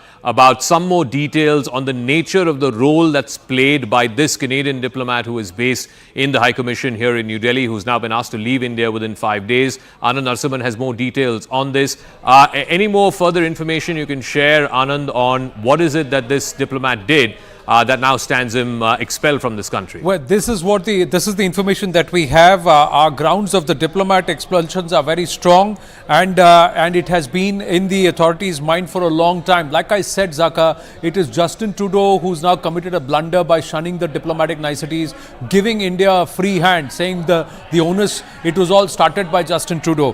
What we are given to understand is that Indian authorities are very clear and convinced that this Canadian diplomat was involved in identifying many things, possibly including targets and also workers for top gangsters sitting in Canada. And the charges against this diplomat are very, very serious in nature. So the Indian authority is saying that we've been actually sitting on it for a while because we've been trying to be nice to Canada and saying we don't want to shun diplomatic niceties. But Justin Trudeau, perhaps because of political compulsions and his trailing ratings or falling ratings ahead of the elections, he's taken a hard stance against Bharat. But what has happened is we've just turned around and said we'll come back and hit you harder, and we've been waiting for it. You've allowed us the opportunity, and this is just the beginning. One gets the sense, Zaka, this is just the beginning, because there is a whole huge docket around Nijjar and his entire associates and his operations, and also their trails back on Indian soil. The crackdown will only get harder, and it will become increasingly difficult for these key elements to step onto Indian soil now. All right, Anand, we'll leave it at that. Thanks very much to Siddhant as well. So this is going to continue, this back and forth between India and Canada. Of course, Canada is the one that took precipitative action this morning, expelling a senior Indian diplomat based in the High Commission in Ottawa. Now India has taken reciprocal action by expelling a senior Canadian diplomat who's based in the High Commission in New Delhi. But let's shift focus back to what's happening in Central Hall.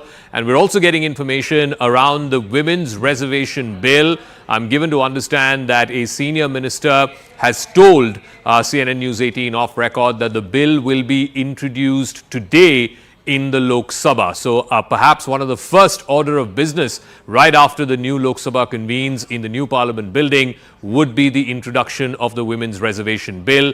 Nalin Mehta is also there here in our studios as we see these pictures of people, the parliamentarians lining up and taking their place for the Central Hall function. What will you be looking out for in terms of the detailing of this bill? We talked about quota within quota. That will be one big point. Also, what all is it going to encompass? Is it Lok Sabha, Rajya Sabha, legislative assemblies, legislative councils? The scope and the breadth of the bill, is that something that you'll be keenly watching out for? Devil lies in the detail. So 3 or 4 points to look out for, as you pointed out. First is the quotas. Is it going to be extended to OBCs, SC, STs? And there is, last time it was cuddled precisely for this reason, when the allies of the UPA at that point in 2010 wanted an OBC quota, and the OBC quota does not exist in Parliament currently. It's only for SCs and STs. So that's one. Second, I think, is the time of what will happen to the Rajya Sabha, because as it currently stands, it can't exactly be implemented in the Rajya Sabha. You have to change the electoral system there. So that's the second thing. The third is the timing. By when would this be implemented? After delimitation, after 2026, for the 2029 election? Because now, as it stands, it will require a constitutional amendment. It will require half the state legislators to endorse it. And so those are 3 or 4 things to look out for, I think. So I believe that Law Minister Arjun Ram Meghwal has confirmed this to my colleague Payal Mehta, and if we can get Payal on the phone line, we can get confirmation of this as well. Payal, so Mr. Meghwal, the Law Minister has confirmed to you that the bill will be introduced today itself? Well, the government on the whole and several ministers in the government have confirmed, Anand, Zaka, that the bill will be introduced today in Parliament, and in fact tomorrow it will be discussed and passed in Lok Sabha and day after tomorrow in Rajya Sabha. But there is more to it, Zaka. I was just speaking to a couple of ministers and they told us there are more surprises in place ahead of the closure of the session, so we can expect some more surprises on Thursday is what we are given to understand. Let's wait and watch what really comes out of it. But yes, it is a confirmation. Today being the historic occasion of India moving from the old Parliament to the new Parliament building, and the Prime Minister said this will be a historical occasion. So obviously the bill being introduced, the Women Reservation Bill being introduced, is extremely important. But what shape it takes and how it will come out, because members are saying that so far they have not received a copy of the bill. That is generally the practice to send the members a copy of the bill 48 hours in advance. All right, you can see Prime Minister Modi there in the Central Hall greeting the members of Parliament who had assembled there, having a word with PT Usha, who is in one of the front rows. You can see Sonia Gandhi there. He's just making his way to having a word with Sonia Gandhi, who, by the way, holds the record of having been elected the maximum number of times to Parliament amongst the current parliamentarians. Also going deep into the benches there to have a word with some of his old colleagues. Of course, you can see the entire Union Cabinet there in the front rows. The Prime Minister there having a word with each and every one of them, inquiring about their well-being, and of course at this historic occasion of what could perhaps be the last function, the last event to be hosted officially in the Central Hall of the old Parliament building. After this, the entire set of parliamentarians, both from the Lok Sabha and the Rajya Sabha, will move from the old building to the new building. We're also given to understand there will also be the symbolic move where the Prime Minister walks from the old building to the new building with a copy of the Constitution in his hand.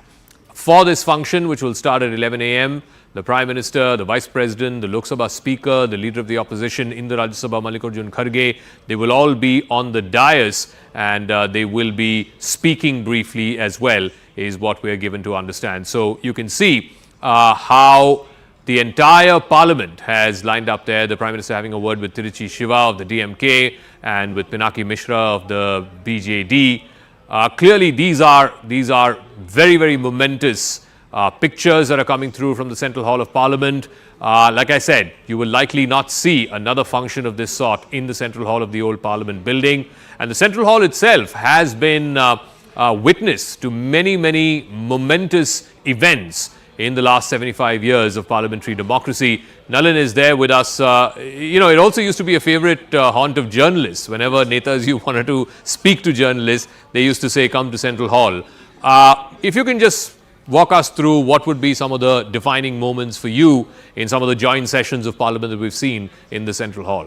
So, for me, the abiding memory is the midnight session when Pota was passed. The Vajpayee government was in power, a joint session was called, and I remember Pramod Mahajan, I remember, was a Parliamentary Affairs Minister then, and we remember sitting in his office where he was tabulating number by number whether they're going to make it. Lata Mangeshkar was then an independent MP, they flew her in. So until the last moment it wasn't clear if the bill will get passed or not, because they had the numbers didn't stack up the way it does for Modi government now. So that for me was an important moment in as far as the joint session was concerned, and it was passed way in the early hours of the morning, late night, early morning. Venkaiah Naidu was the Parliamentary Affairs Minister at that point of time.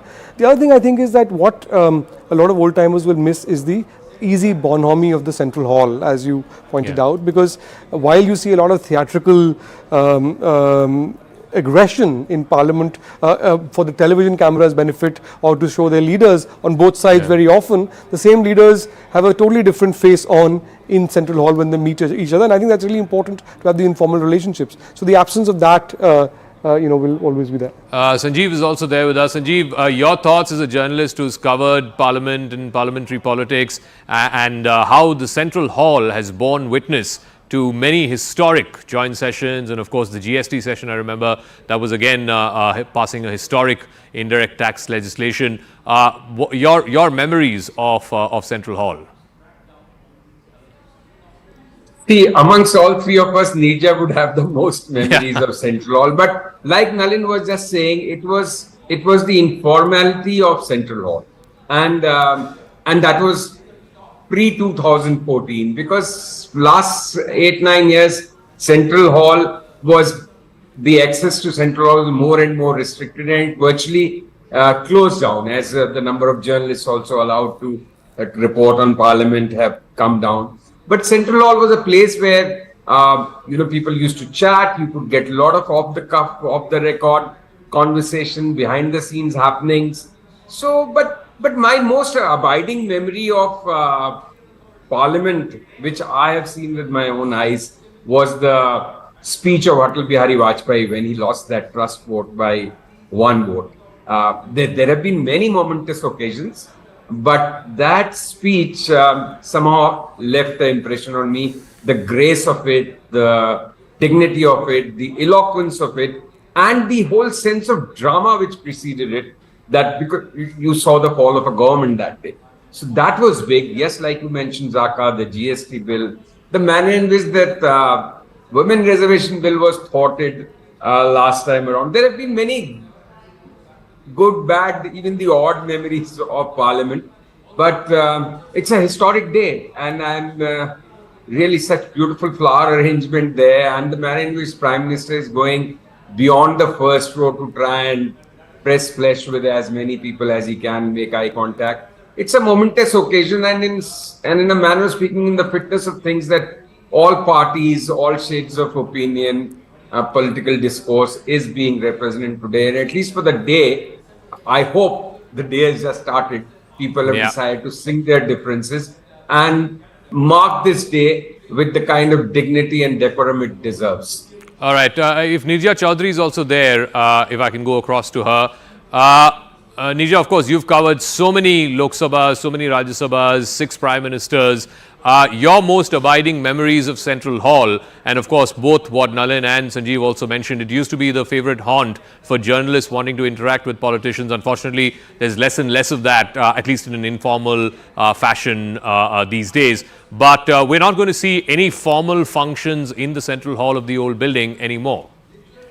That's right. To me, Central Hall was a democratic space where you had opposition and the ruling party leaders meet informally, often find solutions to standoffs that took place. I've seen Pramod Mahajan say to, he was Parliamentary Affairs Minister during Vajpayee's time, now that you have, stalled Parliament for so many days, you've sent your message, now let's sit down. What do you want? Let's get down to business. And, ways would be fine. I've seen Chidambaram with Arun Jaitley and so on.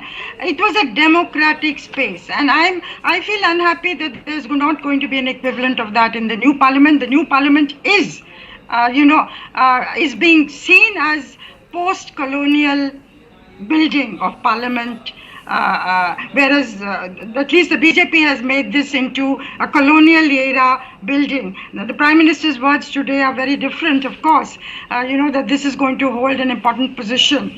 But having said that, you need a space in Parliament where people can informally interact. Media has access to politicians, and the thumb rule was whatever you heard, the conversations in the Central Hall were not to be used formally for writing. It was for your understanding. And so I think that is a shrinkage of the democratic space, which I find. I remember as an incident, Central Hall, when VP Singh, the day he was elected as a leader of the parliamentary party of the Janata Dal and then of the National Front that he headed to go on to become Prime Minister. It was Devi Lal who was first chosen on the stage, serial candidate, and he transferred the mandate to VP Singh. So those few seconds when the UNI reporter rushed out of Central Hall and said, "Is Devi Lal for Prime Minister?" and everybody was shocked. So those kind of, historic All right. moments. Nijjar, I'm really sorry to interrupt you, but I think the function has just begun. Let's go full frame to those pictures as you see.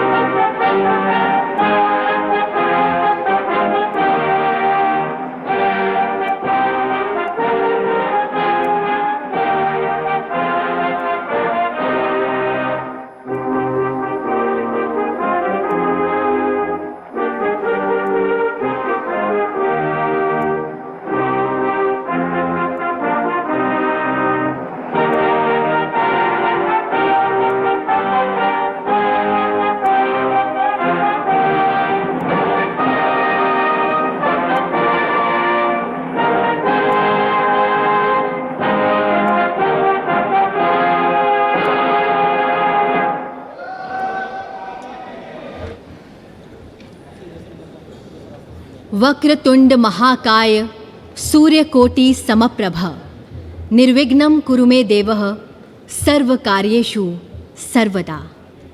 आप सभी माननीय विशिष्ट जनों को गणेश चतुर्थी की हार्दिक शुभकामनाएं।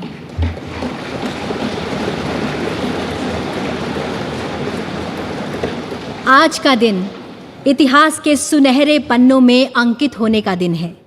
ये दिन परिवर्तन का है, एक नए शुभ आरंभ का, पुरातन से नवीनता की ओर बढ़ने का, परंपराओं को साथ लिए आधुनिकता के साथ कदम ताल करने का।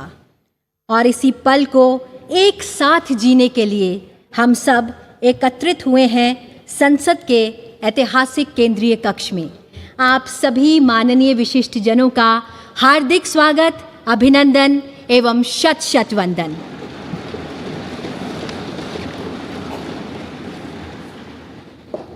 कार्यक्रम को प्रारंभ करने हेतु मेरा सादर अनुरोध माननीय संसदीय कार्य मंत्री जी से कि वे स्वागत संबोधन प्रस्तुत करें।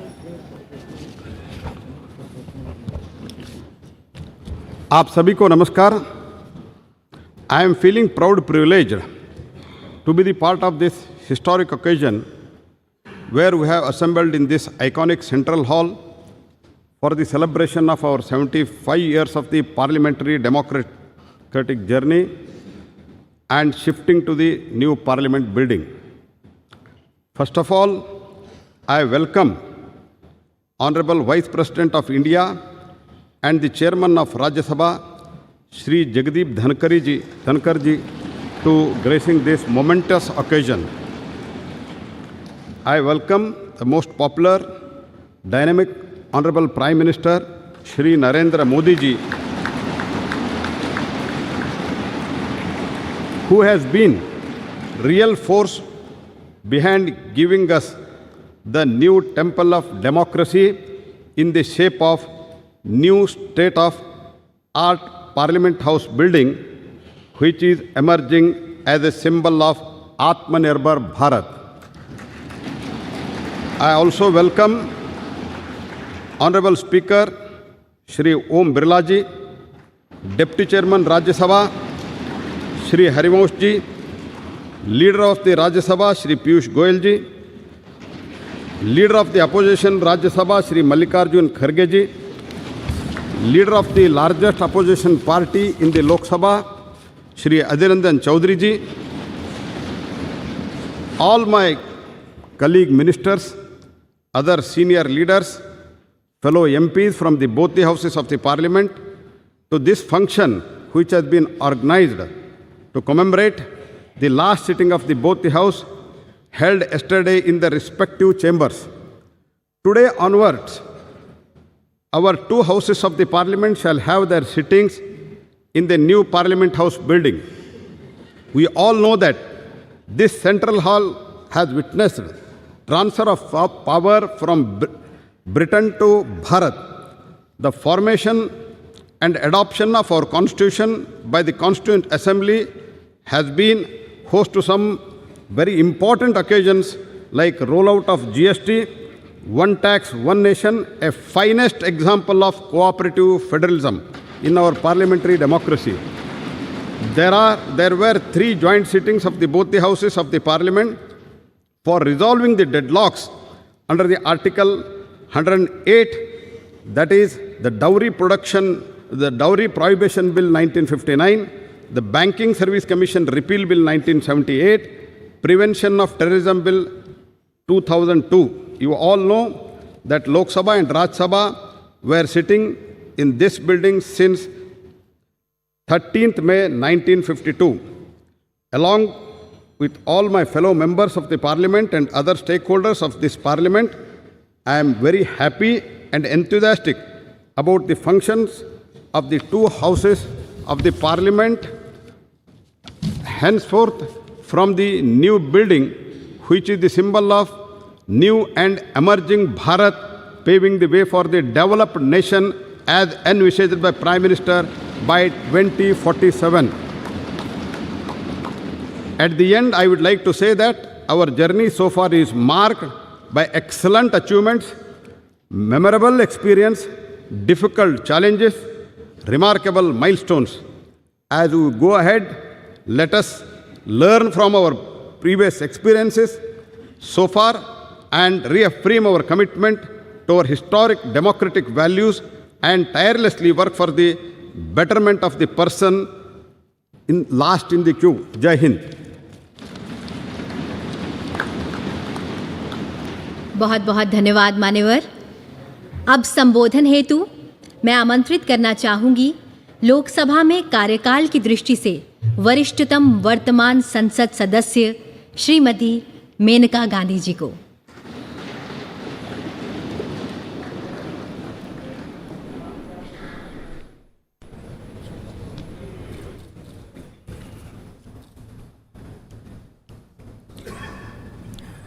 Honorable Vice President, Chairman of the Rajya Sabha, Honorable Speaker, Honorable Prime Minister, Ministers and esteemed colleagues of this distinguished House.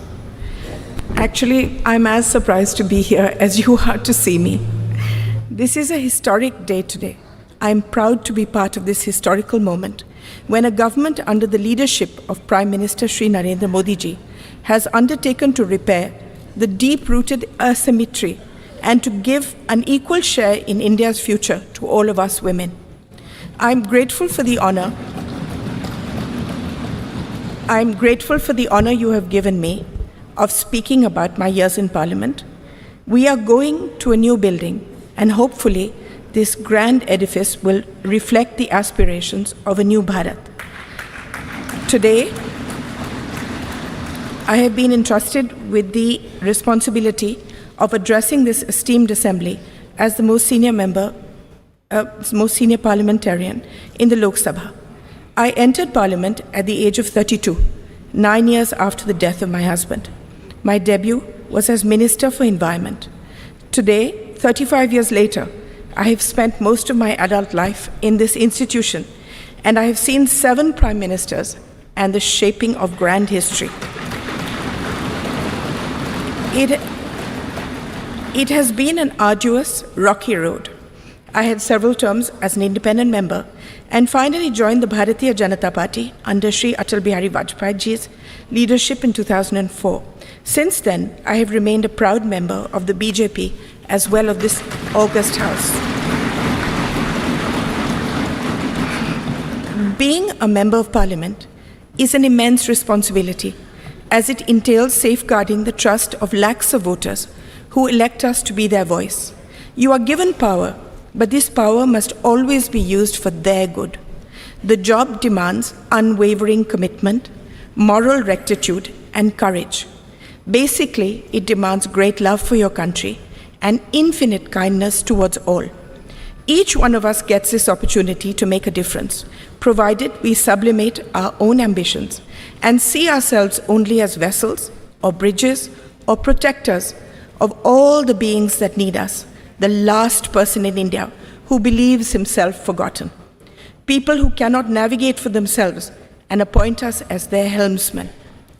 I have tried to make the most of every minute to bring about change wherever I am, whether as Environment Minister, when many institutions and laws that safeguard us were passed, as Social Justice Minister setting up Alimco, which now looks after all the disabled in the country, Childline, which was regarded internationally as the best institution for looking after street children, stopping child labor in the carpet industry. You can change things wherever you are. For instance, in the opposition as a BJP member, as chairperson of the often ignored Assurances Committee, we changed the way people were experimented on by pharmaceutical companies. They were not paid or even asked before becoming guinea pigs. This was changed by us. During Atalji's time, we brought in the vital red and green dot on foods, allowing people to know whether they were eating vegetarian, non-vegetarian food. We repaired an institutional deception by food companies. No service, no job is too small that it should not be taken seriously. My happiest moment was being given the responsibility by the Prime Minister who coined the phrase Beti Bachao, Beti Padhao.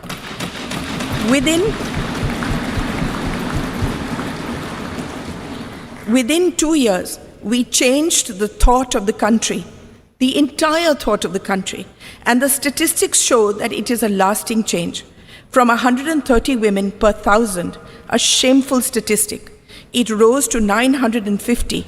Crores of girls were saved. Not only that, it is now seen as a shame and a crime to do away with girl children, whether in the womb or newly born.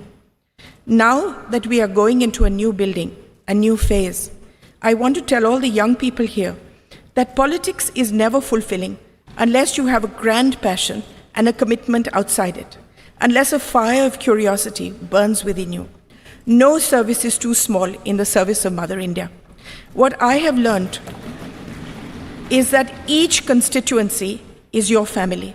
Within my family, there are a million microcosms of individual families. Each of them depend on us. We are a part of their lives as they are of ours. I have seen my primary duty to look after each family that has placed itself in my care by electing me, by seeing me as one of their own. In this matter, I wish to say that the Prime Minister has seen beyond people as a statistic and has meticulously seen to the needs of each individual family. Opening bank accounts, giving dignity in the form of toilets, home water taps, building homes for the poor, gas cylinders, giving young people loans, skilling them, protecting them through the largest pandemic in history, saying that no one remained hungry. Before I end, I would like to tell you a few things that I have learned in my long journey so far. Never give up. There are times in all our lives where the world sits heavy on our shoulders and there doesn't seem any path ahead. It will take courage, determination, and a commitment to something larger than ourselves to forge ahead. Have faith in the goodness of your fellow man. Quieten your mind and soldier on. Believe in yourself. You are an instrument of goodness. If you fight for good, you will always be protected. Use the pain that we all have in our hearts to make yourself a better human being, not to embitter you. Use the pain in your heart to see the pain in the hearts of millions of beings around you and dedicate your life to them. I want to speak to all the women here. The world is still an unequal place, and we as women need to be the greatest champions of and for each other. We need to support and protect each other, especially young women across the social spectrum who lead a marginalized existence so that they have the ability to forge their own destinies. There is no greater power in the world than the power of empathy and kindness, and this transforms the life of someone weaker than you. Kindness serves as its own reward. The greatest bank balance that we will ever possess is that of good deeds that we leave in our wake. That is the only legacy that will remain. My faith in God is unwavering. I see Him in everyone and everything. I see everything as sacred. I leave you with one thought. We are all part of one divine thread, and we are all connected, closer than we can imagine.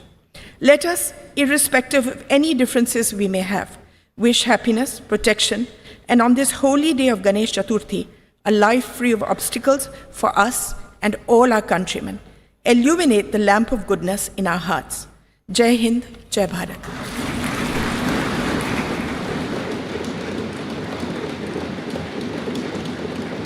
बहुत बहुत धन्यवाद ma'am. आपने बिल्कुल सही कहा। ये वो देश है जहां बेटियां आगे बढ़ती हैं। ये वो देश है जहां परंपराओं के साए में आधुनिकता पनपती है। ये वो देश है वसुधैव कुटुंबकम, जिसका नारा है विश्वगुरु भारत, ये देश हमारा है। अब मेरा सादर अनुरोध लोकसभा में सबसे बड़े विपक्षी दल के नेता श्री अधीर रंजन चौधरी जी से कि वे अपना संबोधन प्रस्तुत करें। Honorable Vice President of India, Honorable Speaker Lok Sabha, Honorable Prime Minister of India, Parliamentary Affairs Minister of both the houses, Opposition leaders, Kharge ji, all my senior leaders and distinguished, esteemed colleagues of both Lok Sabha and Rajya Sabha. Having seized this opportunity without making any compunction, without mincing any word, I must state that I feel elevated and elated of having been stood in this podium, which had witnessed a caravan of historical episodes and numerous momentous events in the midst of the galaxy of luminaries who had rigged up their brain and burned the midnight oil to frame the Constitution of India in this august house, which is called at the time Constituent Assembly. So we are proud of all of them, numbering 389 members, including 296 from British India and 93 from princely states. In this house also, in this house, in the year 1947, 22nd January, the objectives resolution, numbering 8, was passed, was adopted, which was proposed by Jawaharlal Nehru ji also, which had inspired the shaping of our constitution in subsequent stages also. So now, in this august house, all of us are well experienced and known the journey, the odyssey of our constitution. From colonial past to independent India, we have observed the transition of the destiny of this great country named after India. It is astonishing to note that those 389 members intensively discussed among them for 2 years, 11 months, and 19 days, and produced the largest constitution of the world, led by Baba Saheb Ambedkar, the father of Indian Constitution. We have been gifted with 395 articles. Also, 22 parts and 8 schedules. So naturally, the house, which is called Central Hall, it is an historic hall. It will not be known by simply its architectural splendor, but its illustrious legacy. Now I come to the point that our ability to attain developed nation status by 2047 hinges on the active involvement of our citizens and the unwavering dedication of their representatives. The groundwork laid in the formative years of our nationhood and also the subsequent years has empowered us significantly. However, we are confronted with intricate challenges that require immediate attention and resolution as we progress towards this objective. I don't have any idea of what is called and how a country to be recognized as developed country by any designation. I do not have any idea of any global consensus is existed or not, because when we see other developed countries, among the various key determinants, one determinant is always followed, that is Human Development Index. And insofar as Human Development Index, India has been lagging behind and we are ranked 131 out of 189 countries. At present, disconcerting reports reveal that the top 10% of India's population controls a staggering 77% of nation's total wealth. In 2017, a staggering 73% of wealth generated has reportedly gravitated towards the wealthiest 1%, while staggering 670 million Indians constituting the poorest half of the population saw their wealth increase by a mere 1%. This stark disparity presents a crucial challenge in ensuring that millions of people living below the poverty line have access to fundamental necessities like food, shelter, and healthcare, a prerequisite for advancing towards developed nation status. While India boasts of a sizable youth population, high unemployment rates pose a significant hurdle to leveraging this demographic advantage. Addressing these challenges is paramount, necessitating a concerted focus on job creation and the encouragement of entrepreneurship. It is essential to enable India's youthful population to contribute substantially to the country's economic growth and development. Despite India Being the world's fifth largest economy, our per capita GDP falls far behind that of developed nations.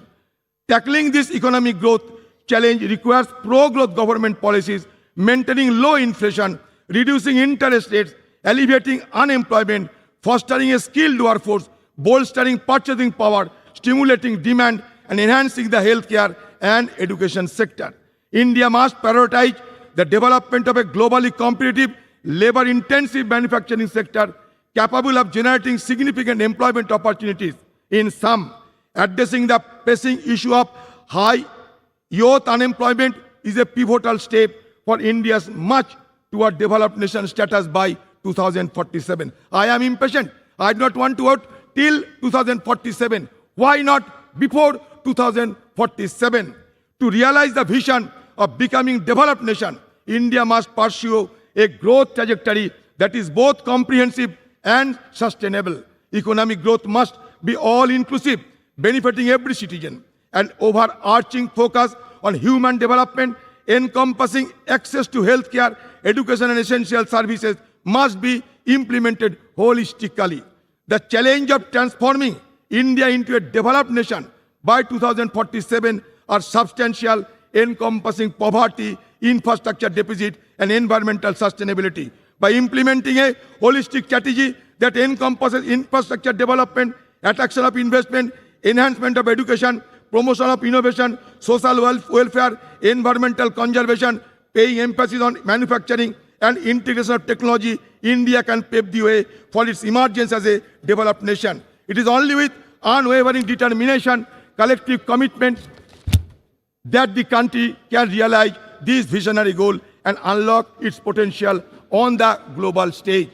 I will conclude by saying that धरती सिखाते हमने सबको बोझ उठाना, गगन सिखाते हमने ऊपर उठते जाना, सूरज की लाली से सीखा जग आलोकित करना, चंदा की किरणों से सीखा सबको पीड़ा हरना, पर्वत ने सिखाई हमने दृढ़ संकल्प बनाना, नदी सिखाए हमने आगे बढ़ते जाना, सागर की लहरों ने सीखा दुख सुख सहे जाना, और तूफान ये सिखलाते हैं आफत में ना घबराना और आफत से टकराना. हम चाहते हैं कि ये separation of power should be maintained in a judicious manner and also in presence of all the guiding light of our country. I must suggest that India is not a homogeneous society, rather it is a heterogeneous society. But now the need of the hour is to maintain the harmonious society. With this word, I am concluding my speech. Thank you. Jai Hind, Bande Mataram.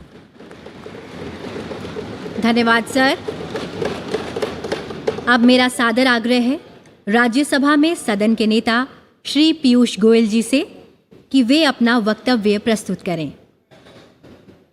Rajya Sabha के सभापति आदरणीय जगदीप धनखड़ जी, श्रद्धेय प्रधानमंत्री श्री नरेंद्र मोदी जी, लोकसभा अध्यक्ष आदरणीय ओम बिरला जी, उपसभापति श्री हरिवंश जी, श्री मल्लिकार्जुन खड़गे जी, श्री आदिर रंजन चौधरी जी, श्री प्रहलाद जोशी जी, माननीय सांसदगण, नमस्कार. गणेश चतुर्थी के पावन अवसर पर आप सभी को हार्दिक शुभकामनाएं. विघ्नहर्ता गणपति बाप्पा सभी को सुख एवं शांति प्रदान करें और देश की प्रगति के लिए हमारे प्रयासों को सफल बनाएं.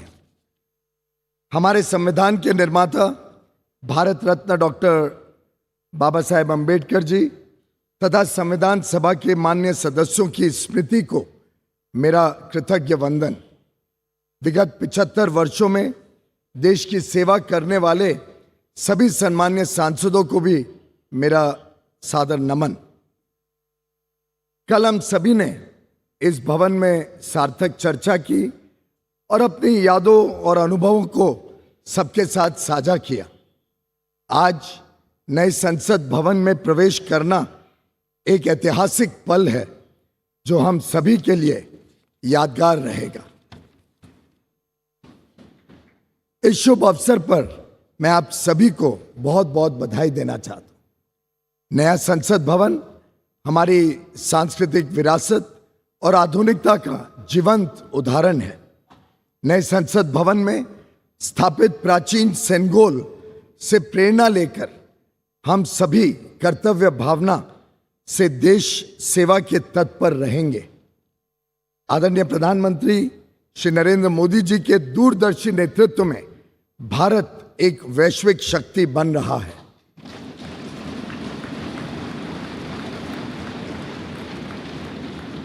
नया संसद भवन अपने विशाल और सुंदर स्वरूप में एक नए विश्वास से भरे आत्मनिर्भर भारत का पहचान बनेगा। पार्लियामेंट हमेशा से एकता का प्रतीक रहा है। यह हमारे संविधान के मूल्यों की सुरक्षा करता है, जो विभिन्न भाषाओं, संस्कृतियों और परंपराओं के बावजूद हमें एक राष्ट्र के रूप में बांधने का काम करता है। यहाँ अनुभव का ज्ञान और युवाओं की ऊर्जा मिलकर 140 करोड़ देशवासियों के उज्जवल भविष्य को आकार देने का काम करते रहेगी।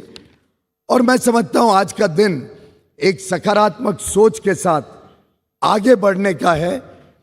कई सारे विषय रहे, आज़ादी के बाद कई सारे चुनौतियां रहीं। शायद कई सारी चुनौतियां समय पे अगर समाधान कर दिया होता तो और जल्दी 2047 के पहले भी देश विकसित बन जाता। पर हमारे पास जो वर्ष मिले, जो काम करने का, देश ने सेवा करने का मौका दिया, उसमें जो अभूतपूर्व प्रगति देश ने देखी है, मैं समझता हूं इसको आगे लेकर इस देश को नई ऊंचाइयों तक माननीय प्रधानमंत्री नरेंद्र मोदी जी के नेतृत्व में हम सब मिलकर काम करेंगे। लक्ष्य बड़ा है, राह कठिन है, पर मुझे पूरा विश्वास है संसद में जो जनप्रतिनिधि बैठेंगे वे अपने दायित्वों का पूर्ण निष्ठा से निर्वहन करेंगे और अमृत काल में एक समृद्ध, सशक्त और विकसित भारत के सृजन का आधार बनेंगे। बहुत बहुत धन्यवाद। भारत माता की जय। सादर धन्यवाद सर। अब मेरा सादर अनुरोध राज्यसभा में नेता प्रतिपक्ष श्री मल्लिकार्जुन खड़गे जी से कि वे अपना संबोधन प्रस्तुत करें।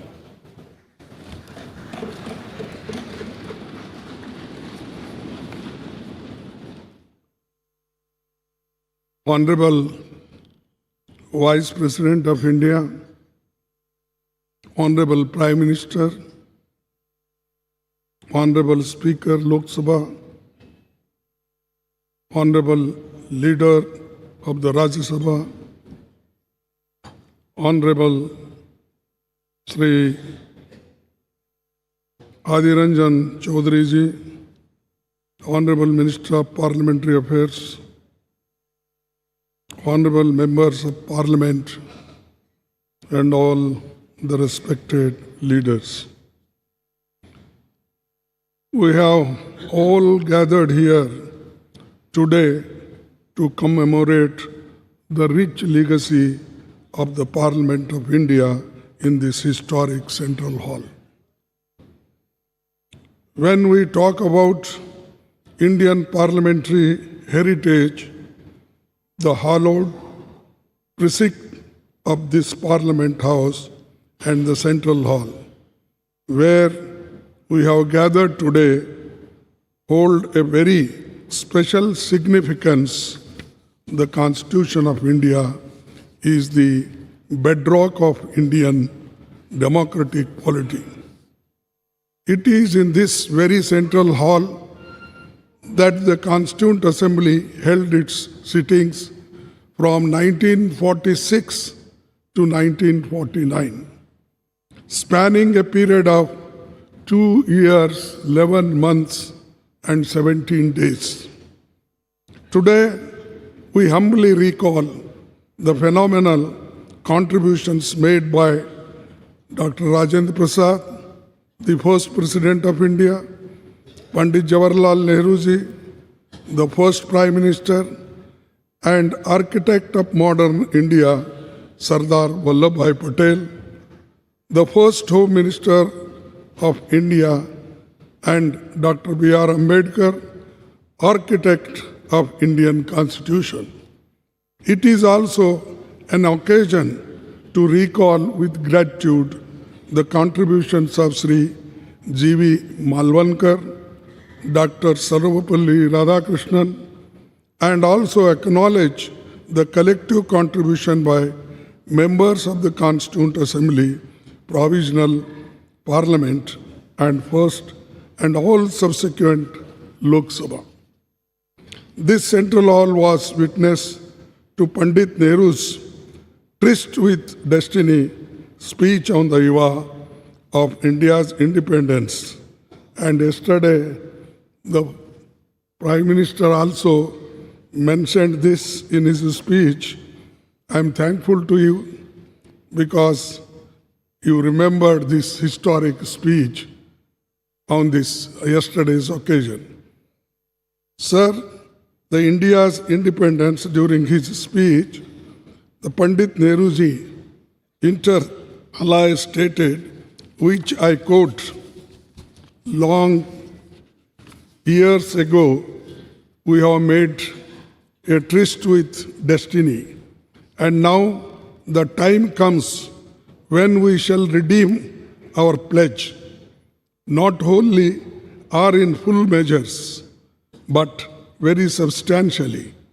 At the stroke of the midnight hour, when the world sleeps, India will awake to life and freedom.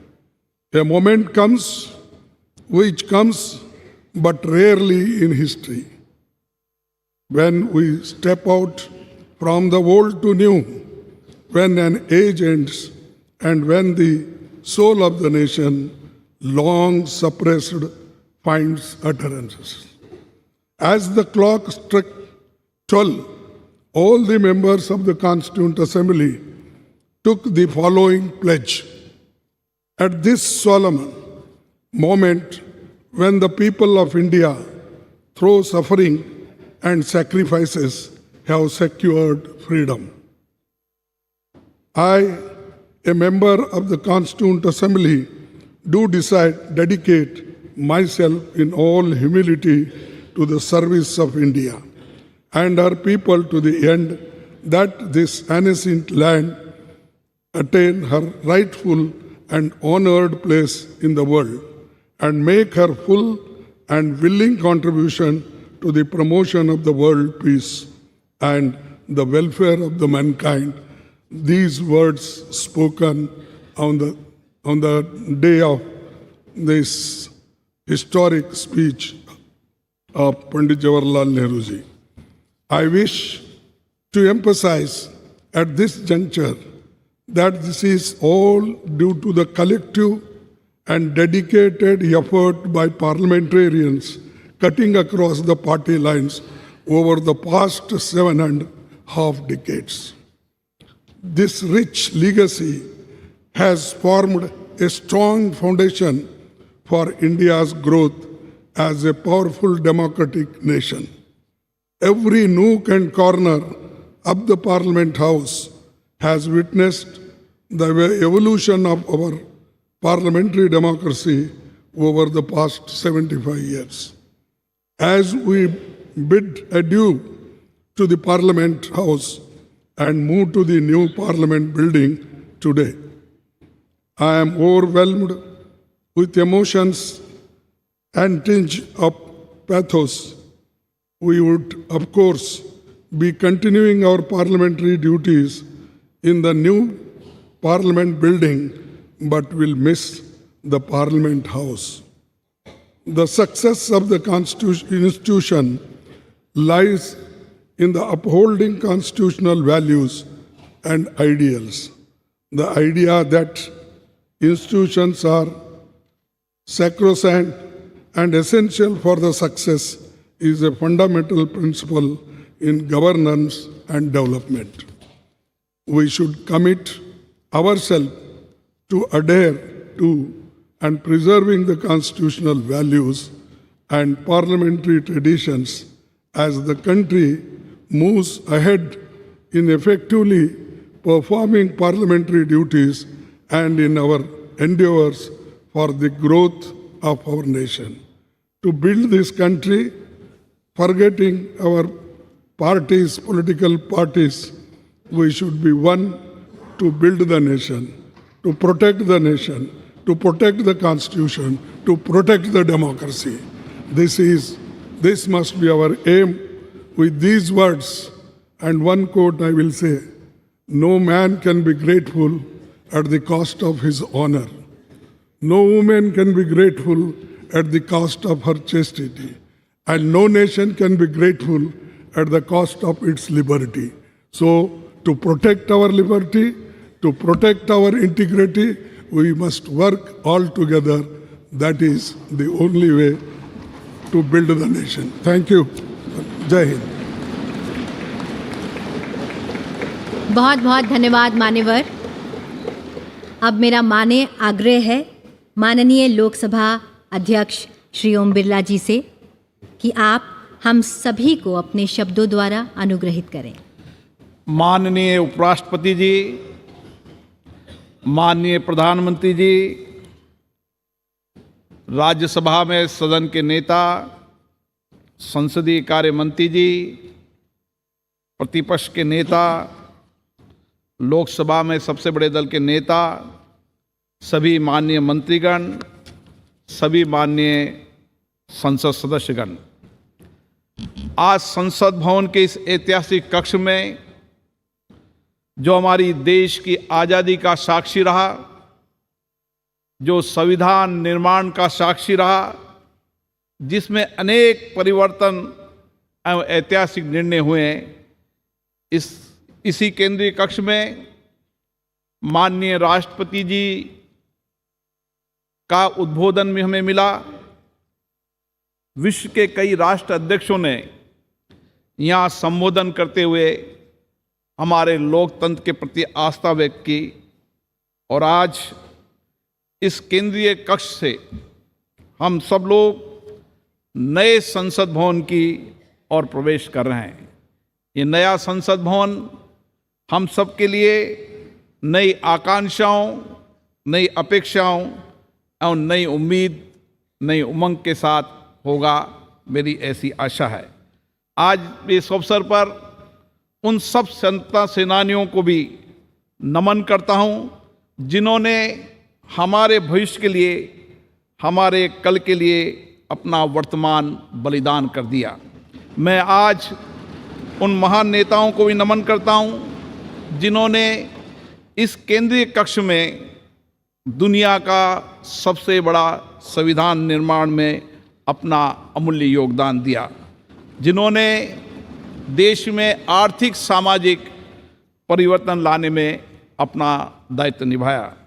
आज हम उन सभी मान्य सदस्यों को भी स्मरण कर रहे हैं, याद कर रहे हैं, जो हमारे बीच में नहीं रहे लेकिन जिन्होंने अपने संवैधानिक दायित्वों का निर्वहन करते हुए देश की प्रगति में योगदान दिया। मैं आज संसद के उन सभी माननीय सांसदों का भी हार्दिक अभिनंदन करता हूं जिनके लंबे संसदीय अनुभव का लाभ आज हमें मिल रहा है। ये संसद भवन अनेक ऐतिहासिक घटनाओं, निर्णयों और परिवर्तनकारी कानूनों के निर्माण का साक्षी रहा है। हमारी संसद कई घटनाओं का मंच रही है जिन्होंने 75 वर्षों में इस देश को एक ऐसा स्वरूप दिया है जो दुनिया में एक नई ताकत और सामर्थ्य रखता है। हमारी संसद देश की करोड़ों जनता की अभिव्यक्ति एवं भावनाओं का माध्यम रही है, जहां हमें लोकतांत्रिक संस्कृति के अनुरूप चर्चा और संवाद से अनेक चुनौतियों का समाधान निकाला है और कई श्रेष्ठतम प्रतिमान स्थापित किए हैं। इन 75 वर्ष की संसदीय लोकतंत्र की गौरवशाली यात्रा में हमने देश में कई क्रांतिकारी बदलाव भी किए। आज जनता नए भारत के लिए आकांक्षी है।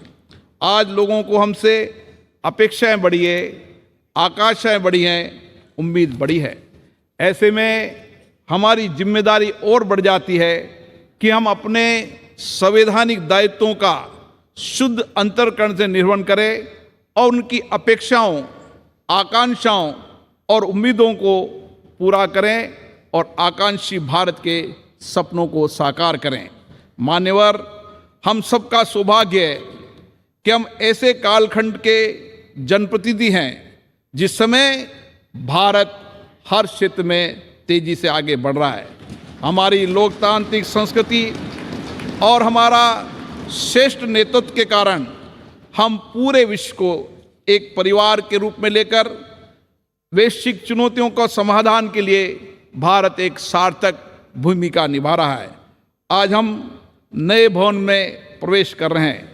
नए भवन में प्रवेश करते समय विकसित भारत बनाने की हमारी प्रतिबद्धता को हम दोहराने का अवसर भी है। हमारा संकल्प है कि हम इसी संसदीय लोकतंत्र से सामूहिक चर्चा, संवाद, सहमति, असहमति और कठिन परिश्रम से सारे देश की जनभागीदारी के साथ इन आकांक्षाओं को पूरा करेंगे। विश्व के सबसे बड़े संसदीय लोकतंत्र होने के नाते हमारी जिम्मेदारी और बढ़ जाती है। इसलिए आवश्यक है कि हमारी संसद हर एक मुद्दे पर चर्चा करे, सार्थक सकारात्मक दिशा दे, कानून बनाते समय सारगर्भित चर्चा हो, सकारात्मक के साथ चर्चा हो, ताकि हम देश को और अधिक समर्थ एवं समर्थ बना सकें। और इसमें हमारी संसद की उल्लेखनीय भूमिका होनी चाहिए। आज़ादी के इस अमृत काल में हम 2047 तक विकसित भारत के निर्माण के लक्ष्य को लेकर चल रहे हैं। विकसित भारत बनाने का ये लक्ष्य हमारी संसद के माध्यम से साकार होगा। हम ऐसे संकल्प की प्रतिबद्धता के साथ नए भवन में प्रवेश करेंगे जहां हमारी भागीदारी भी होगी, जनता की अपेक्षाएं भी पूरी होगी और नए आकांक्षी भारत और 2047 में विकसित भारत के सपने को भी पूरा पकाएंगे।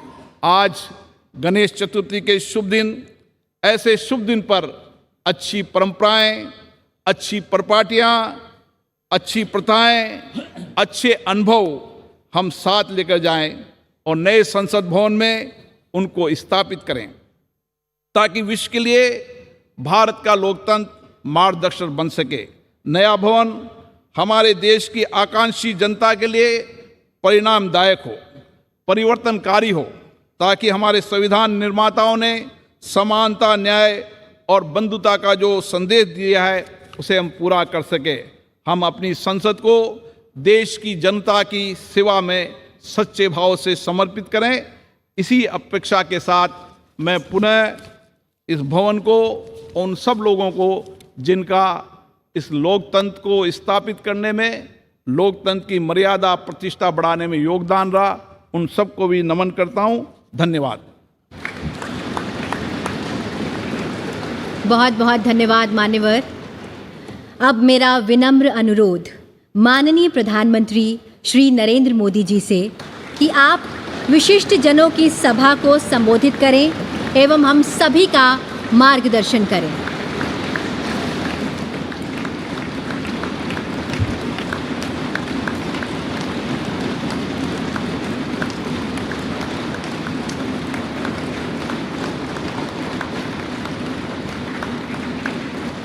आदरणीय उपराष्ट्रपति जी,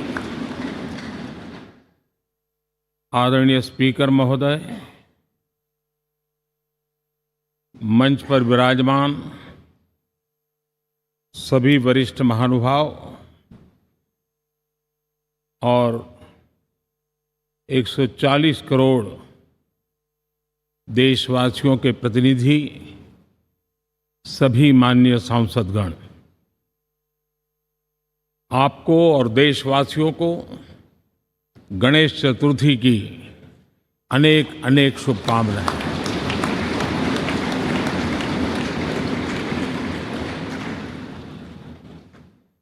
आज नए संसद भवन में हम सब मिलकर के नए भविष्य का श्री गणेश करने जा रहे हैं।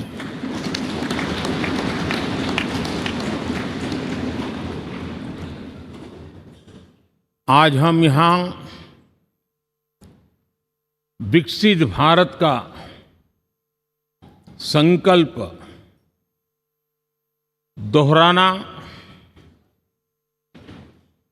फिर एक बार संकल्पबद्ध होना और उसको परिपूर्ण करने के लिए जी जान से जुटने के इरादे से नए भवन की तरफ प्रस्थान कर रहे हैं।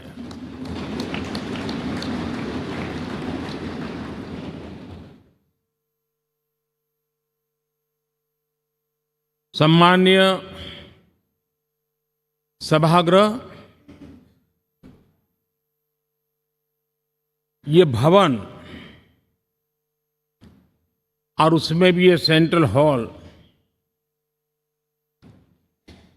एक प्रकार से हमारी भावनाओं से भरा हुआ है। हमें भावुक भी करता है और हमें हमारे कर्तव्य के लिए प्रेरित भी करता है। आजादी के पूर्व ये खंड एक प्रकार से लाइब्रेरी के रूप में इस्तेमाल होता था, लेकिन बाद में संविधान सभा की बैठक यहाँ शुरू हुई और उन संविधान सभा की बैठकों के द्वारा गहन चर्चा विचारणा कर करके हमारा संविधान यहीं पर आकार लिया। यहीं पर 1947 में अंग्रेजी हुकूमत ने सत्ता हस्तांतरण किया, उस प्रक्रिया का भी साक्षी हमारा ये सेंट्रल हॉल है। इसी सेंट्रल हॉल में भारत के तिरंगे को अपनाया गया, हमारे राष्ट्रगान को अपनाया गया और ऐतिहासिक अवसरों पर आजादी के बाद भी सभी सरकारों के दरमियान अनेक अवसर आए जब दोनों सदनों ने मिलकर के यहाँ पर भारत के भाग्य को गढ़ने के पर विचार किया, सहमति बनाई और निर्णय भी किए। 1952 के बाद दुनिया के करीब 41 राष्ट्राध्यक्षों ने इस सेंट्रल हॉल में हमारे सभी माननीय सांसदों को संबोधित किया है।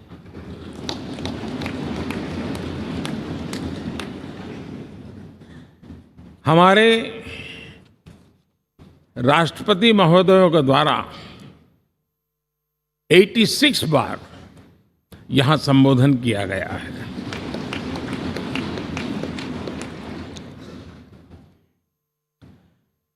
बीते 7 दशकों में जो भी साथी इन जिम्मेवारियों से गुजरे हैं, जिम्मेवारियों को संभाली है, अनेक कानूनों, अनेक संशोधन और अनेक सुधारों का हिस्सा रहे हैं।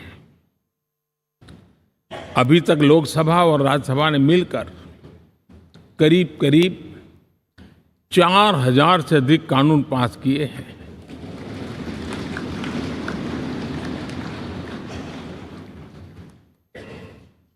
और कभी जरूरत पड़ी तो ज्वाइंट सेशन के माध्यम से भी कानून पारित करने की दिशा में रणनीति बनानी पड़ी और उसके तहत भी दहेज रोकथाम कानून हो, बैंकिंग सर्विस कमीशन बिल हो, आतंक से लड़ने के लिए कानून हो, ये संयुक्त सत्र में पास किए गए हैं, इसी गृह में पास किए गए। इसी संसद में मुस्लिम बहन बेटियों को न्याय की जो प्रतीक्षा थी, शाहबानो केस के कारण कुछ गाड़ी उल्टी पार्टी पर चढ़ गई थी। इसी सदन ने हमारी उस गलतियों को ठीक किया और 3 तलाक विरुद्ध कानून हम सब ने मिलकर के पारित किया। संसद ने बीते वर्षों में ट्रांसजेंडर को न्याय देने वाले कानूनों का भी निर्माण किया। इसके माध्यम से हम ट्रांसजेंडर के प्रति सद्भाव और सम्मान के भाव के साथ उनको नौकरी, शिक्षा, स्वास्थ्य, बाकी जो सुविधाएं हैं, एक गरिमा के साथ प्राप्त कर सके, इसकी दिशा में हम आगे बढ़े। हम सभी ने मिलकर हमारे दिव्यांग जनों के लिए भी उनकी जरूरतों को देखते हुए, उनके एस्पिरेशंस को देखते हुए ऐसे कानूनों का निर्माण किया जो उनके लिए उज्जवल भविष्य की गारंटी बन रहे हैं। आर्टिकल 370 हटाने से लेकर वो विषय ऐसा रहा जो शायद ही कोई दशक ऐसा होगा कि चर्चा न हुई हो, चिंता न हुई हो और मांग न हुई हो। आक्रोश भी व्यक्त हुआ, सभागृह में भी हुआ, सभागृह के बाहर भी हुआ। लेकिन हम सबका सौभाग्य है कि हमें सदन में आर्टिकल 370 से मुक्ति पाने का, अलगाववाद, आतंकवाद के खिलाफ लड़ाई लड़ने का एक बड़ा महत्वपूर्ण कदम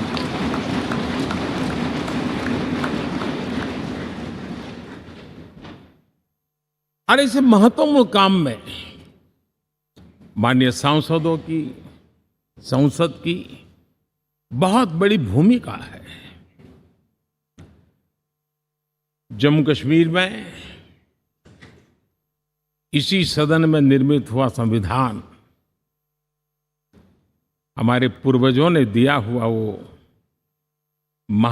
महामूल्य दस्तावेज जम्मू कश्मीर में लागू करते हैं तो इस मिट्टी को प्रणाम करने का मन करता है।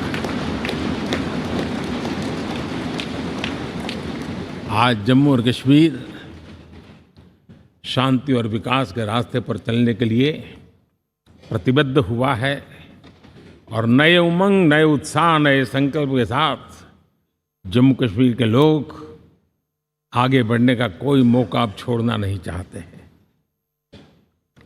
ये दिखाता है कि संसद के सदस्यों ने मिलकर के संसद के भवन में कितने महत्वपूर्ण काम किए हैं।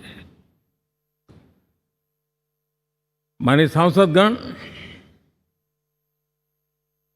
लाल किले से मैंने कहा था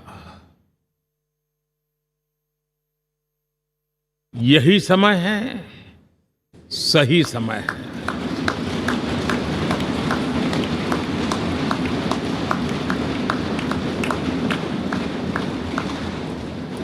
एक के बाद एक घटनाओं की तरफ हम नजर करेंगे। हर घटना इस बात का गवाह दे रही है कि आज भारत एक नई चेतना के साथ पुनर्जागृत हो चुका है।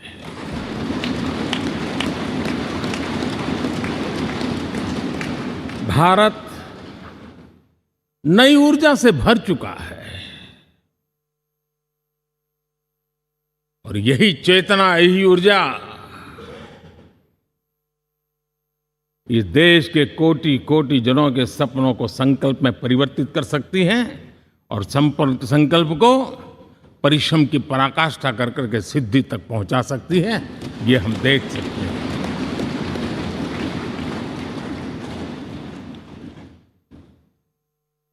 और मेरा विश्वास है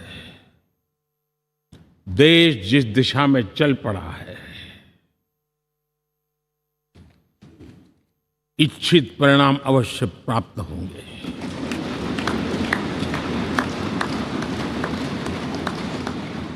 हम गति जितनी तेज करेंगे, परिणाम उतने जल्दी मिलेंगे।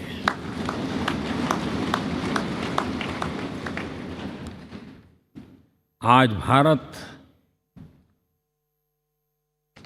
5वीं अर्थव्यवस्था पर पहुंचा है, लेकिन पहले 3 में पहुंचने के संकल्प के साथ बढ़ रहा है।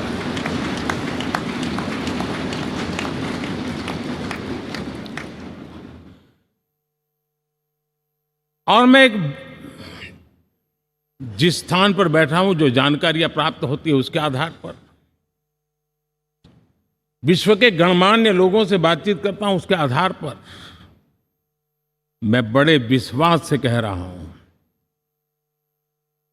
हम में से कुछ लोगों की निराशा हो सकती है, लेकिन दुनिया आश्वस्त है कि भारत टॉप 3 में पहुंच के रहेगा।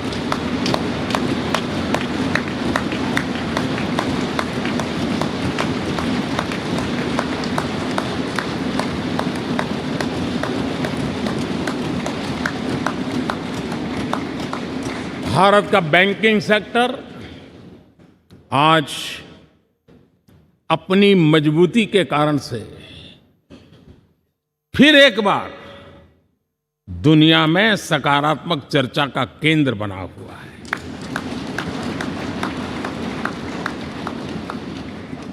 भारत का गवर्नेंस का मॉडल, यूपीआई,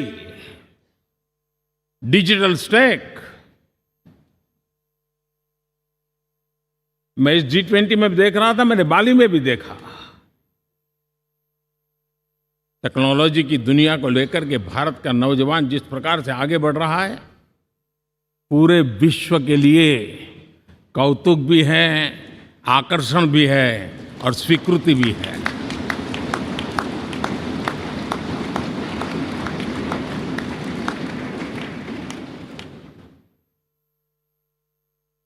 हम सब उस ऐसे कालखंड में हैं, मैं कहूंगा हम लोग एक भाग्यवान लोग हैं। ऐसी भाग्यवान समय में हमें कुछ दायित्व निभाने का अवसर आया है, और हमारा सबसे बड़ा भाग्य है कि आज इंडियन एस्पिरेशंस उस ऊंचाई पर हैं जो शायद पिछले 1000 साल में नहीं रहे होंगे।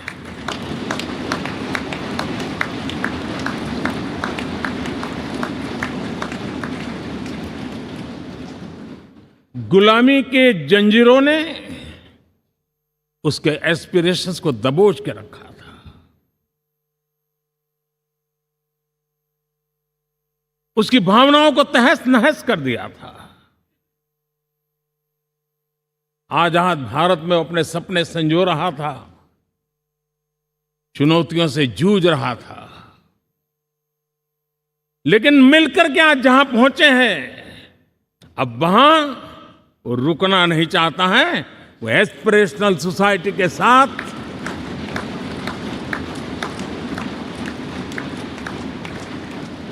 नए लक्ष्य गढ़ना चाहता है।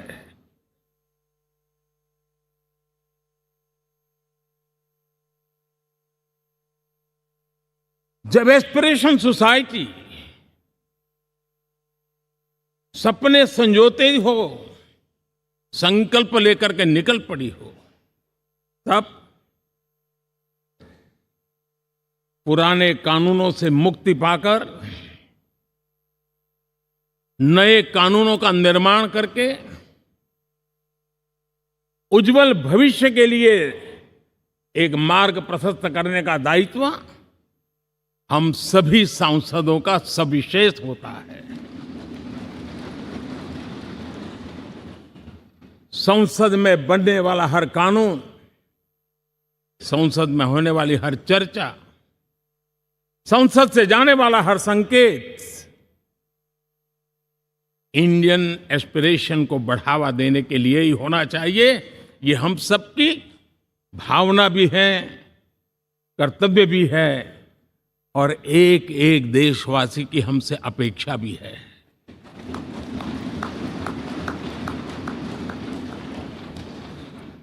हम जो भी रिफॉर्म करें उसके मूल में इंडियन एस्पिरेशन सबसे सर्वोच्च पद पर होना चाहिए, प्राथमिकता पर होना चाहिए।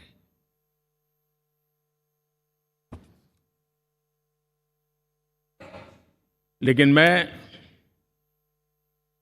बहुत सोच समझ करके कहना चाहता हूं, क्या कभी छोटे कैनवास पर कोई बड़ा चित्र बना सकता है क्या?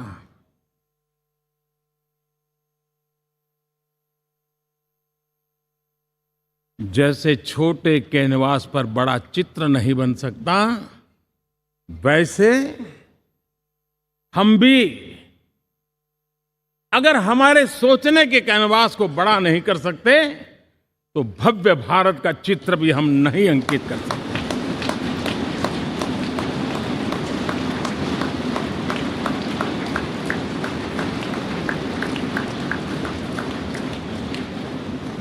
पचहत्तर साल का हमारे पास अनुभव है।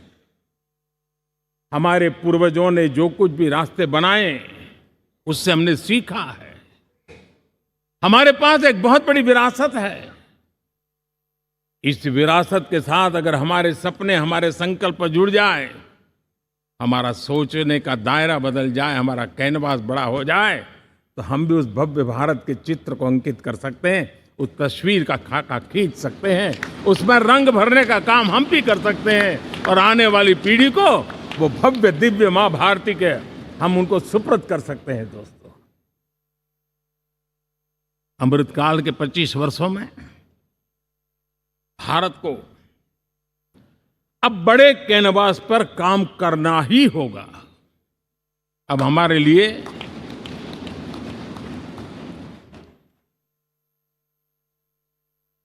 छोटी छोटी चीजों में उलझना वो वक्त चला गया है। हमें आत्मनिर्भर भारत बनाने के लक्ष्य को सबसे पहले परिपूर्ण करना चाहिए और हमसे शुरुआत होती है, हर नागरिक से शुरुआत होती है। और आज दुनिया में भी एक समय ऐसा था कि लोग मुझे कहते थे, हमारे बड़े बड़े बुद्धिजीवी और अर्थशास्त्री लिखते थे कि मोदी आत्मनिर्भर की बात करता है तो मल्टीलेटरलिज्म के सामने चुनौती तो बन नहीं जाएगा, ग्लोबल इकोनॉमी के जमाने में ठीक तो नहीं होगा।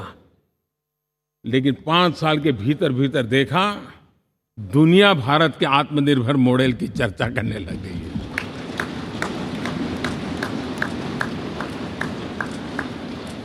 और कौन हिंदुस्तानी नहीं चाहेगा कि डिफेंस सेक्टर में आत्मनिर्भर हो, एनर्जी सेक्टर में हम आत्मनिर्भर हो, एडिबल ऑयल, क्या इस देश को आत्मनिर्भर नहीं होना चाहिए? कृषि प्रधान देश हम कहते हैं, खाने का तेल क्या अब देश बाहर से लाएगा? बहुत समय की मांग है कि हमें आत्मनिर्भर भारत को संकल्प को पूरा करना, ये हम सबका दायित्व है। उसमें दल आड़े नहीं आते हैं, सिर्फ दिल चाहिए, देश के लिए चाहिए।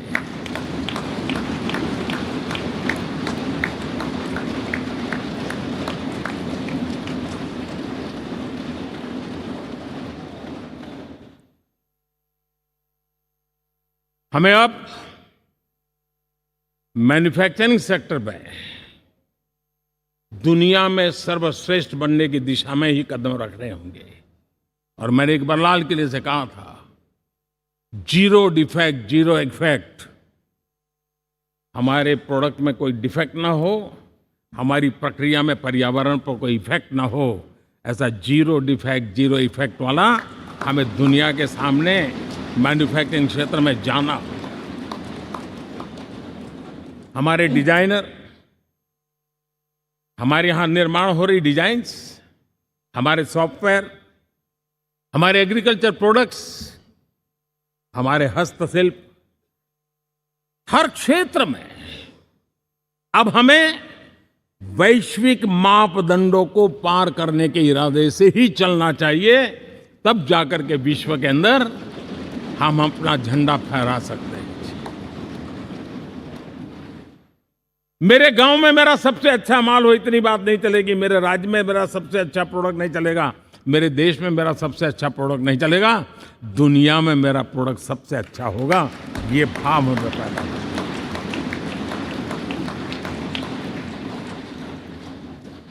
हमारी यूनिवर्सिटीज दुनिया के अंदर टॉप रैंकिंग में आए, अब इसमें हमें पीछे नहीं रहना है। हमारे शिक्षा जगत को नई नेशनल एजुकेशन पॉलिसी मिली है, एक खुलापन है, सर्व स्वीकृत बनी है। उसके सहारे अब हमें चल पाना है। और दुनिया के टॉप मोस्ट यूनिवर्सिटीज में अभी जब G20 में विश्व के मेहमान आए तो मैंने नालंदा की एक तस्वीर रखी थी वहाँ। और जब मैं दुनिया को कहता था 1500 साल पहले मेरे देश में दुनिया की उत्तम से उत्तम यूनिवर्सिटी हुआ करती थी, तो उन सुनते ही रह जाते थे। लेकिन हमें उसे प्रेरणा लेनी है, पर प्राप्त तो अभी करके रहना है। ये हमारा संकल्प होना चाहिए। आज हमारे देश का नौजवान खेल जगत के अंदर दुनिया में हमारी पहचान बना रहा है। टियर 2, टियर 3 सिटी से, गांव, गरीब परिवारों से, गांव से देश के नौजवान, देश की बेटे बेटियां आज खेलकूद के जगत जीवन में हमारा नाम रोशन कर रही है। लेकिन देश चाहता है और देश का संकल्प होना चाहिए कि अब खेलकूद के हर पोडियम पे हमारा तिरंगा भी लहराता होगा।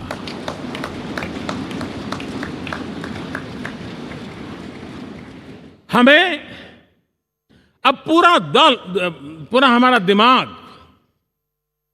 क्वालिटी पर फोकस करना ही होगा, ताकि हम विश्व की आशा अपेक्षाओं के अनुकूल और भारत के सामान्य मानव के जीवन में भी क्वालिटी ऑफ लाइफ के प्रति जो एस्पिरेशन बढ़ा है, उसको हम एड्रेस कर पाए। और जैसे मैंने कहा कि हम भाग्यवान हैं कि हम उस समय काम कर रहे हैं जब समाज अपने आप एक एस्पिरेशनल सोसाइटी है। हमारा और भी एक भाग्य है कि हम उस समय हैं जब हिंदुस्तान युवा देश है। हम दुनिया में सबसे ज्यादा जन आबादी वाला तो देश बने ही हैं, लेकिन सबसे बड़ी आबादी, उसमें भी सबसे युवा, ये पहली बार हुआ है।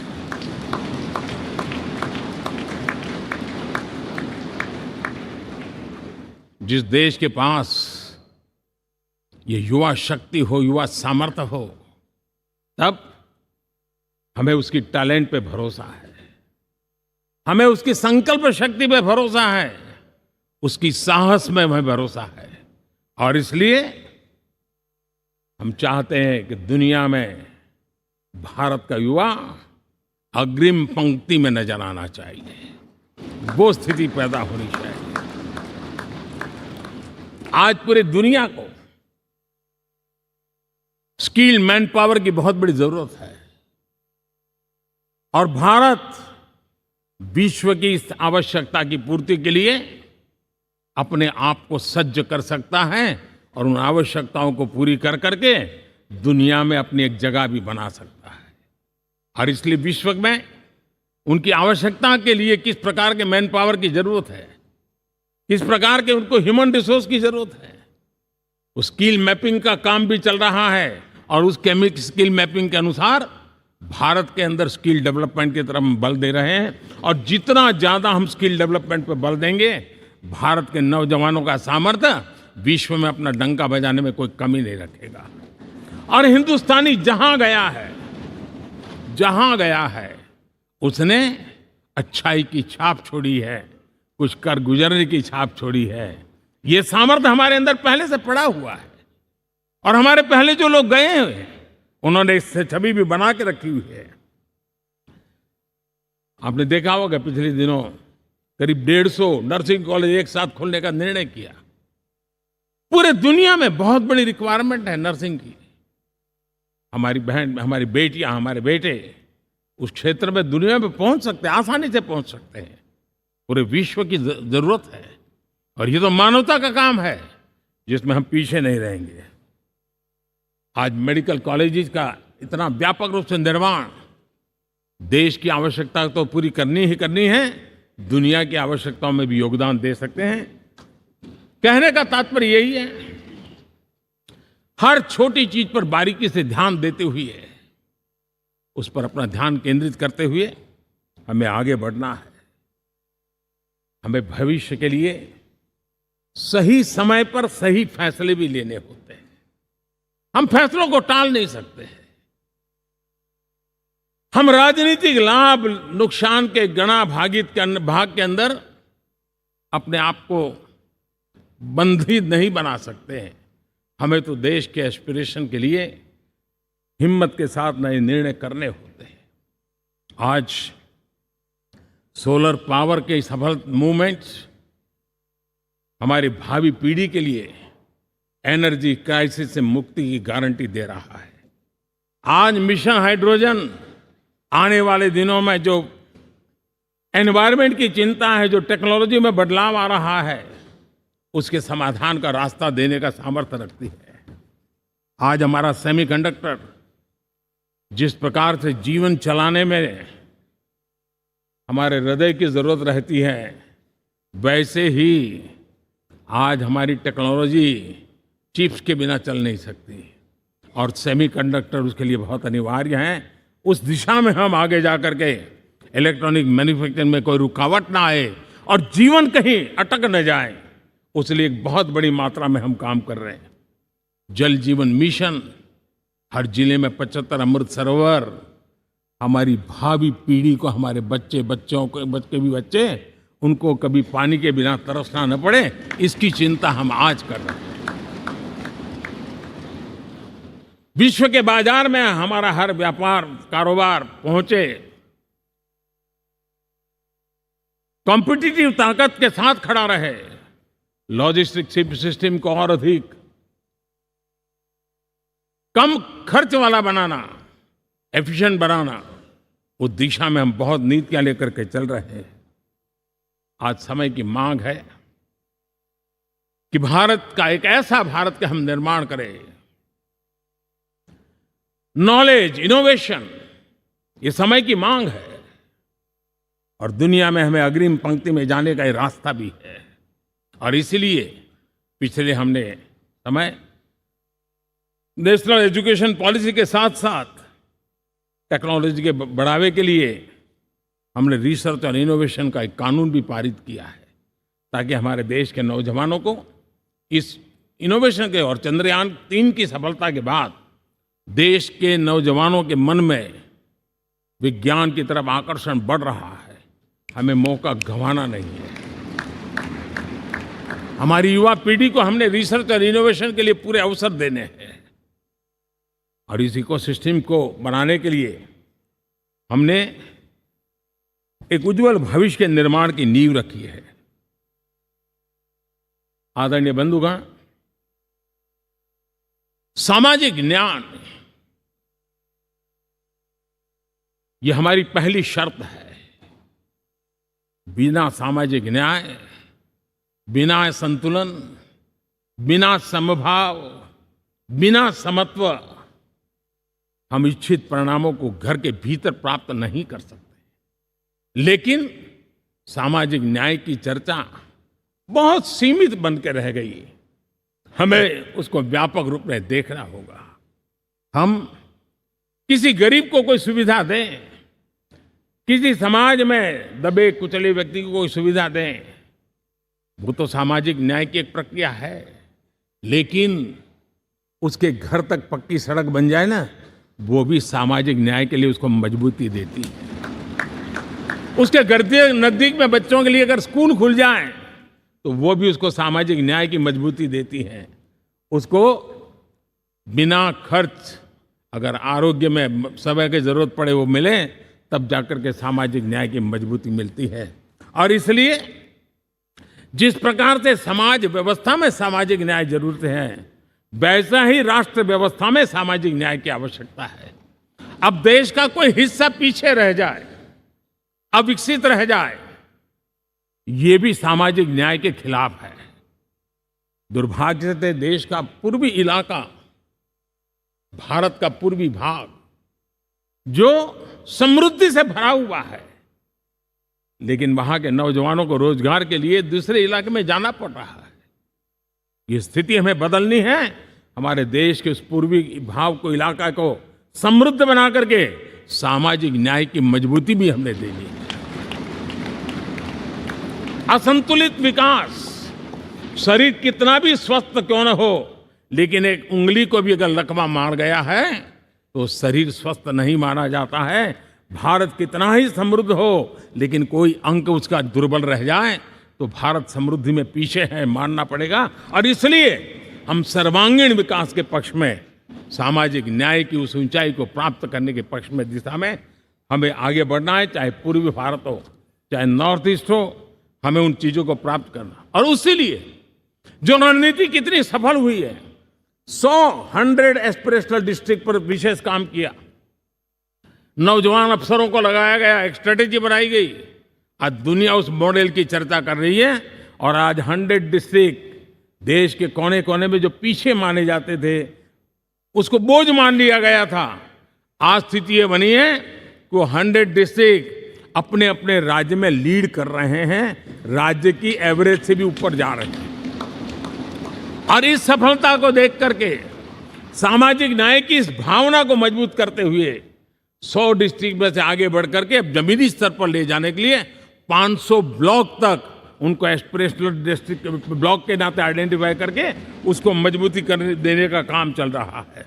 और मुझे विश्वास है ये एस्पिरेशनल ब्लॉक्स हैं, वो एक विकास का नया मॉडल बनने वाले हैं। वो एक प्रकार से देश के विकास के एक नए ऊर्जा केंद्र बनने की संभावना रखते हैं। और उस दिशा में भी हम आगे बढ़ रहे हैं। माननीय सांसदगण, आज विश्व की नजर भारत पर है। शीत युद्ध के समय हमारी पहचान कूटनिरपेक्ष देश के रूप में रही। उस समय की जो जरूरत थी, उसके जो लाभ होने थे, उस समय से हम गुजरे हैं। लेकिन अब भारत का स्थान कुछ और बना है। और इसलिए उस समय कूटनिरपेक्ष की अवस्था आवश्यक होगी।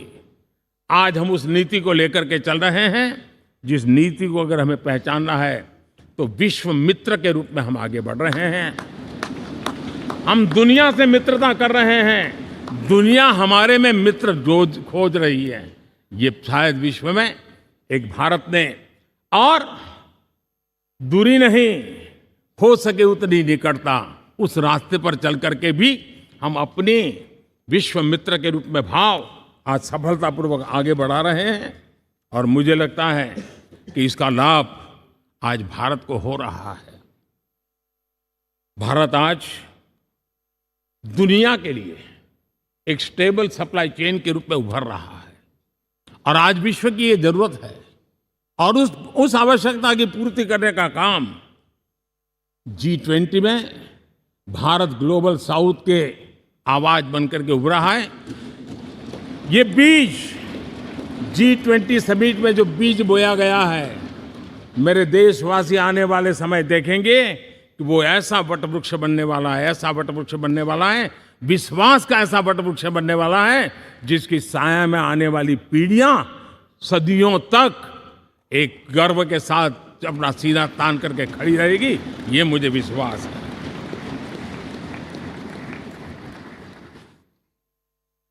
इस G20 में एक बहुत बड़ा काम हमने किया है, बायोफ्यूल अलायंस का।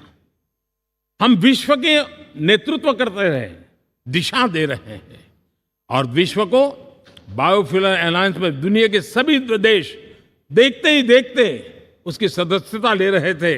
और एक बहुत बड़ा आंदोलन खड़ा होने जा रहा है, और जिसका नेतृत्व ये हमारा भारत कर रहा है। छोटे छोटे महाद्वीप, उनके साथ भी आर्थिक कॉरिडोर बनाने की दिशा में हमने बड़ी मजबूती के साथ कदम उठाए हैं। आदरणीय बंधुगण,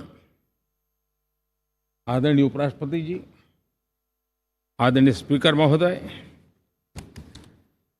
आज हम यहां से विदाई लेकर के नए भवन में जा रहे हैं, संसद के नए भवन में बैठने वाले हैं और ये शुभ है, गणेश चतुर्थी के दिन बैठ रहे हैं।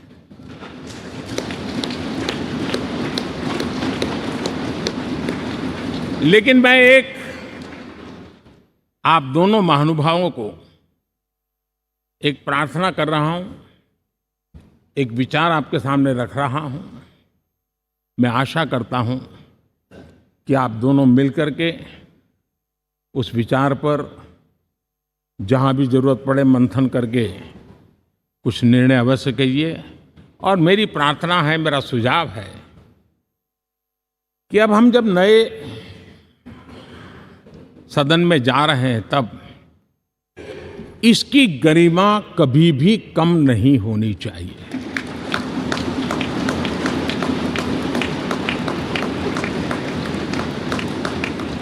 इसे सिर्फ पुरानी पार्लियामेंट कहकर के छोड़ दें, ऐसा नहीं होना चाहिए। और इसलिए मेरी प्रार्थना है कि भविष्य में अगर आप सहमति दे दोनों महानुभाव, तो इसको संविधान सदन के रूप में जाना जाए।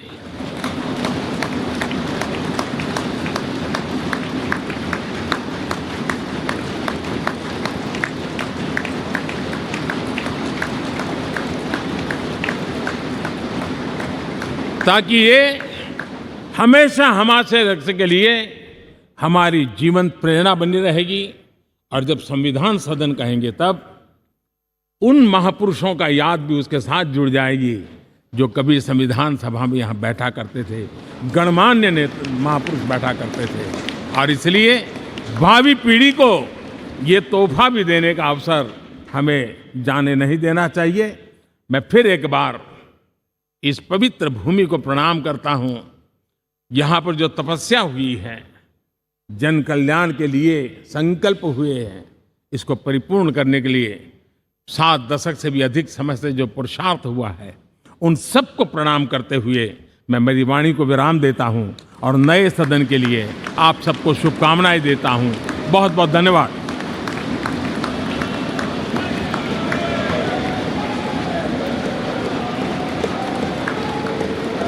बहुत बहुत धन्यवाद मान्यवर। अब मेरा विनम्र निवेदन माननीय उपराष्ट्रपति जी एवं राज्यसभा सभापति श्री जगदीप धनखड़ जी से कि आप हम सभी का मार्ग प्रशस्त करें।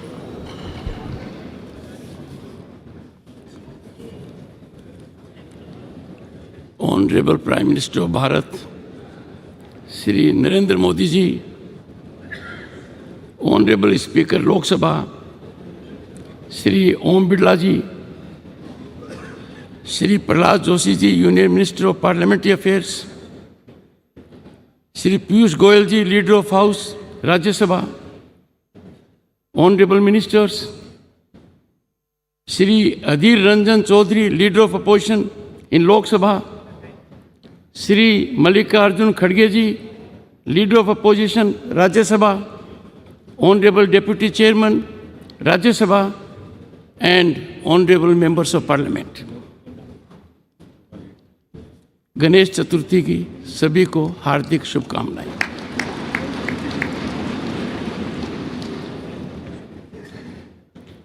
माननीय प्रधानमंत्री जी ने अचानक होमवर्क दे दिया और प्रधानमंत्री जी के बाद बोलना अपने आप में बहुत बड़ी चुनौती है।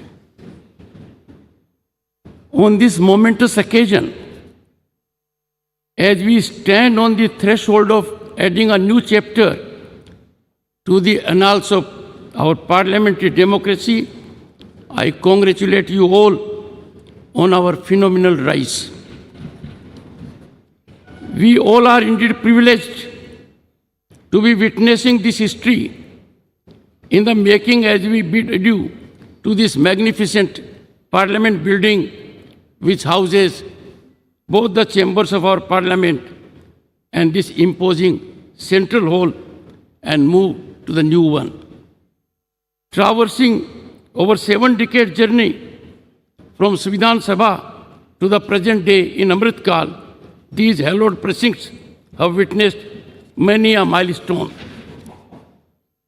Honorable members, from tryst with destiny at midnight of 15th August 1947 to unfolding of innovative, impactful, forward-looking GST regime at midnight of June 30, 2047, and now this significant day. In this very central hall, the members of the Constituent Assembly embarked upon the journey to accomplish the daunting task of drafting the Constitution of India. Deliberations in the Constituent Assembly in this theatre exemplified decorum and healthy debate. Contentious issues were negotiated in a spirit of consensus with scholarly debate and spirited deliberations. Honorable members, we all need to emulate the exemplary conduct of our founding fathers. The new building of Parliament, a testament to dawn of Atmanirbhar Bharat, is much beyond an architectural marvel. It is a reflection of India's rich cultural diversity, a symbol of national pride, unity, and identity. Impactfully organized G20 resulted in demonstration of India's global power.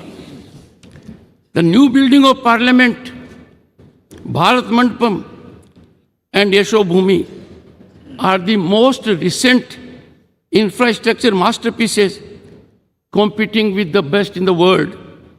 These iconic venues are set to play a pivotal role in shaping India's tomorrow.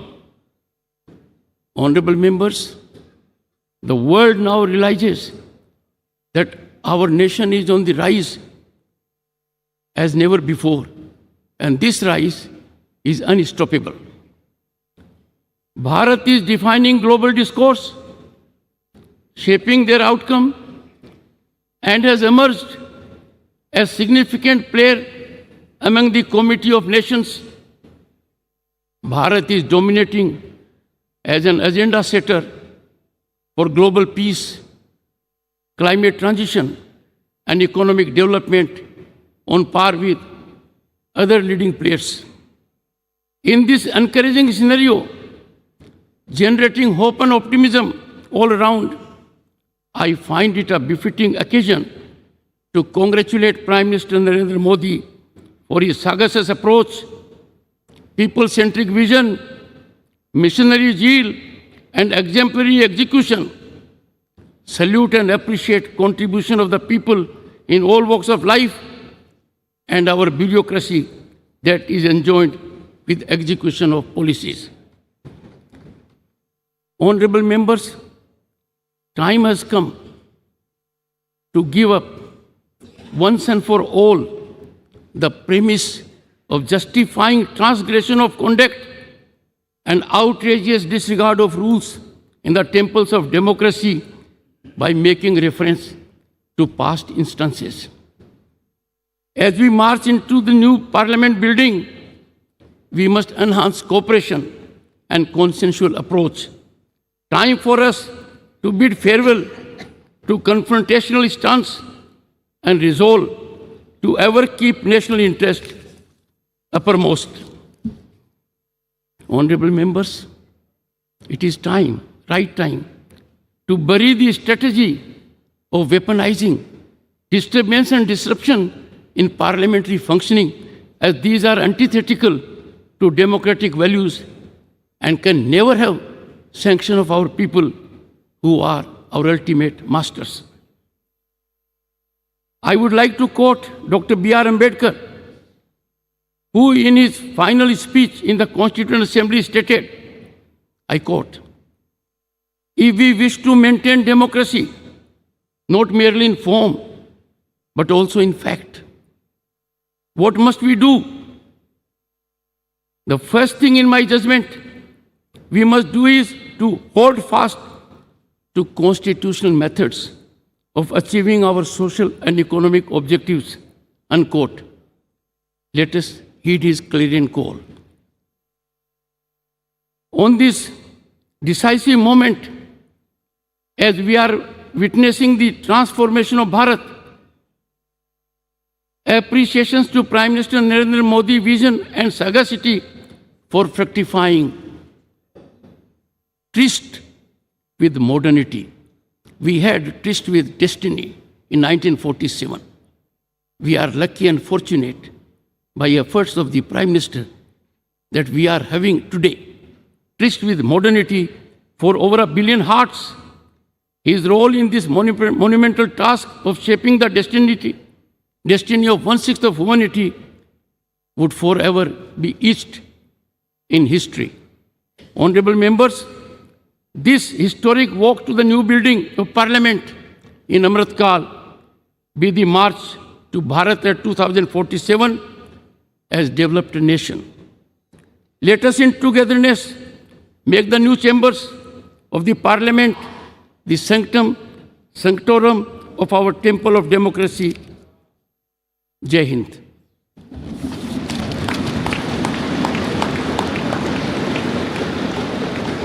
सादर धन्यवाद मान्यवर। कार्यक्रम के समापन से पूर्व आप सभी से अनुरोध कि राष्ट्रगीत के सम्मान में अपने स्थान पर खड़े हो जाएं।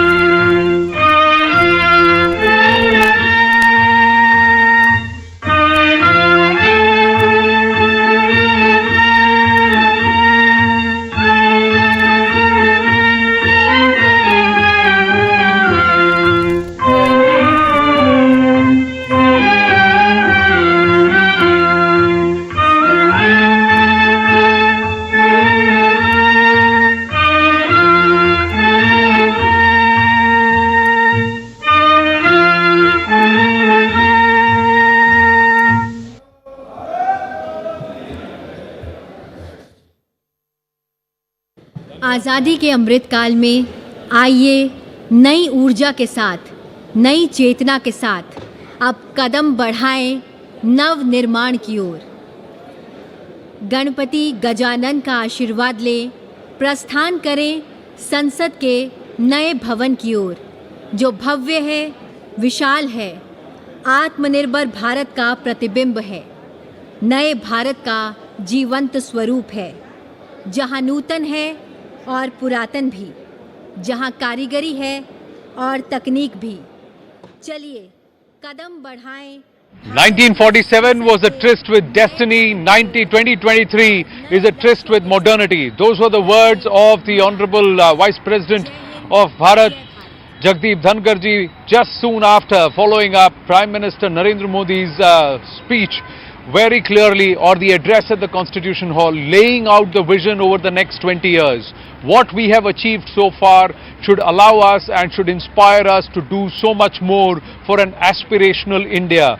An India that deserves more, an India that wants more, but he's also laid out the principles of this aspiration, very clearly saying that the youngest perhaps democracy in the world, the youngest with perhaps the youngest population, and at a time when we are on the growth path, he said that we have to aspire not just to be the best in our own locality, locally, not just in our city or in our state, not just in our country, but we have to make the best in the world. So we have to strive for quality, zero defect, zero effect. That kind of a vision he's laid out, and he said aspirational blocks, the 100 aspirational districts will now translate into 500 aspirational blocks, because we need inclusive development everywhere. When we talk about social justice, it should not be perfunctory, it should not be tokenism.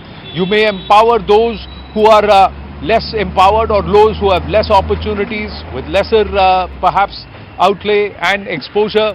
But is that not, is building a permanent house for them not empowering them, not social justice?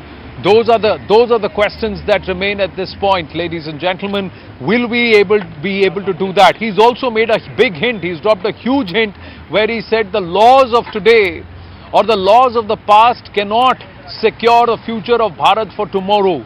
Those laws have to be revisited. Those laws have to be strengthened, and we have to draft policies, draft laws which will take India towards becoming a developed nation towards 2047, actualizing this dream by 2047. Arunima and Aman with me. Aman and Arunima, more importantly, he's turned around and he's laid out the vision. Om Birla, Piyush Goyal, and before that Mallikarjun Kharge and also Adhir Ranjan Chaudhary. Everybody talking about what has happened in the past. But the Prime Minister actually setting the tone, saying, yes, we are taking the past and we will never forget it, but we've got to take these steps and look ahead into the future. We can't just keep looking back, we've got to look forward. And he's also renamed the Constitutional Hall, saying going forward it will be called the Samvidhan Bhavan, so that the founding fathers are never forgotten.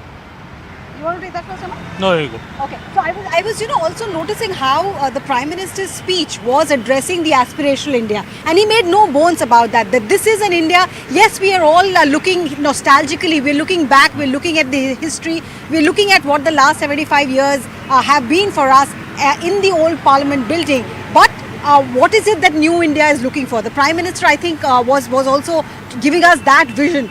Manufacturing, he touched upon that everything that you manufacture should be top class. The interest in science, Chandrayaan making students of today interested in science, and as a young mother, mother of a young child, I know how much that has changed. Chandrayaan has made school students sit up and look at the moon, the sun. Their aspirations are now skyward bounds. Also the way our medical students, the facilities that they are getting. So the Prime Minister, as we are moving to the new building, is also setting for us, what new India, not just a new Parliament building, but how it represents new India. Yes, this aspect of it, we have to become a manufacturing nation. We've got to focus, the emphasis has to be on manufacturing. Aman, that's a big thrust, and he said we need to revisit our laws.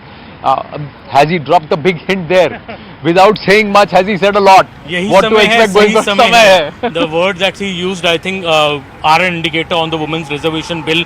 The big ticket move of the Modi government. I think the bill being introduced today, most probably in the Lok Sabha, and being taken up for discussion tomorrow in the Lok Sabha and day after in the Rajya Sabha. I think that is the big ticket decision that PM is speaking about. He's thrown enough hints, Anand.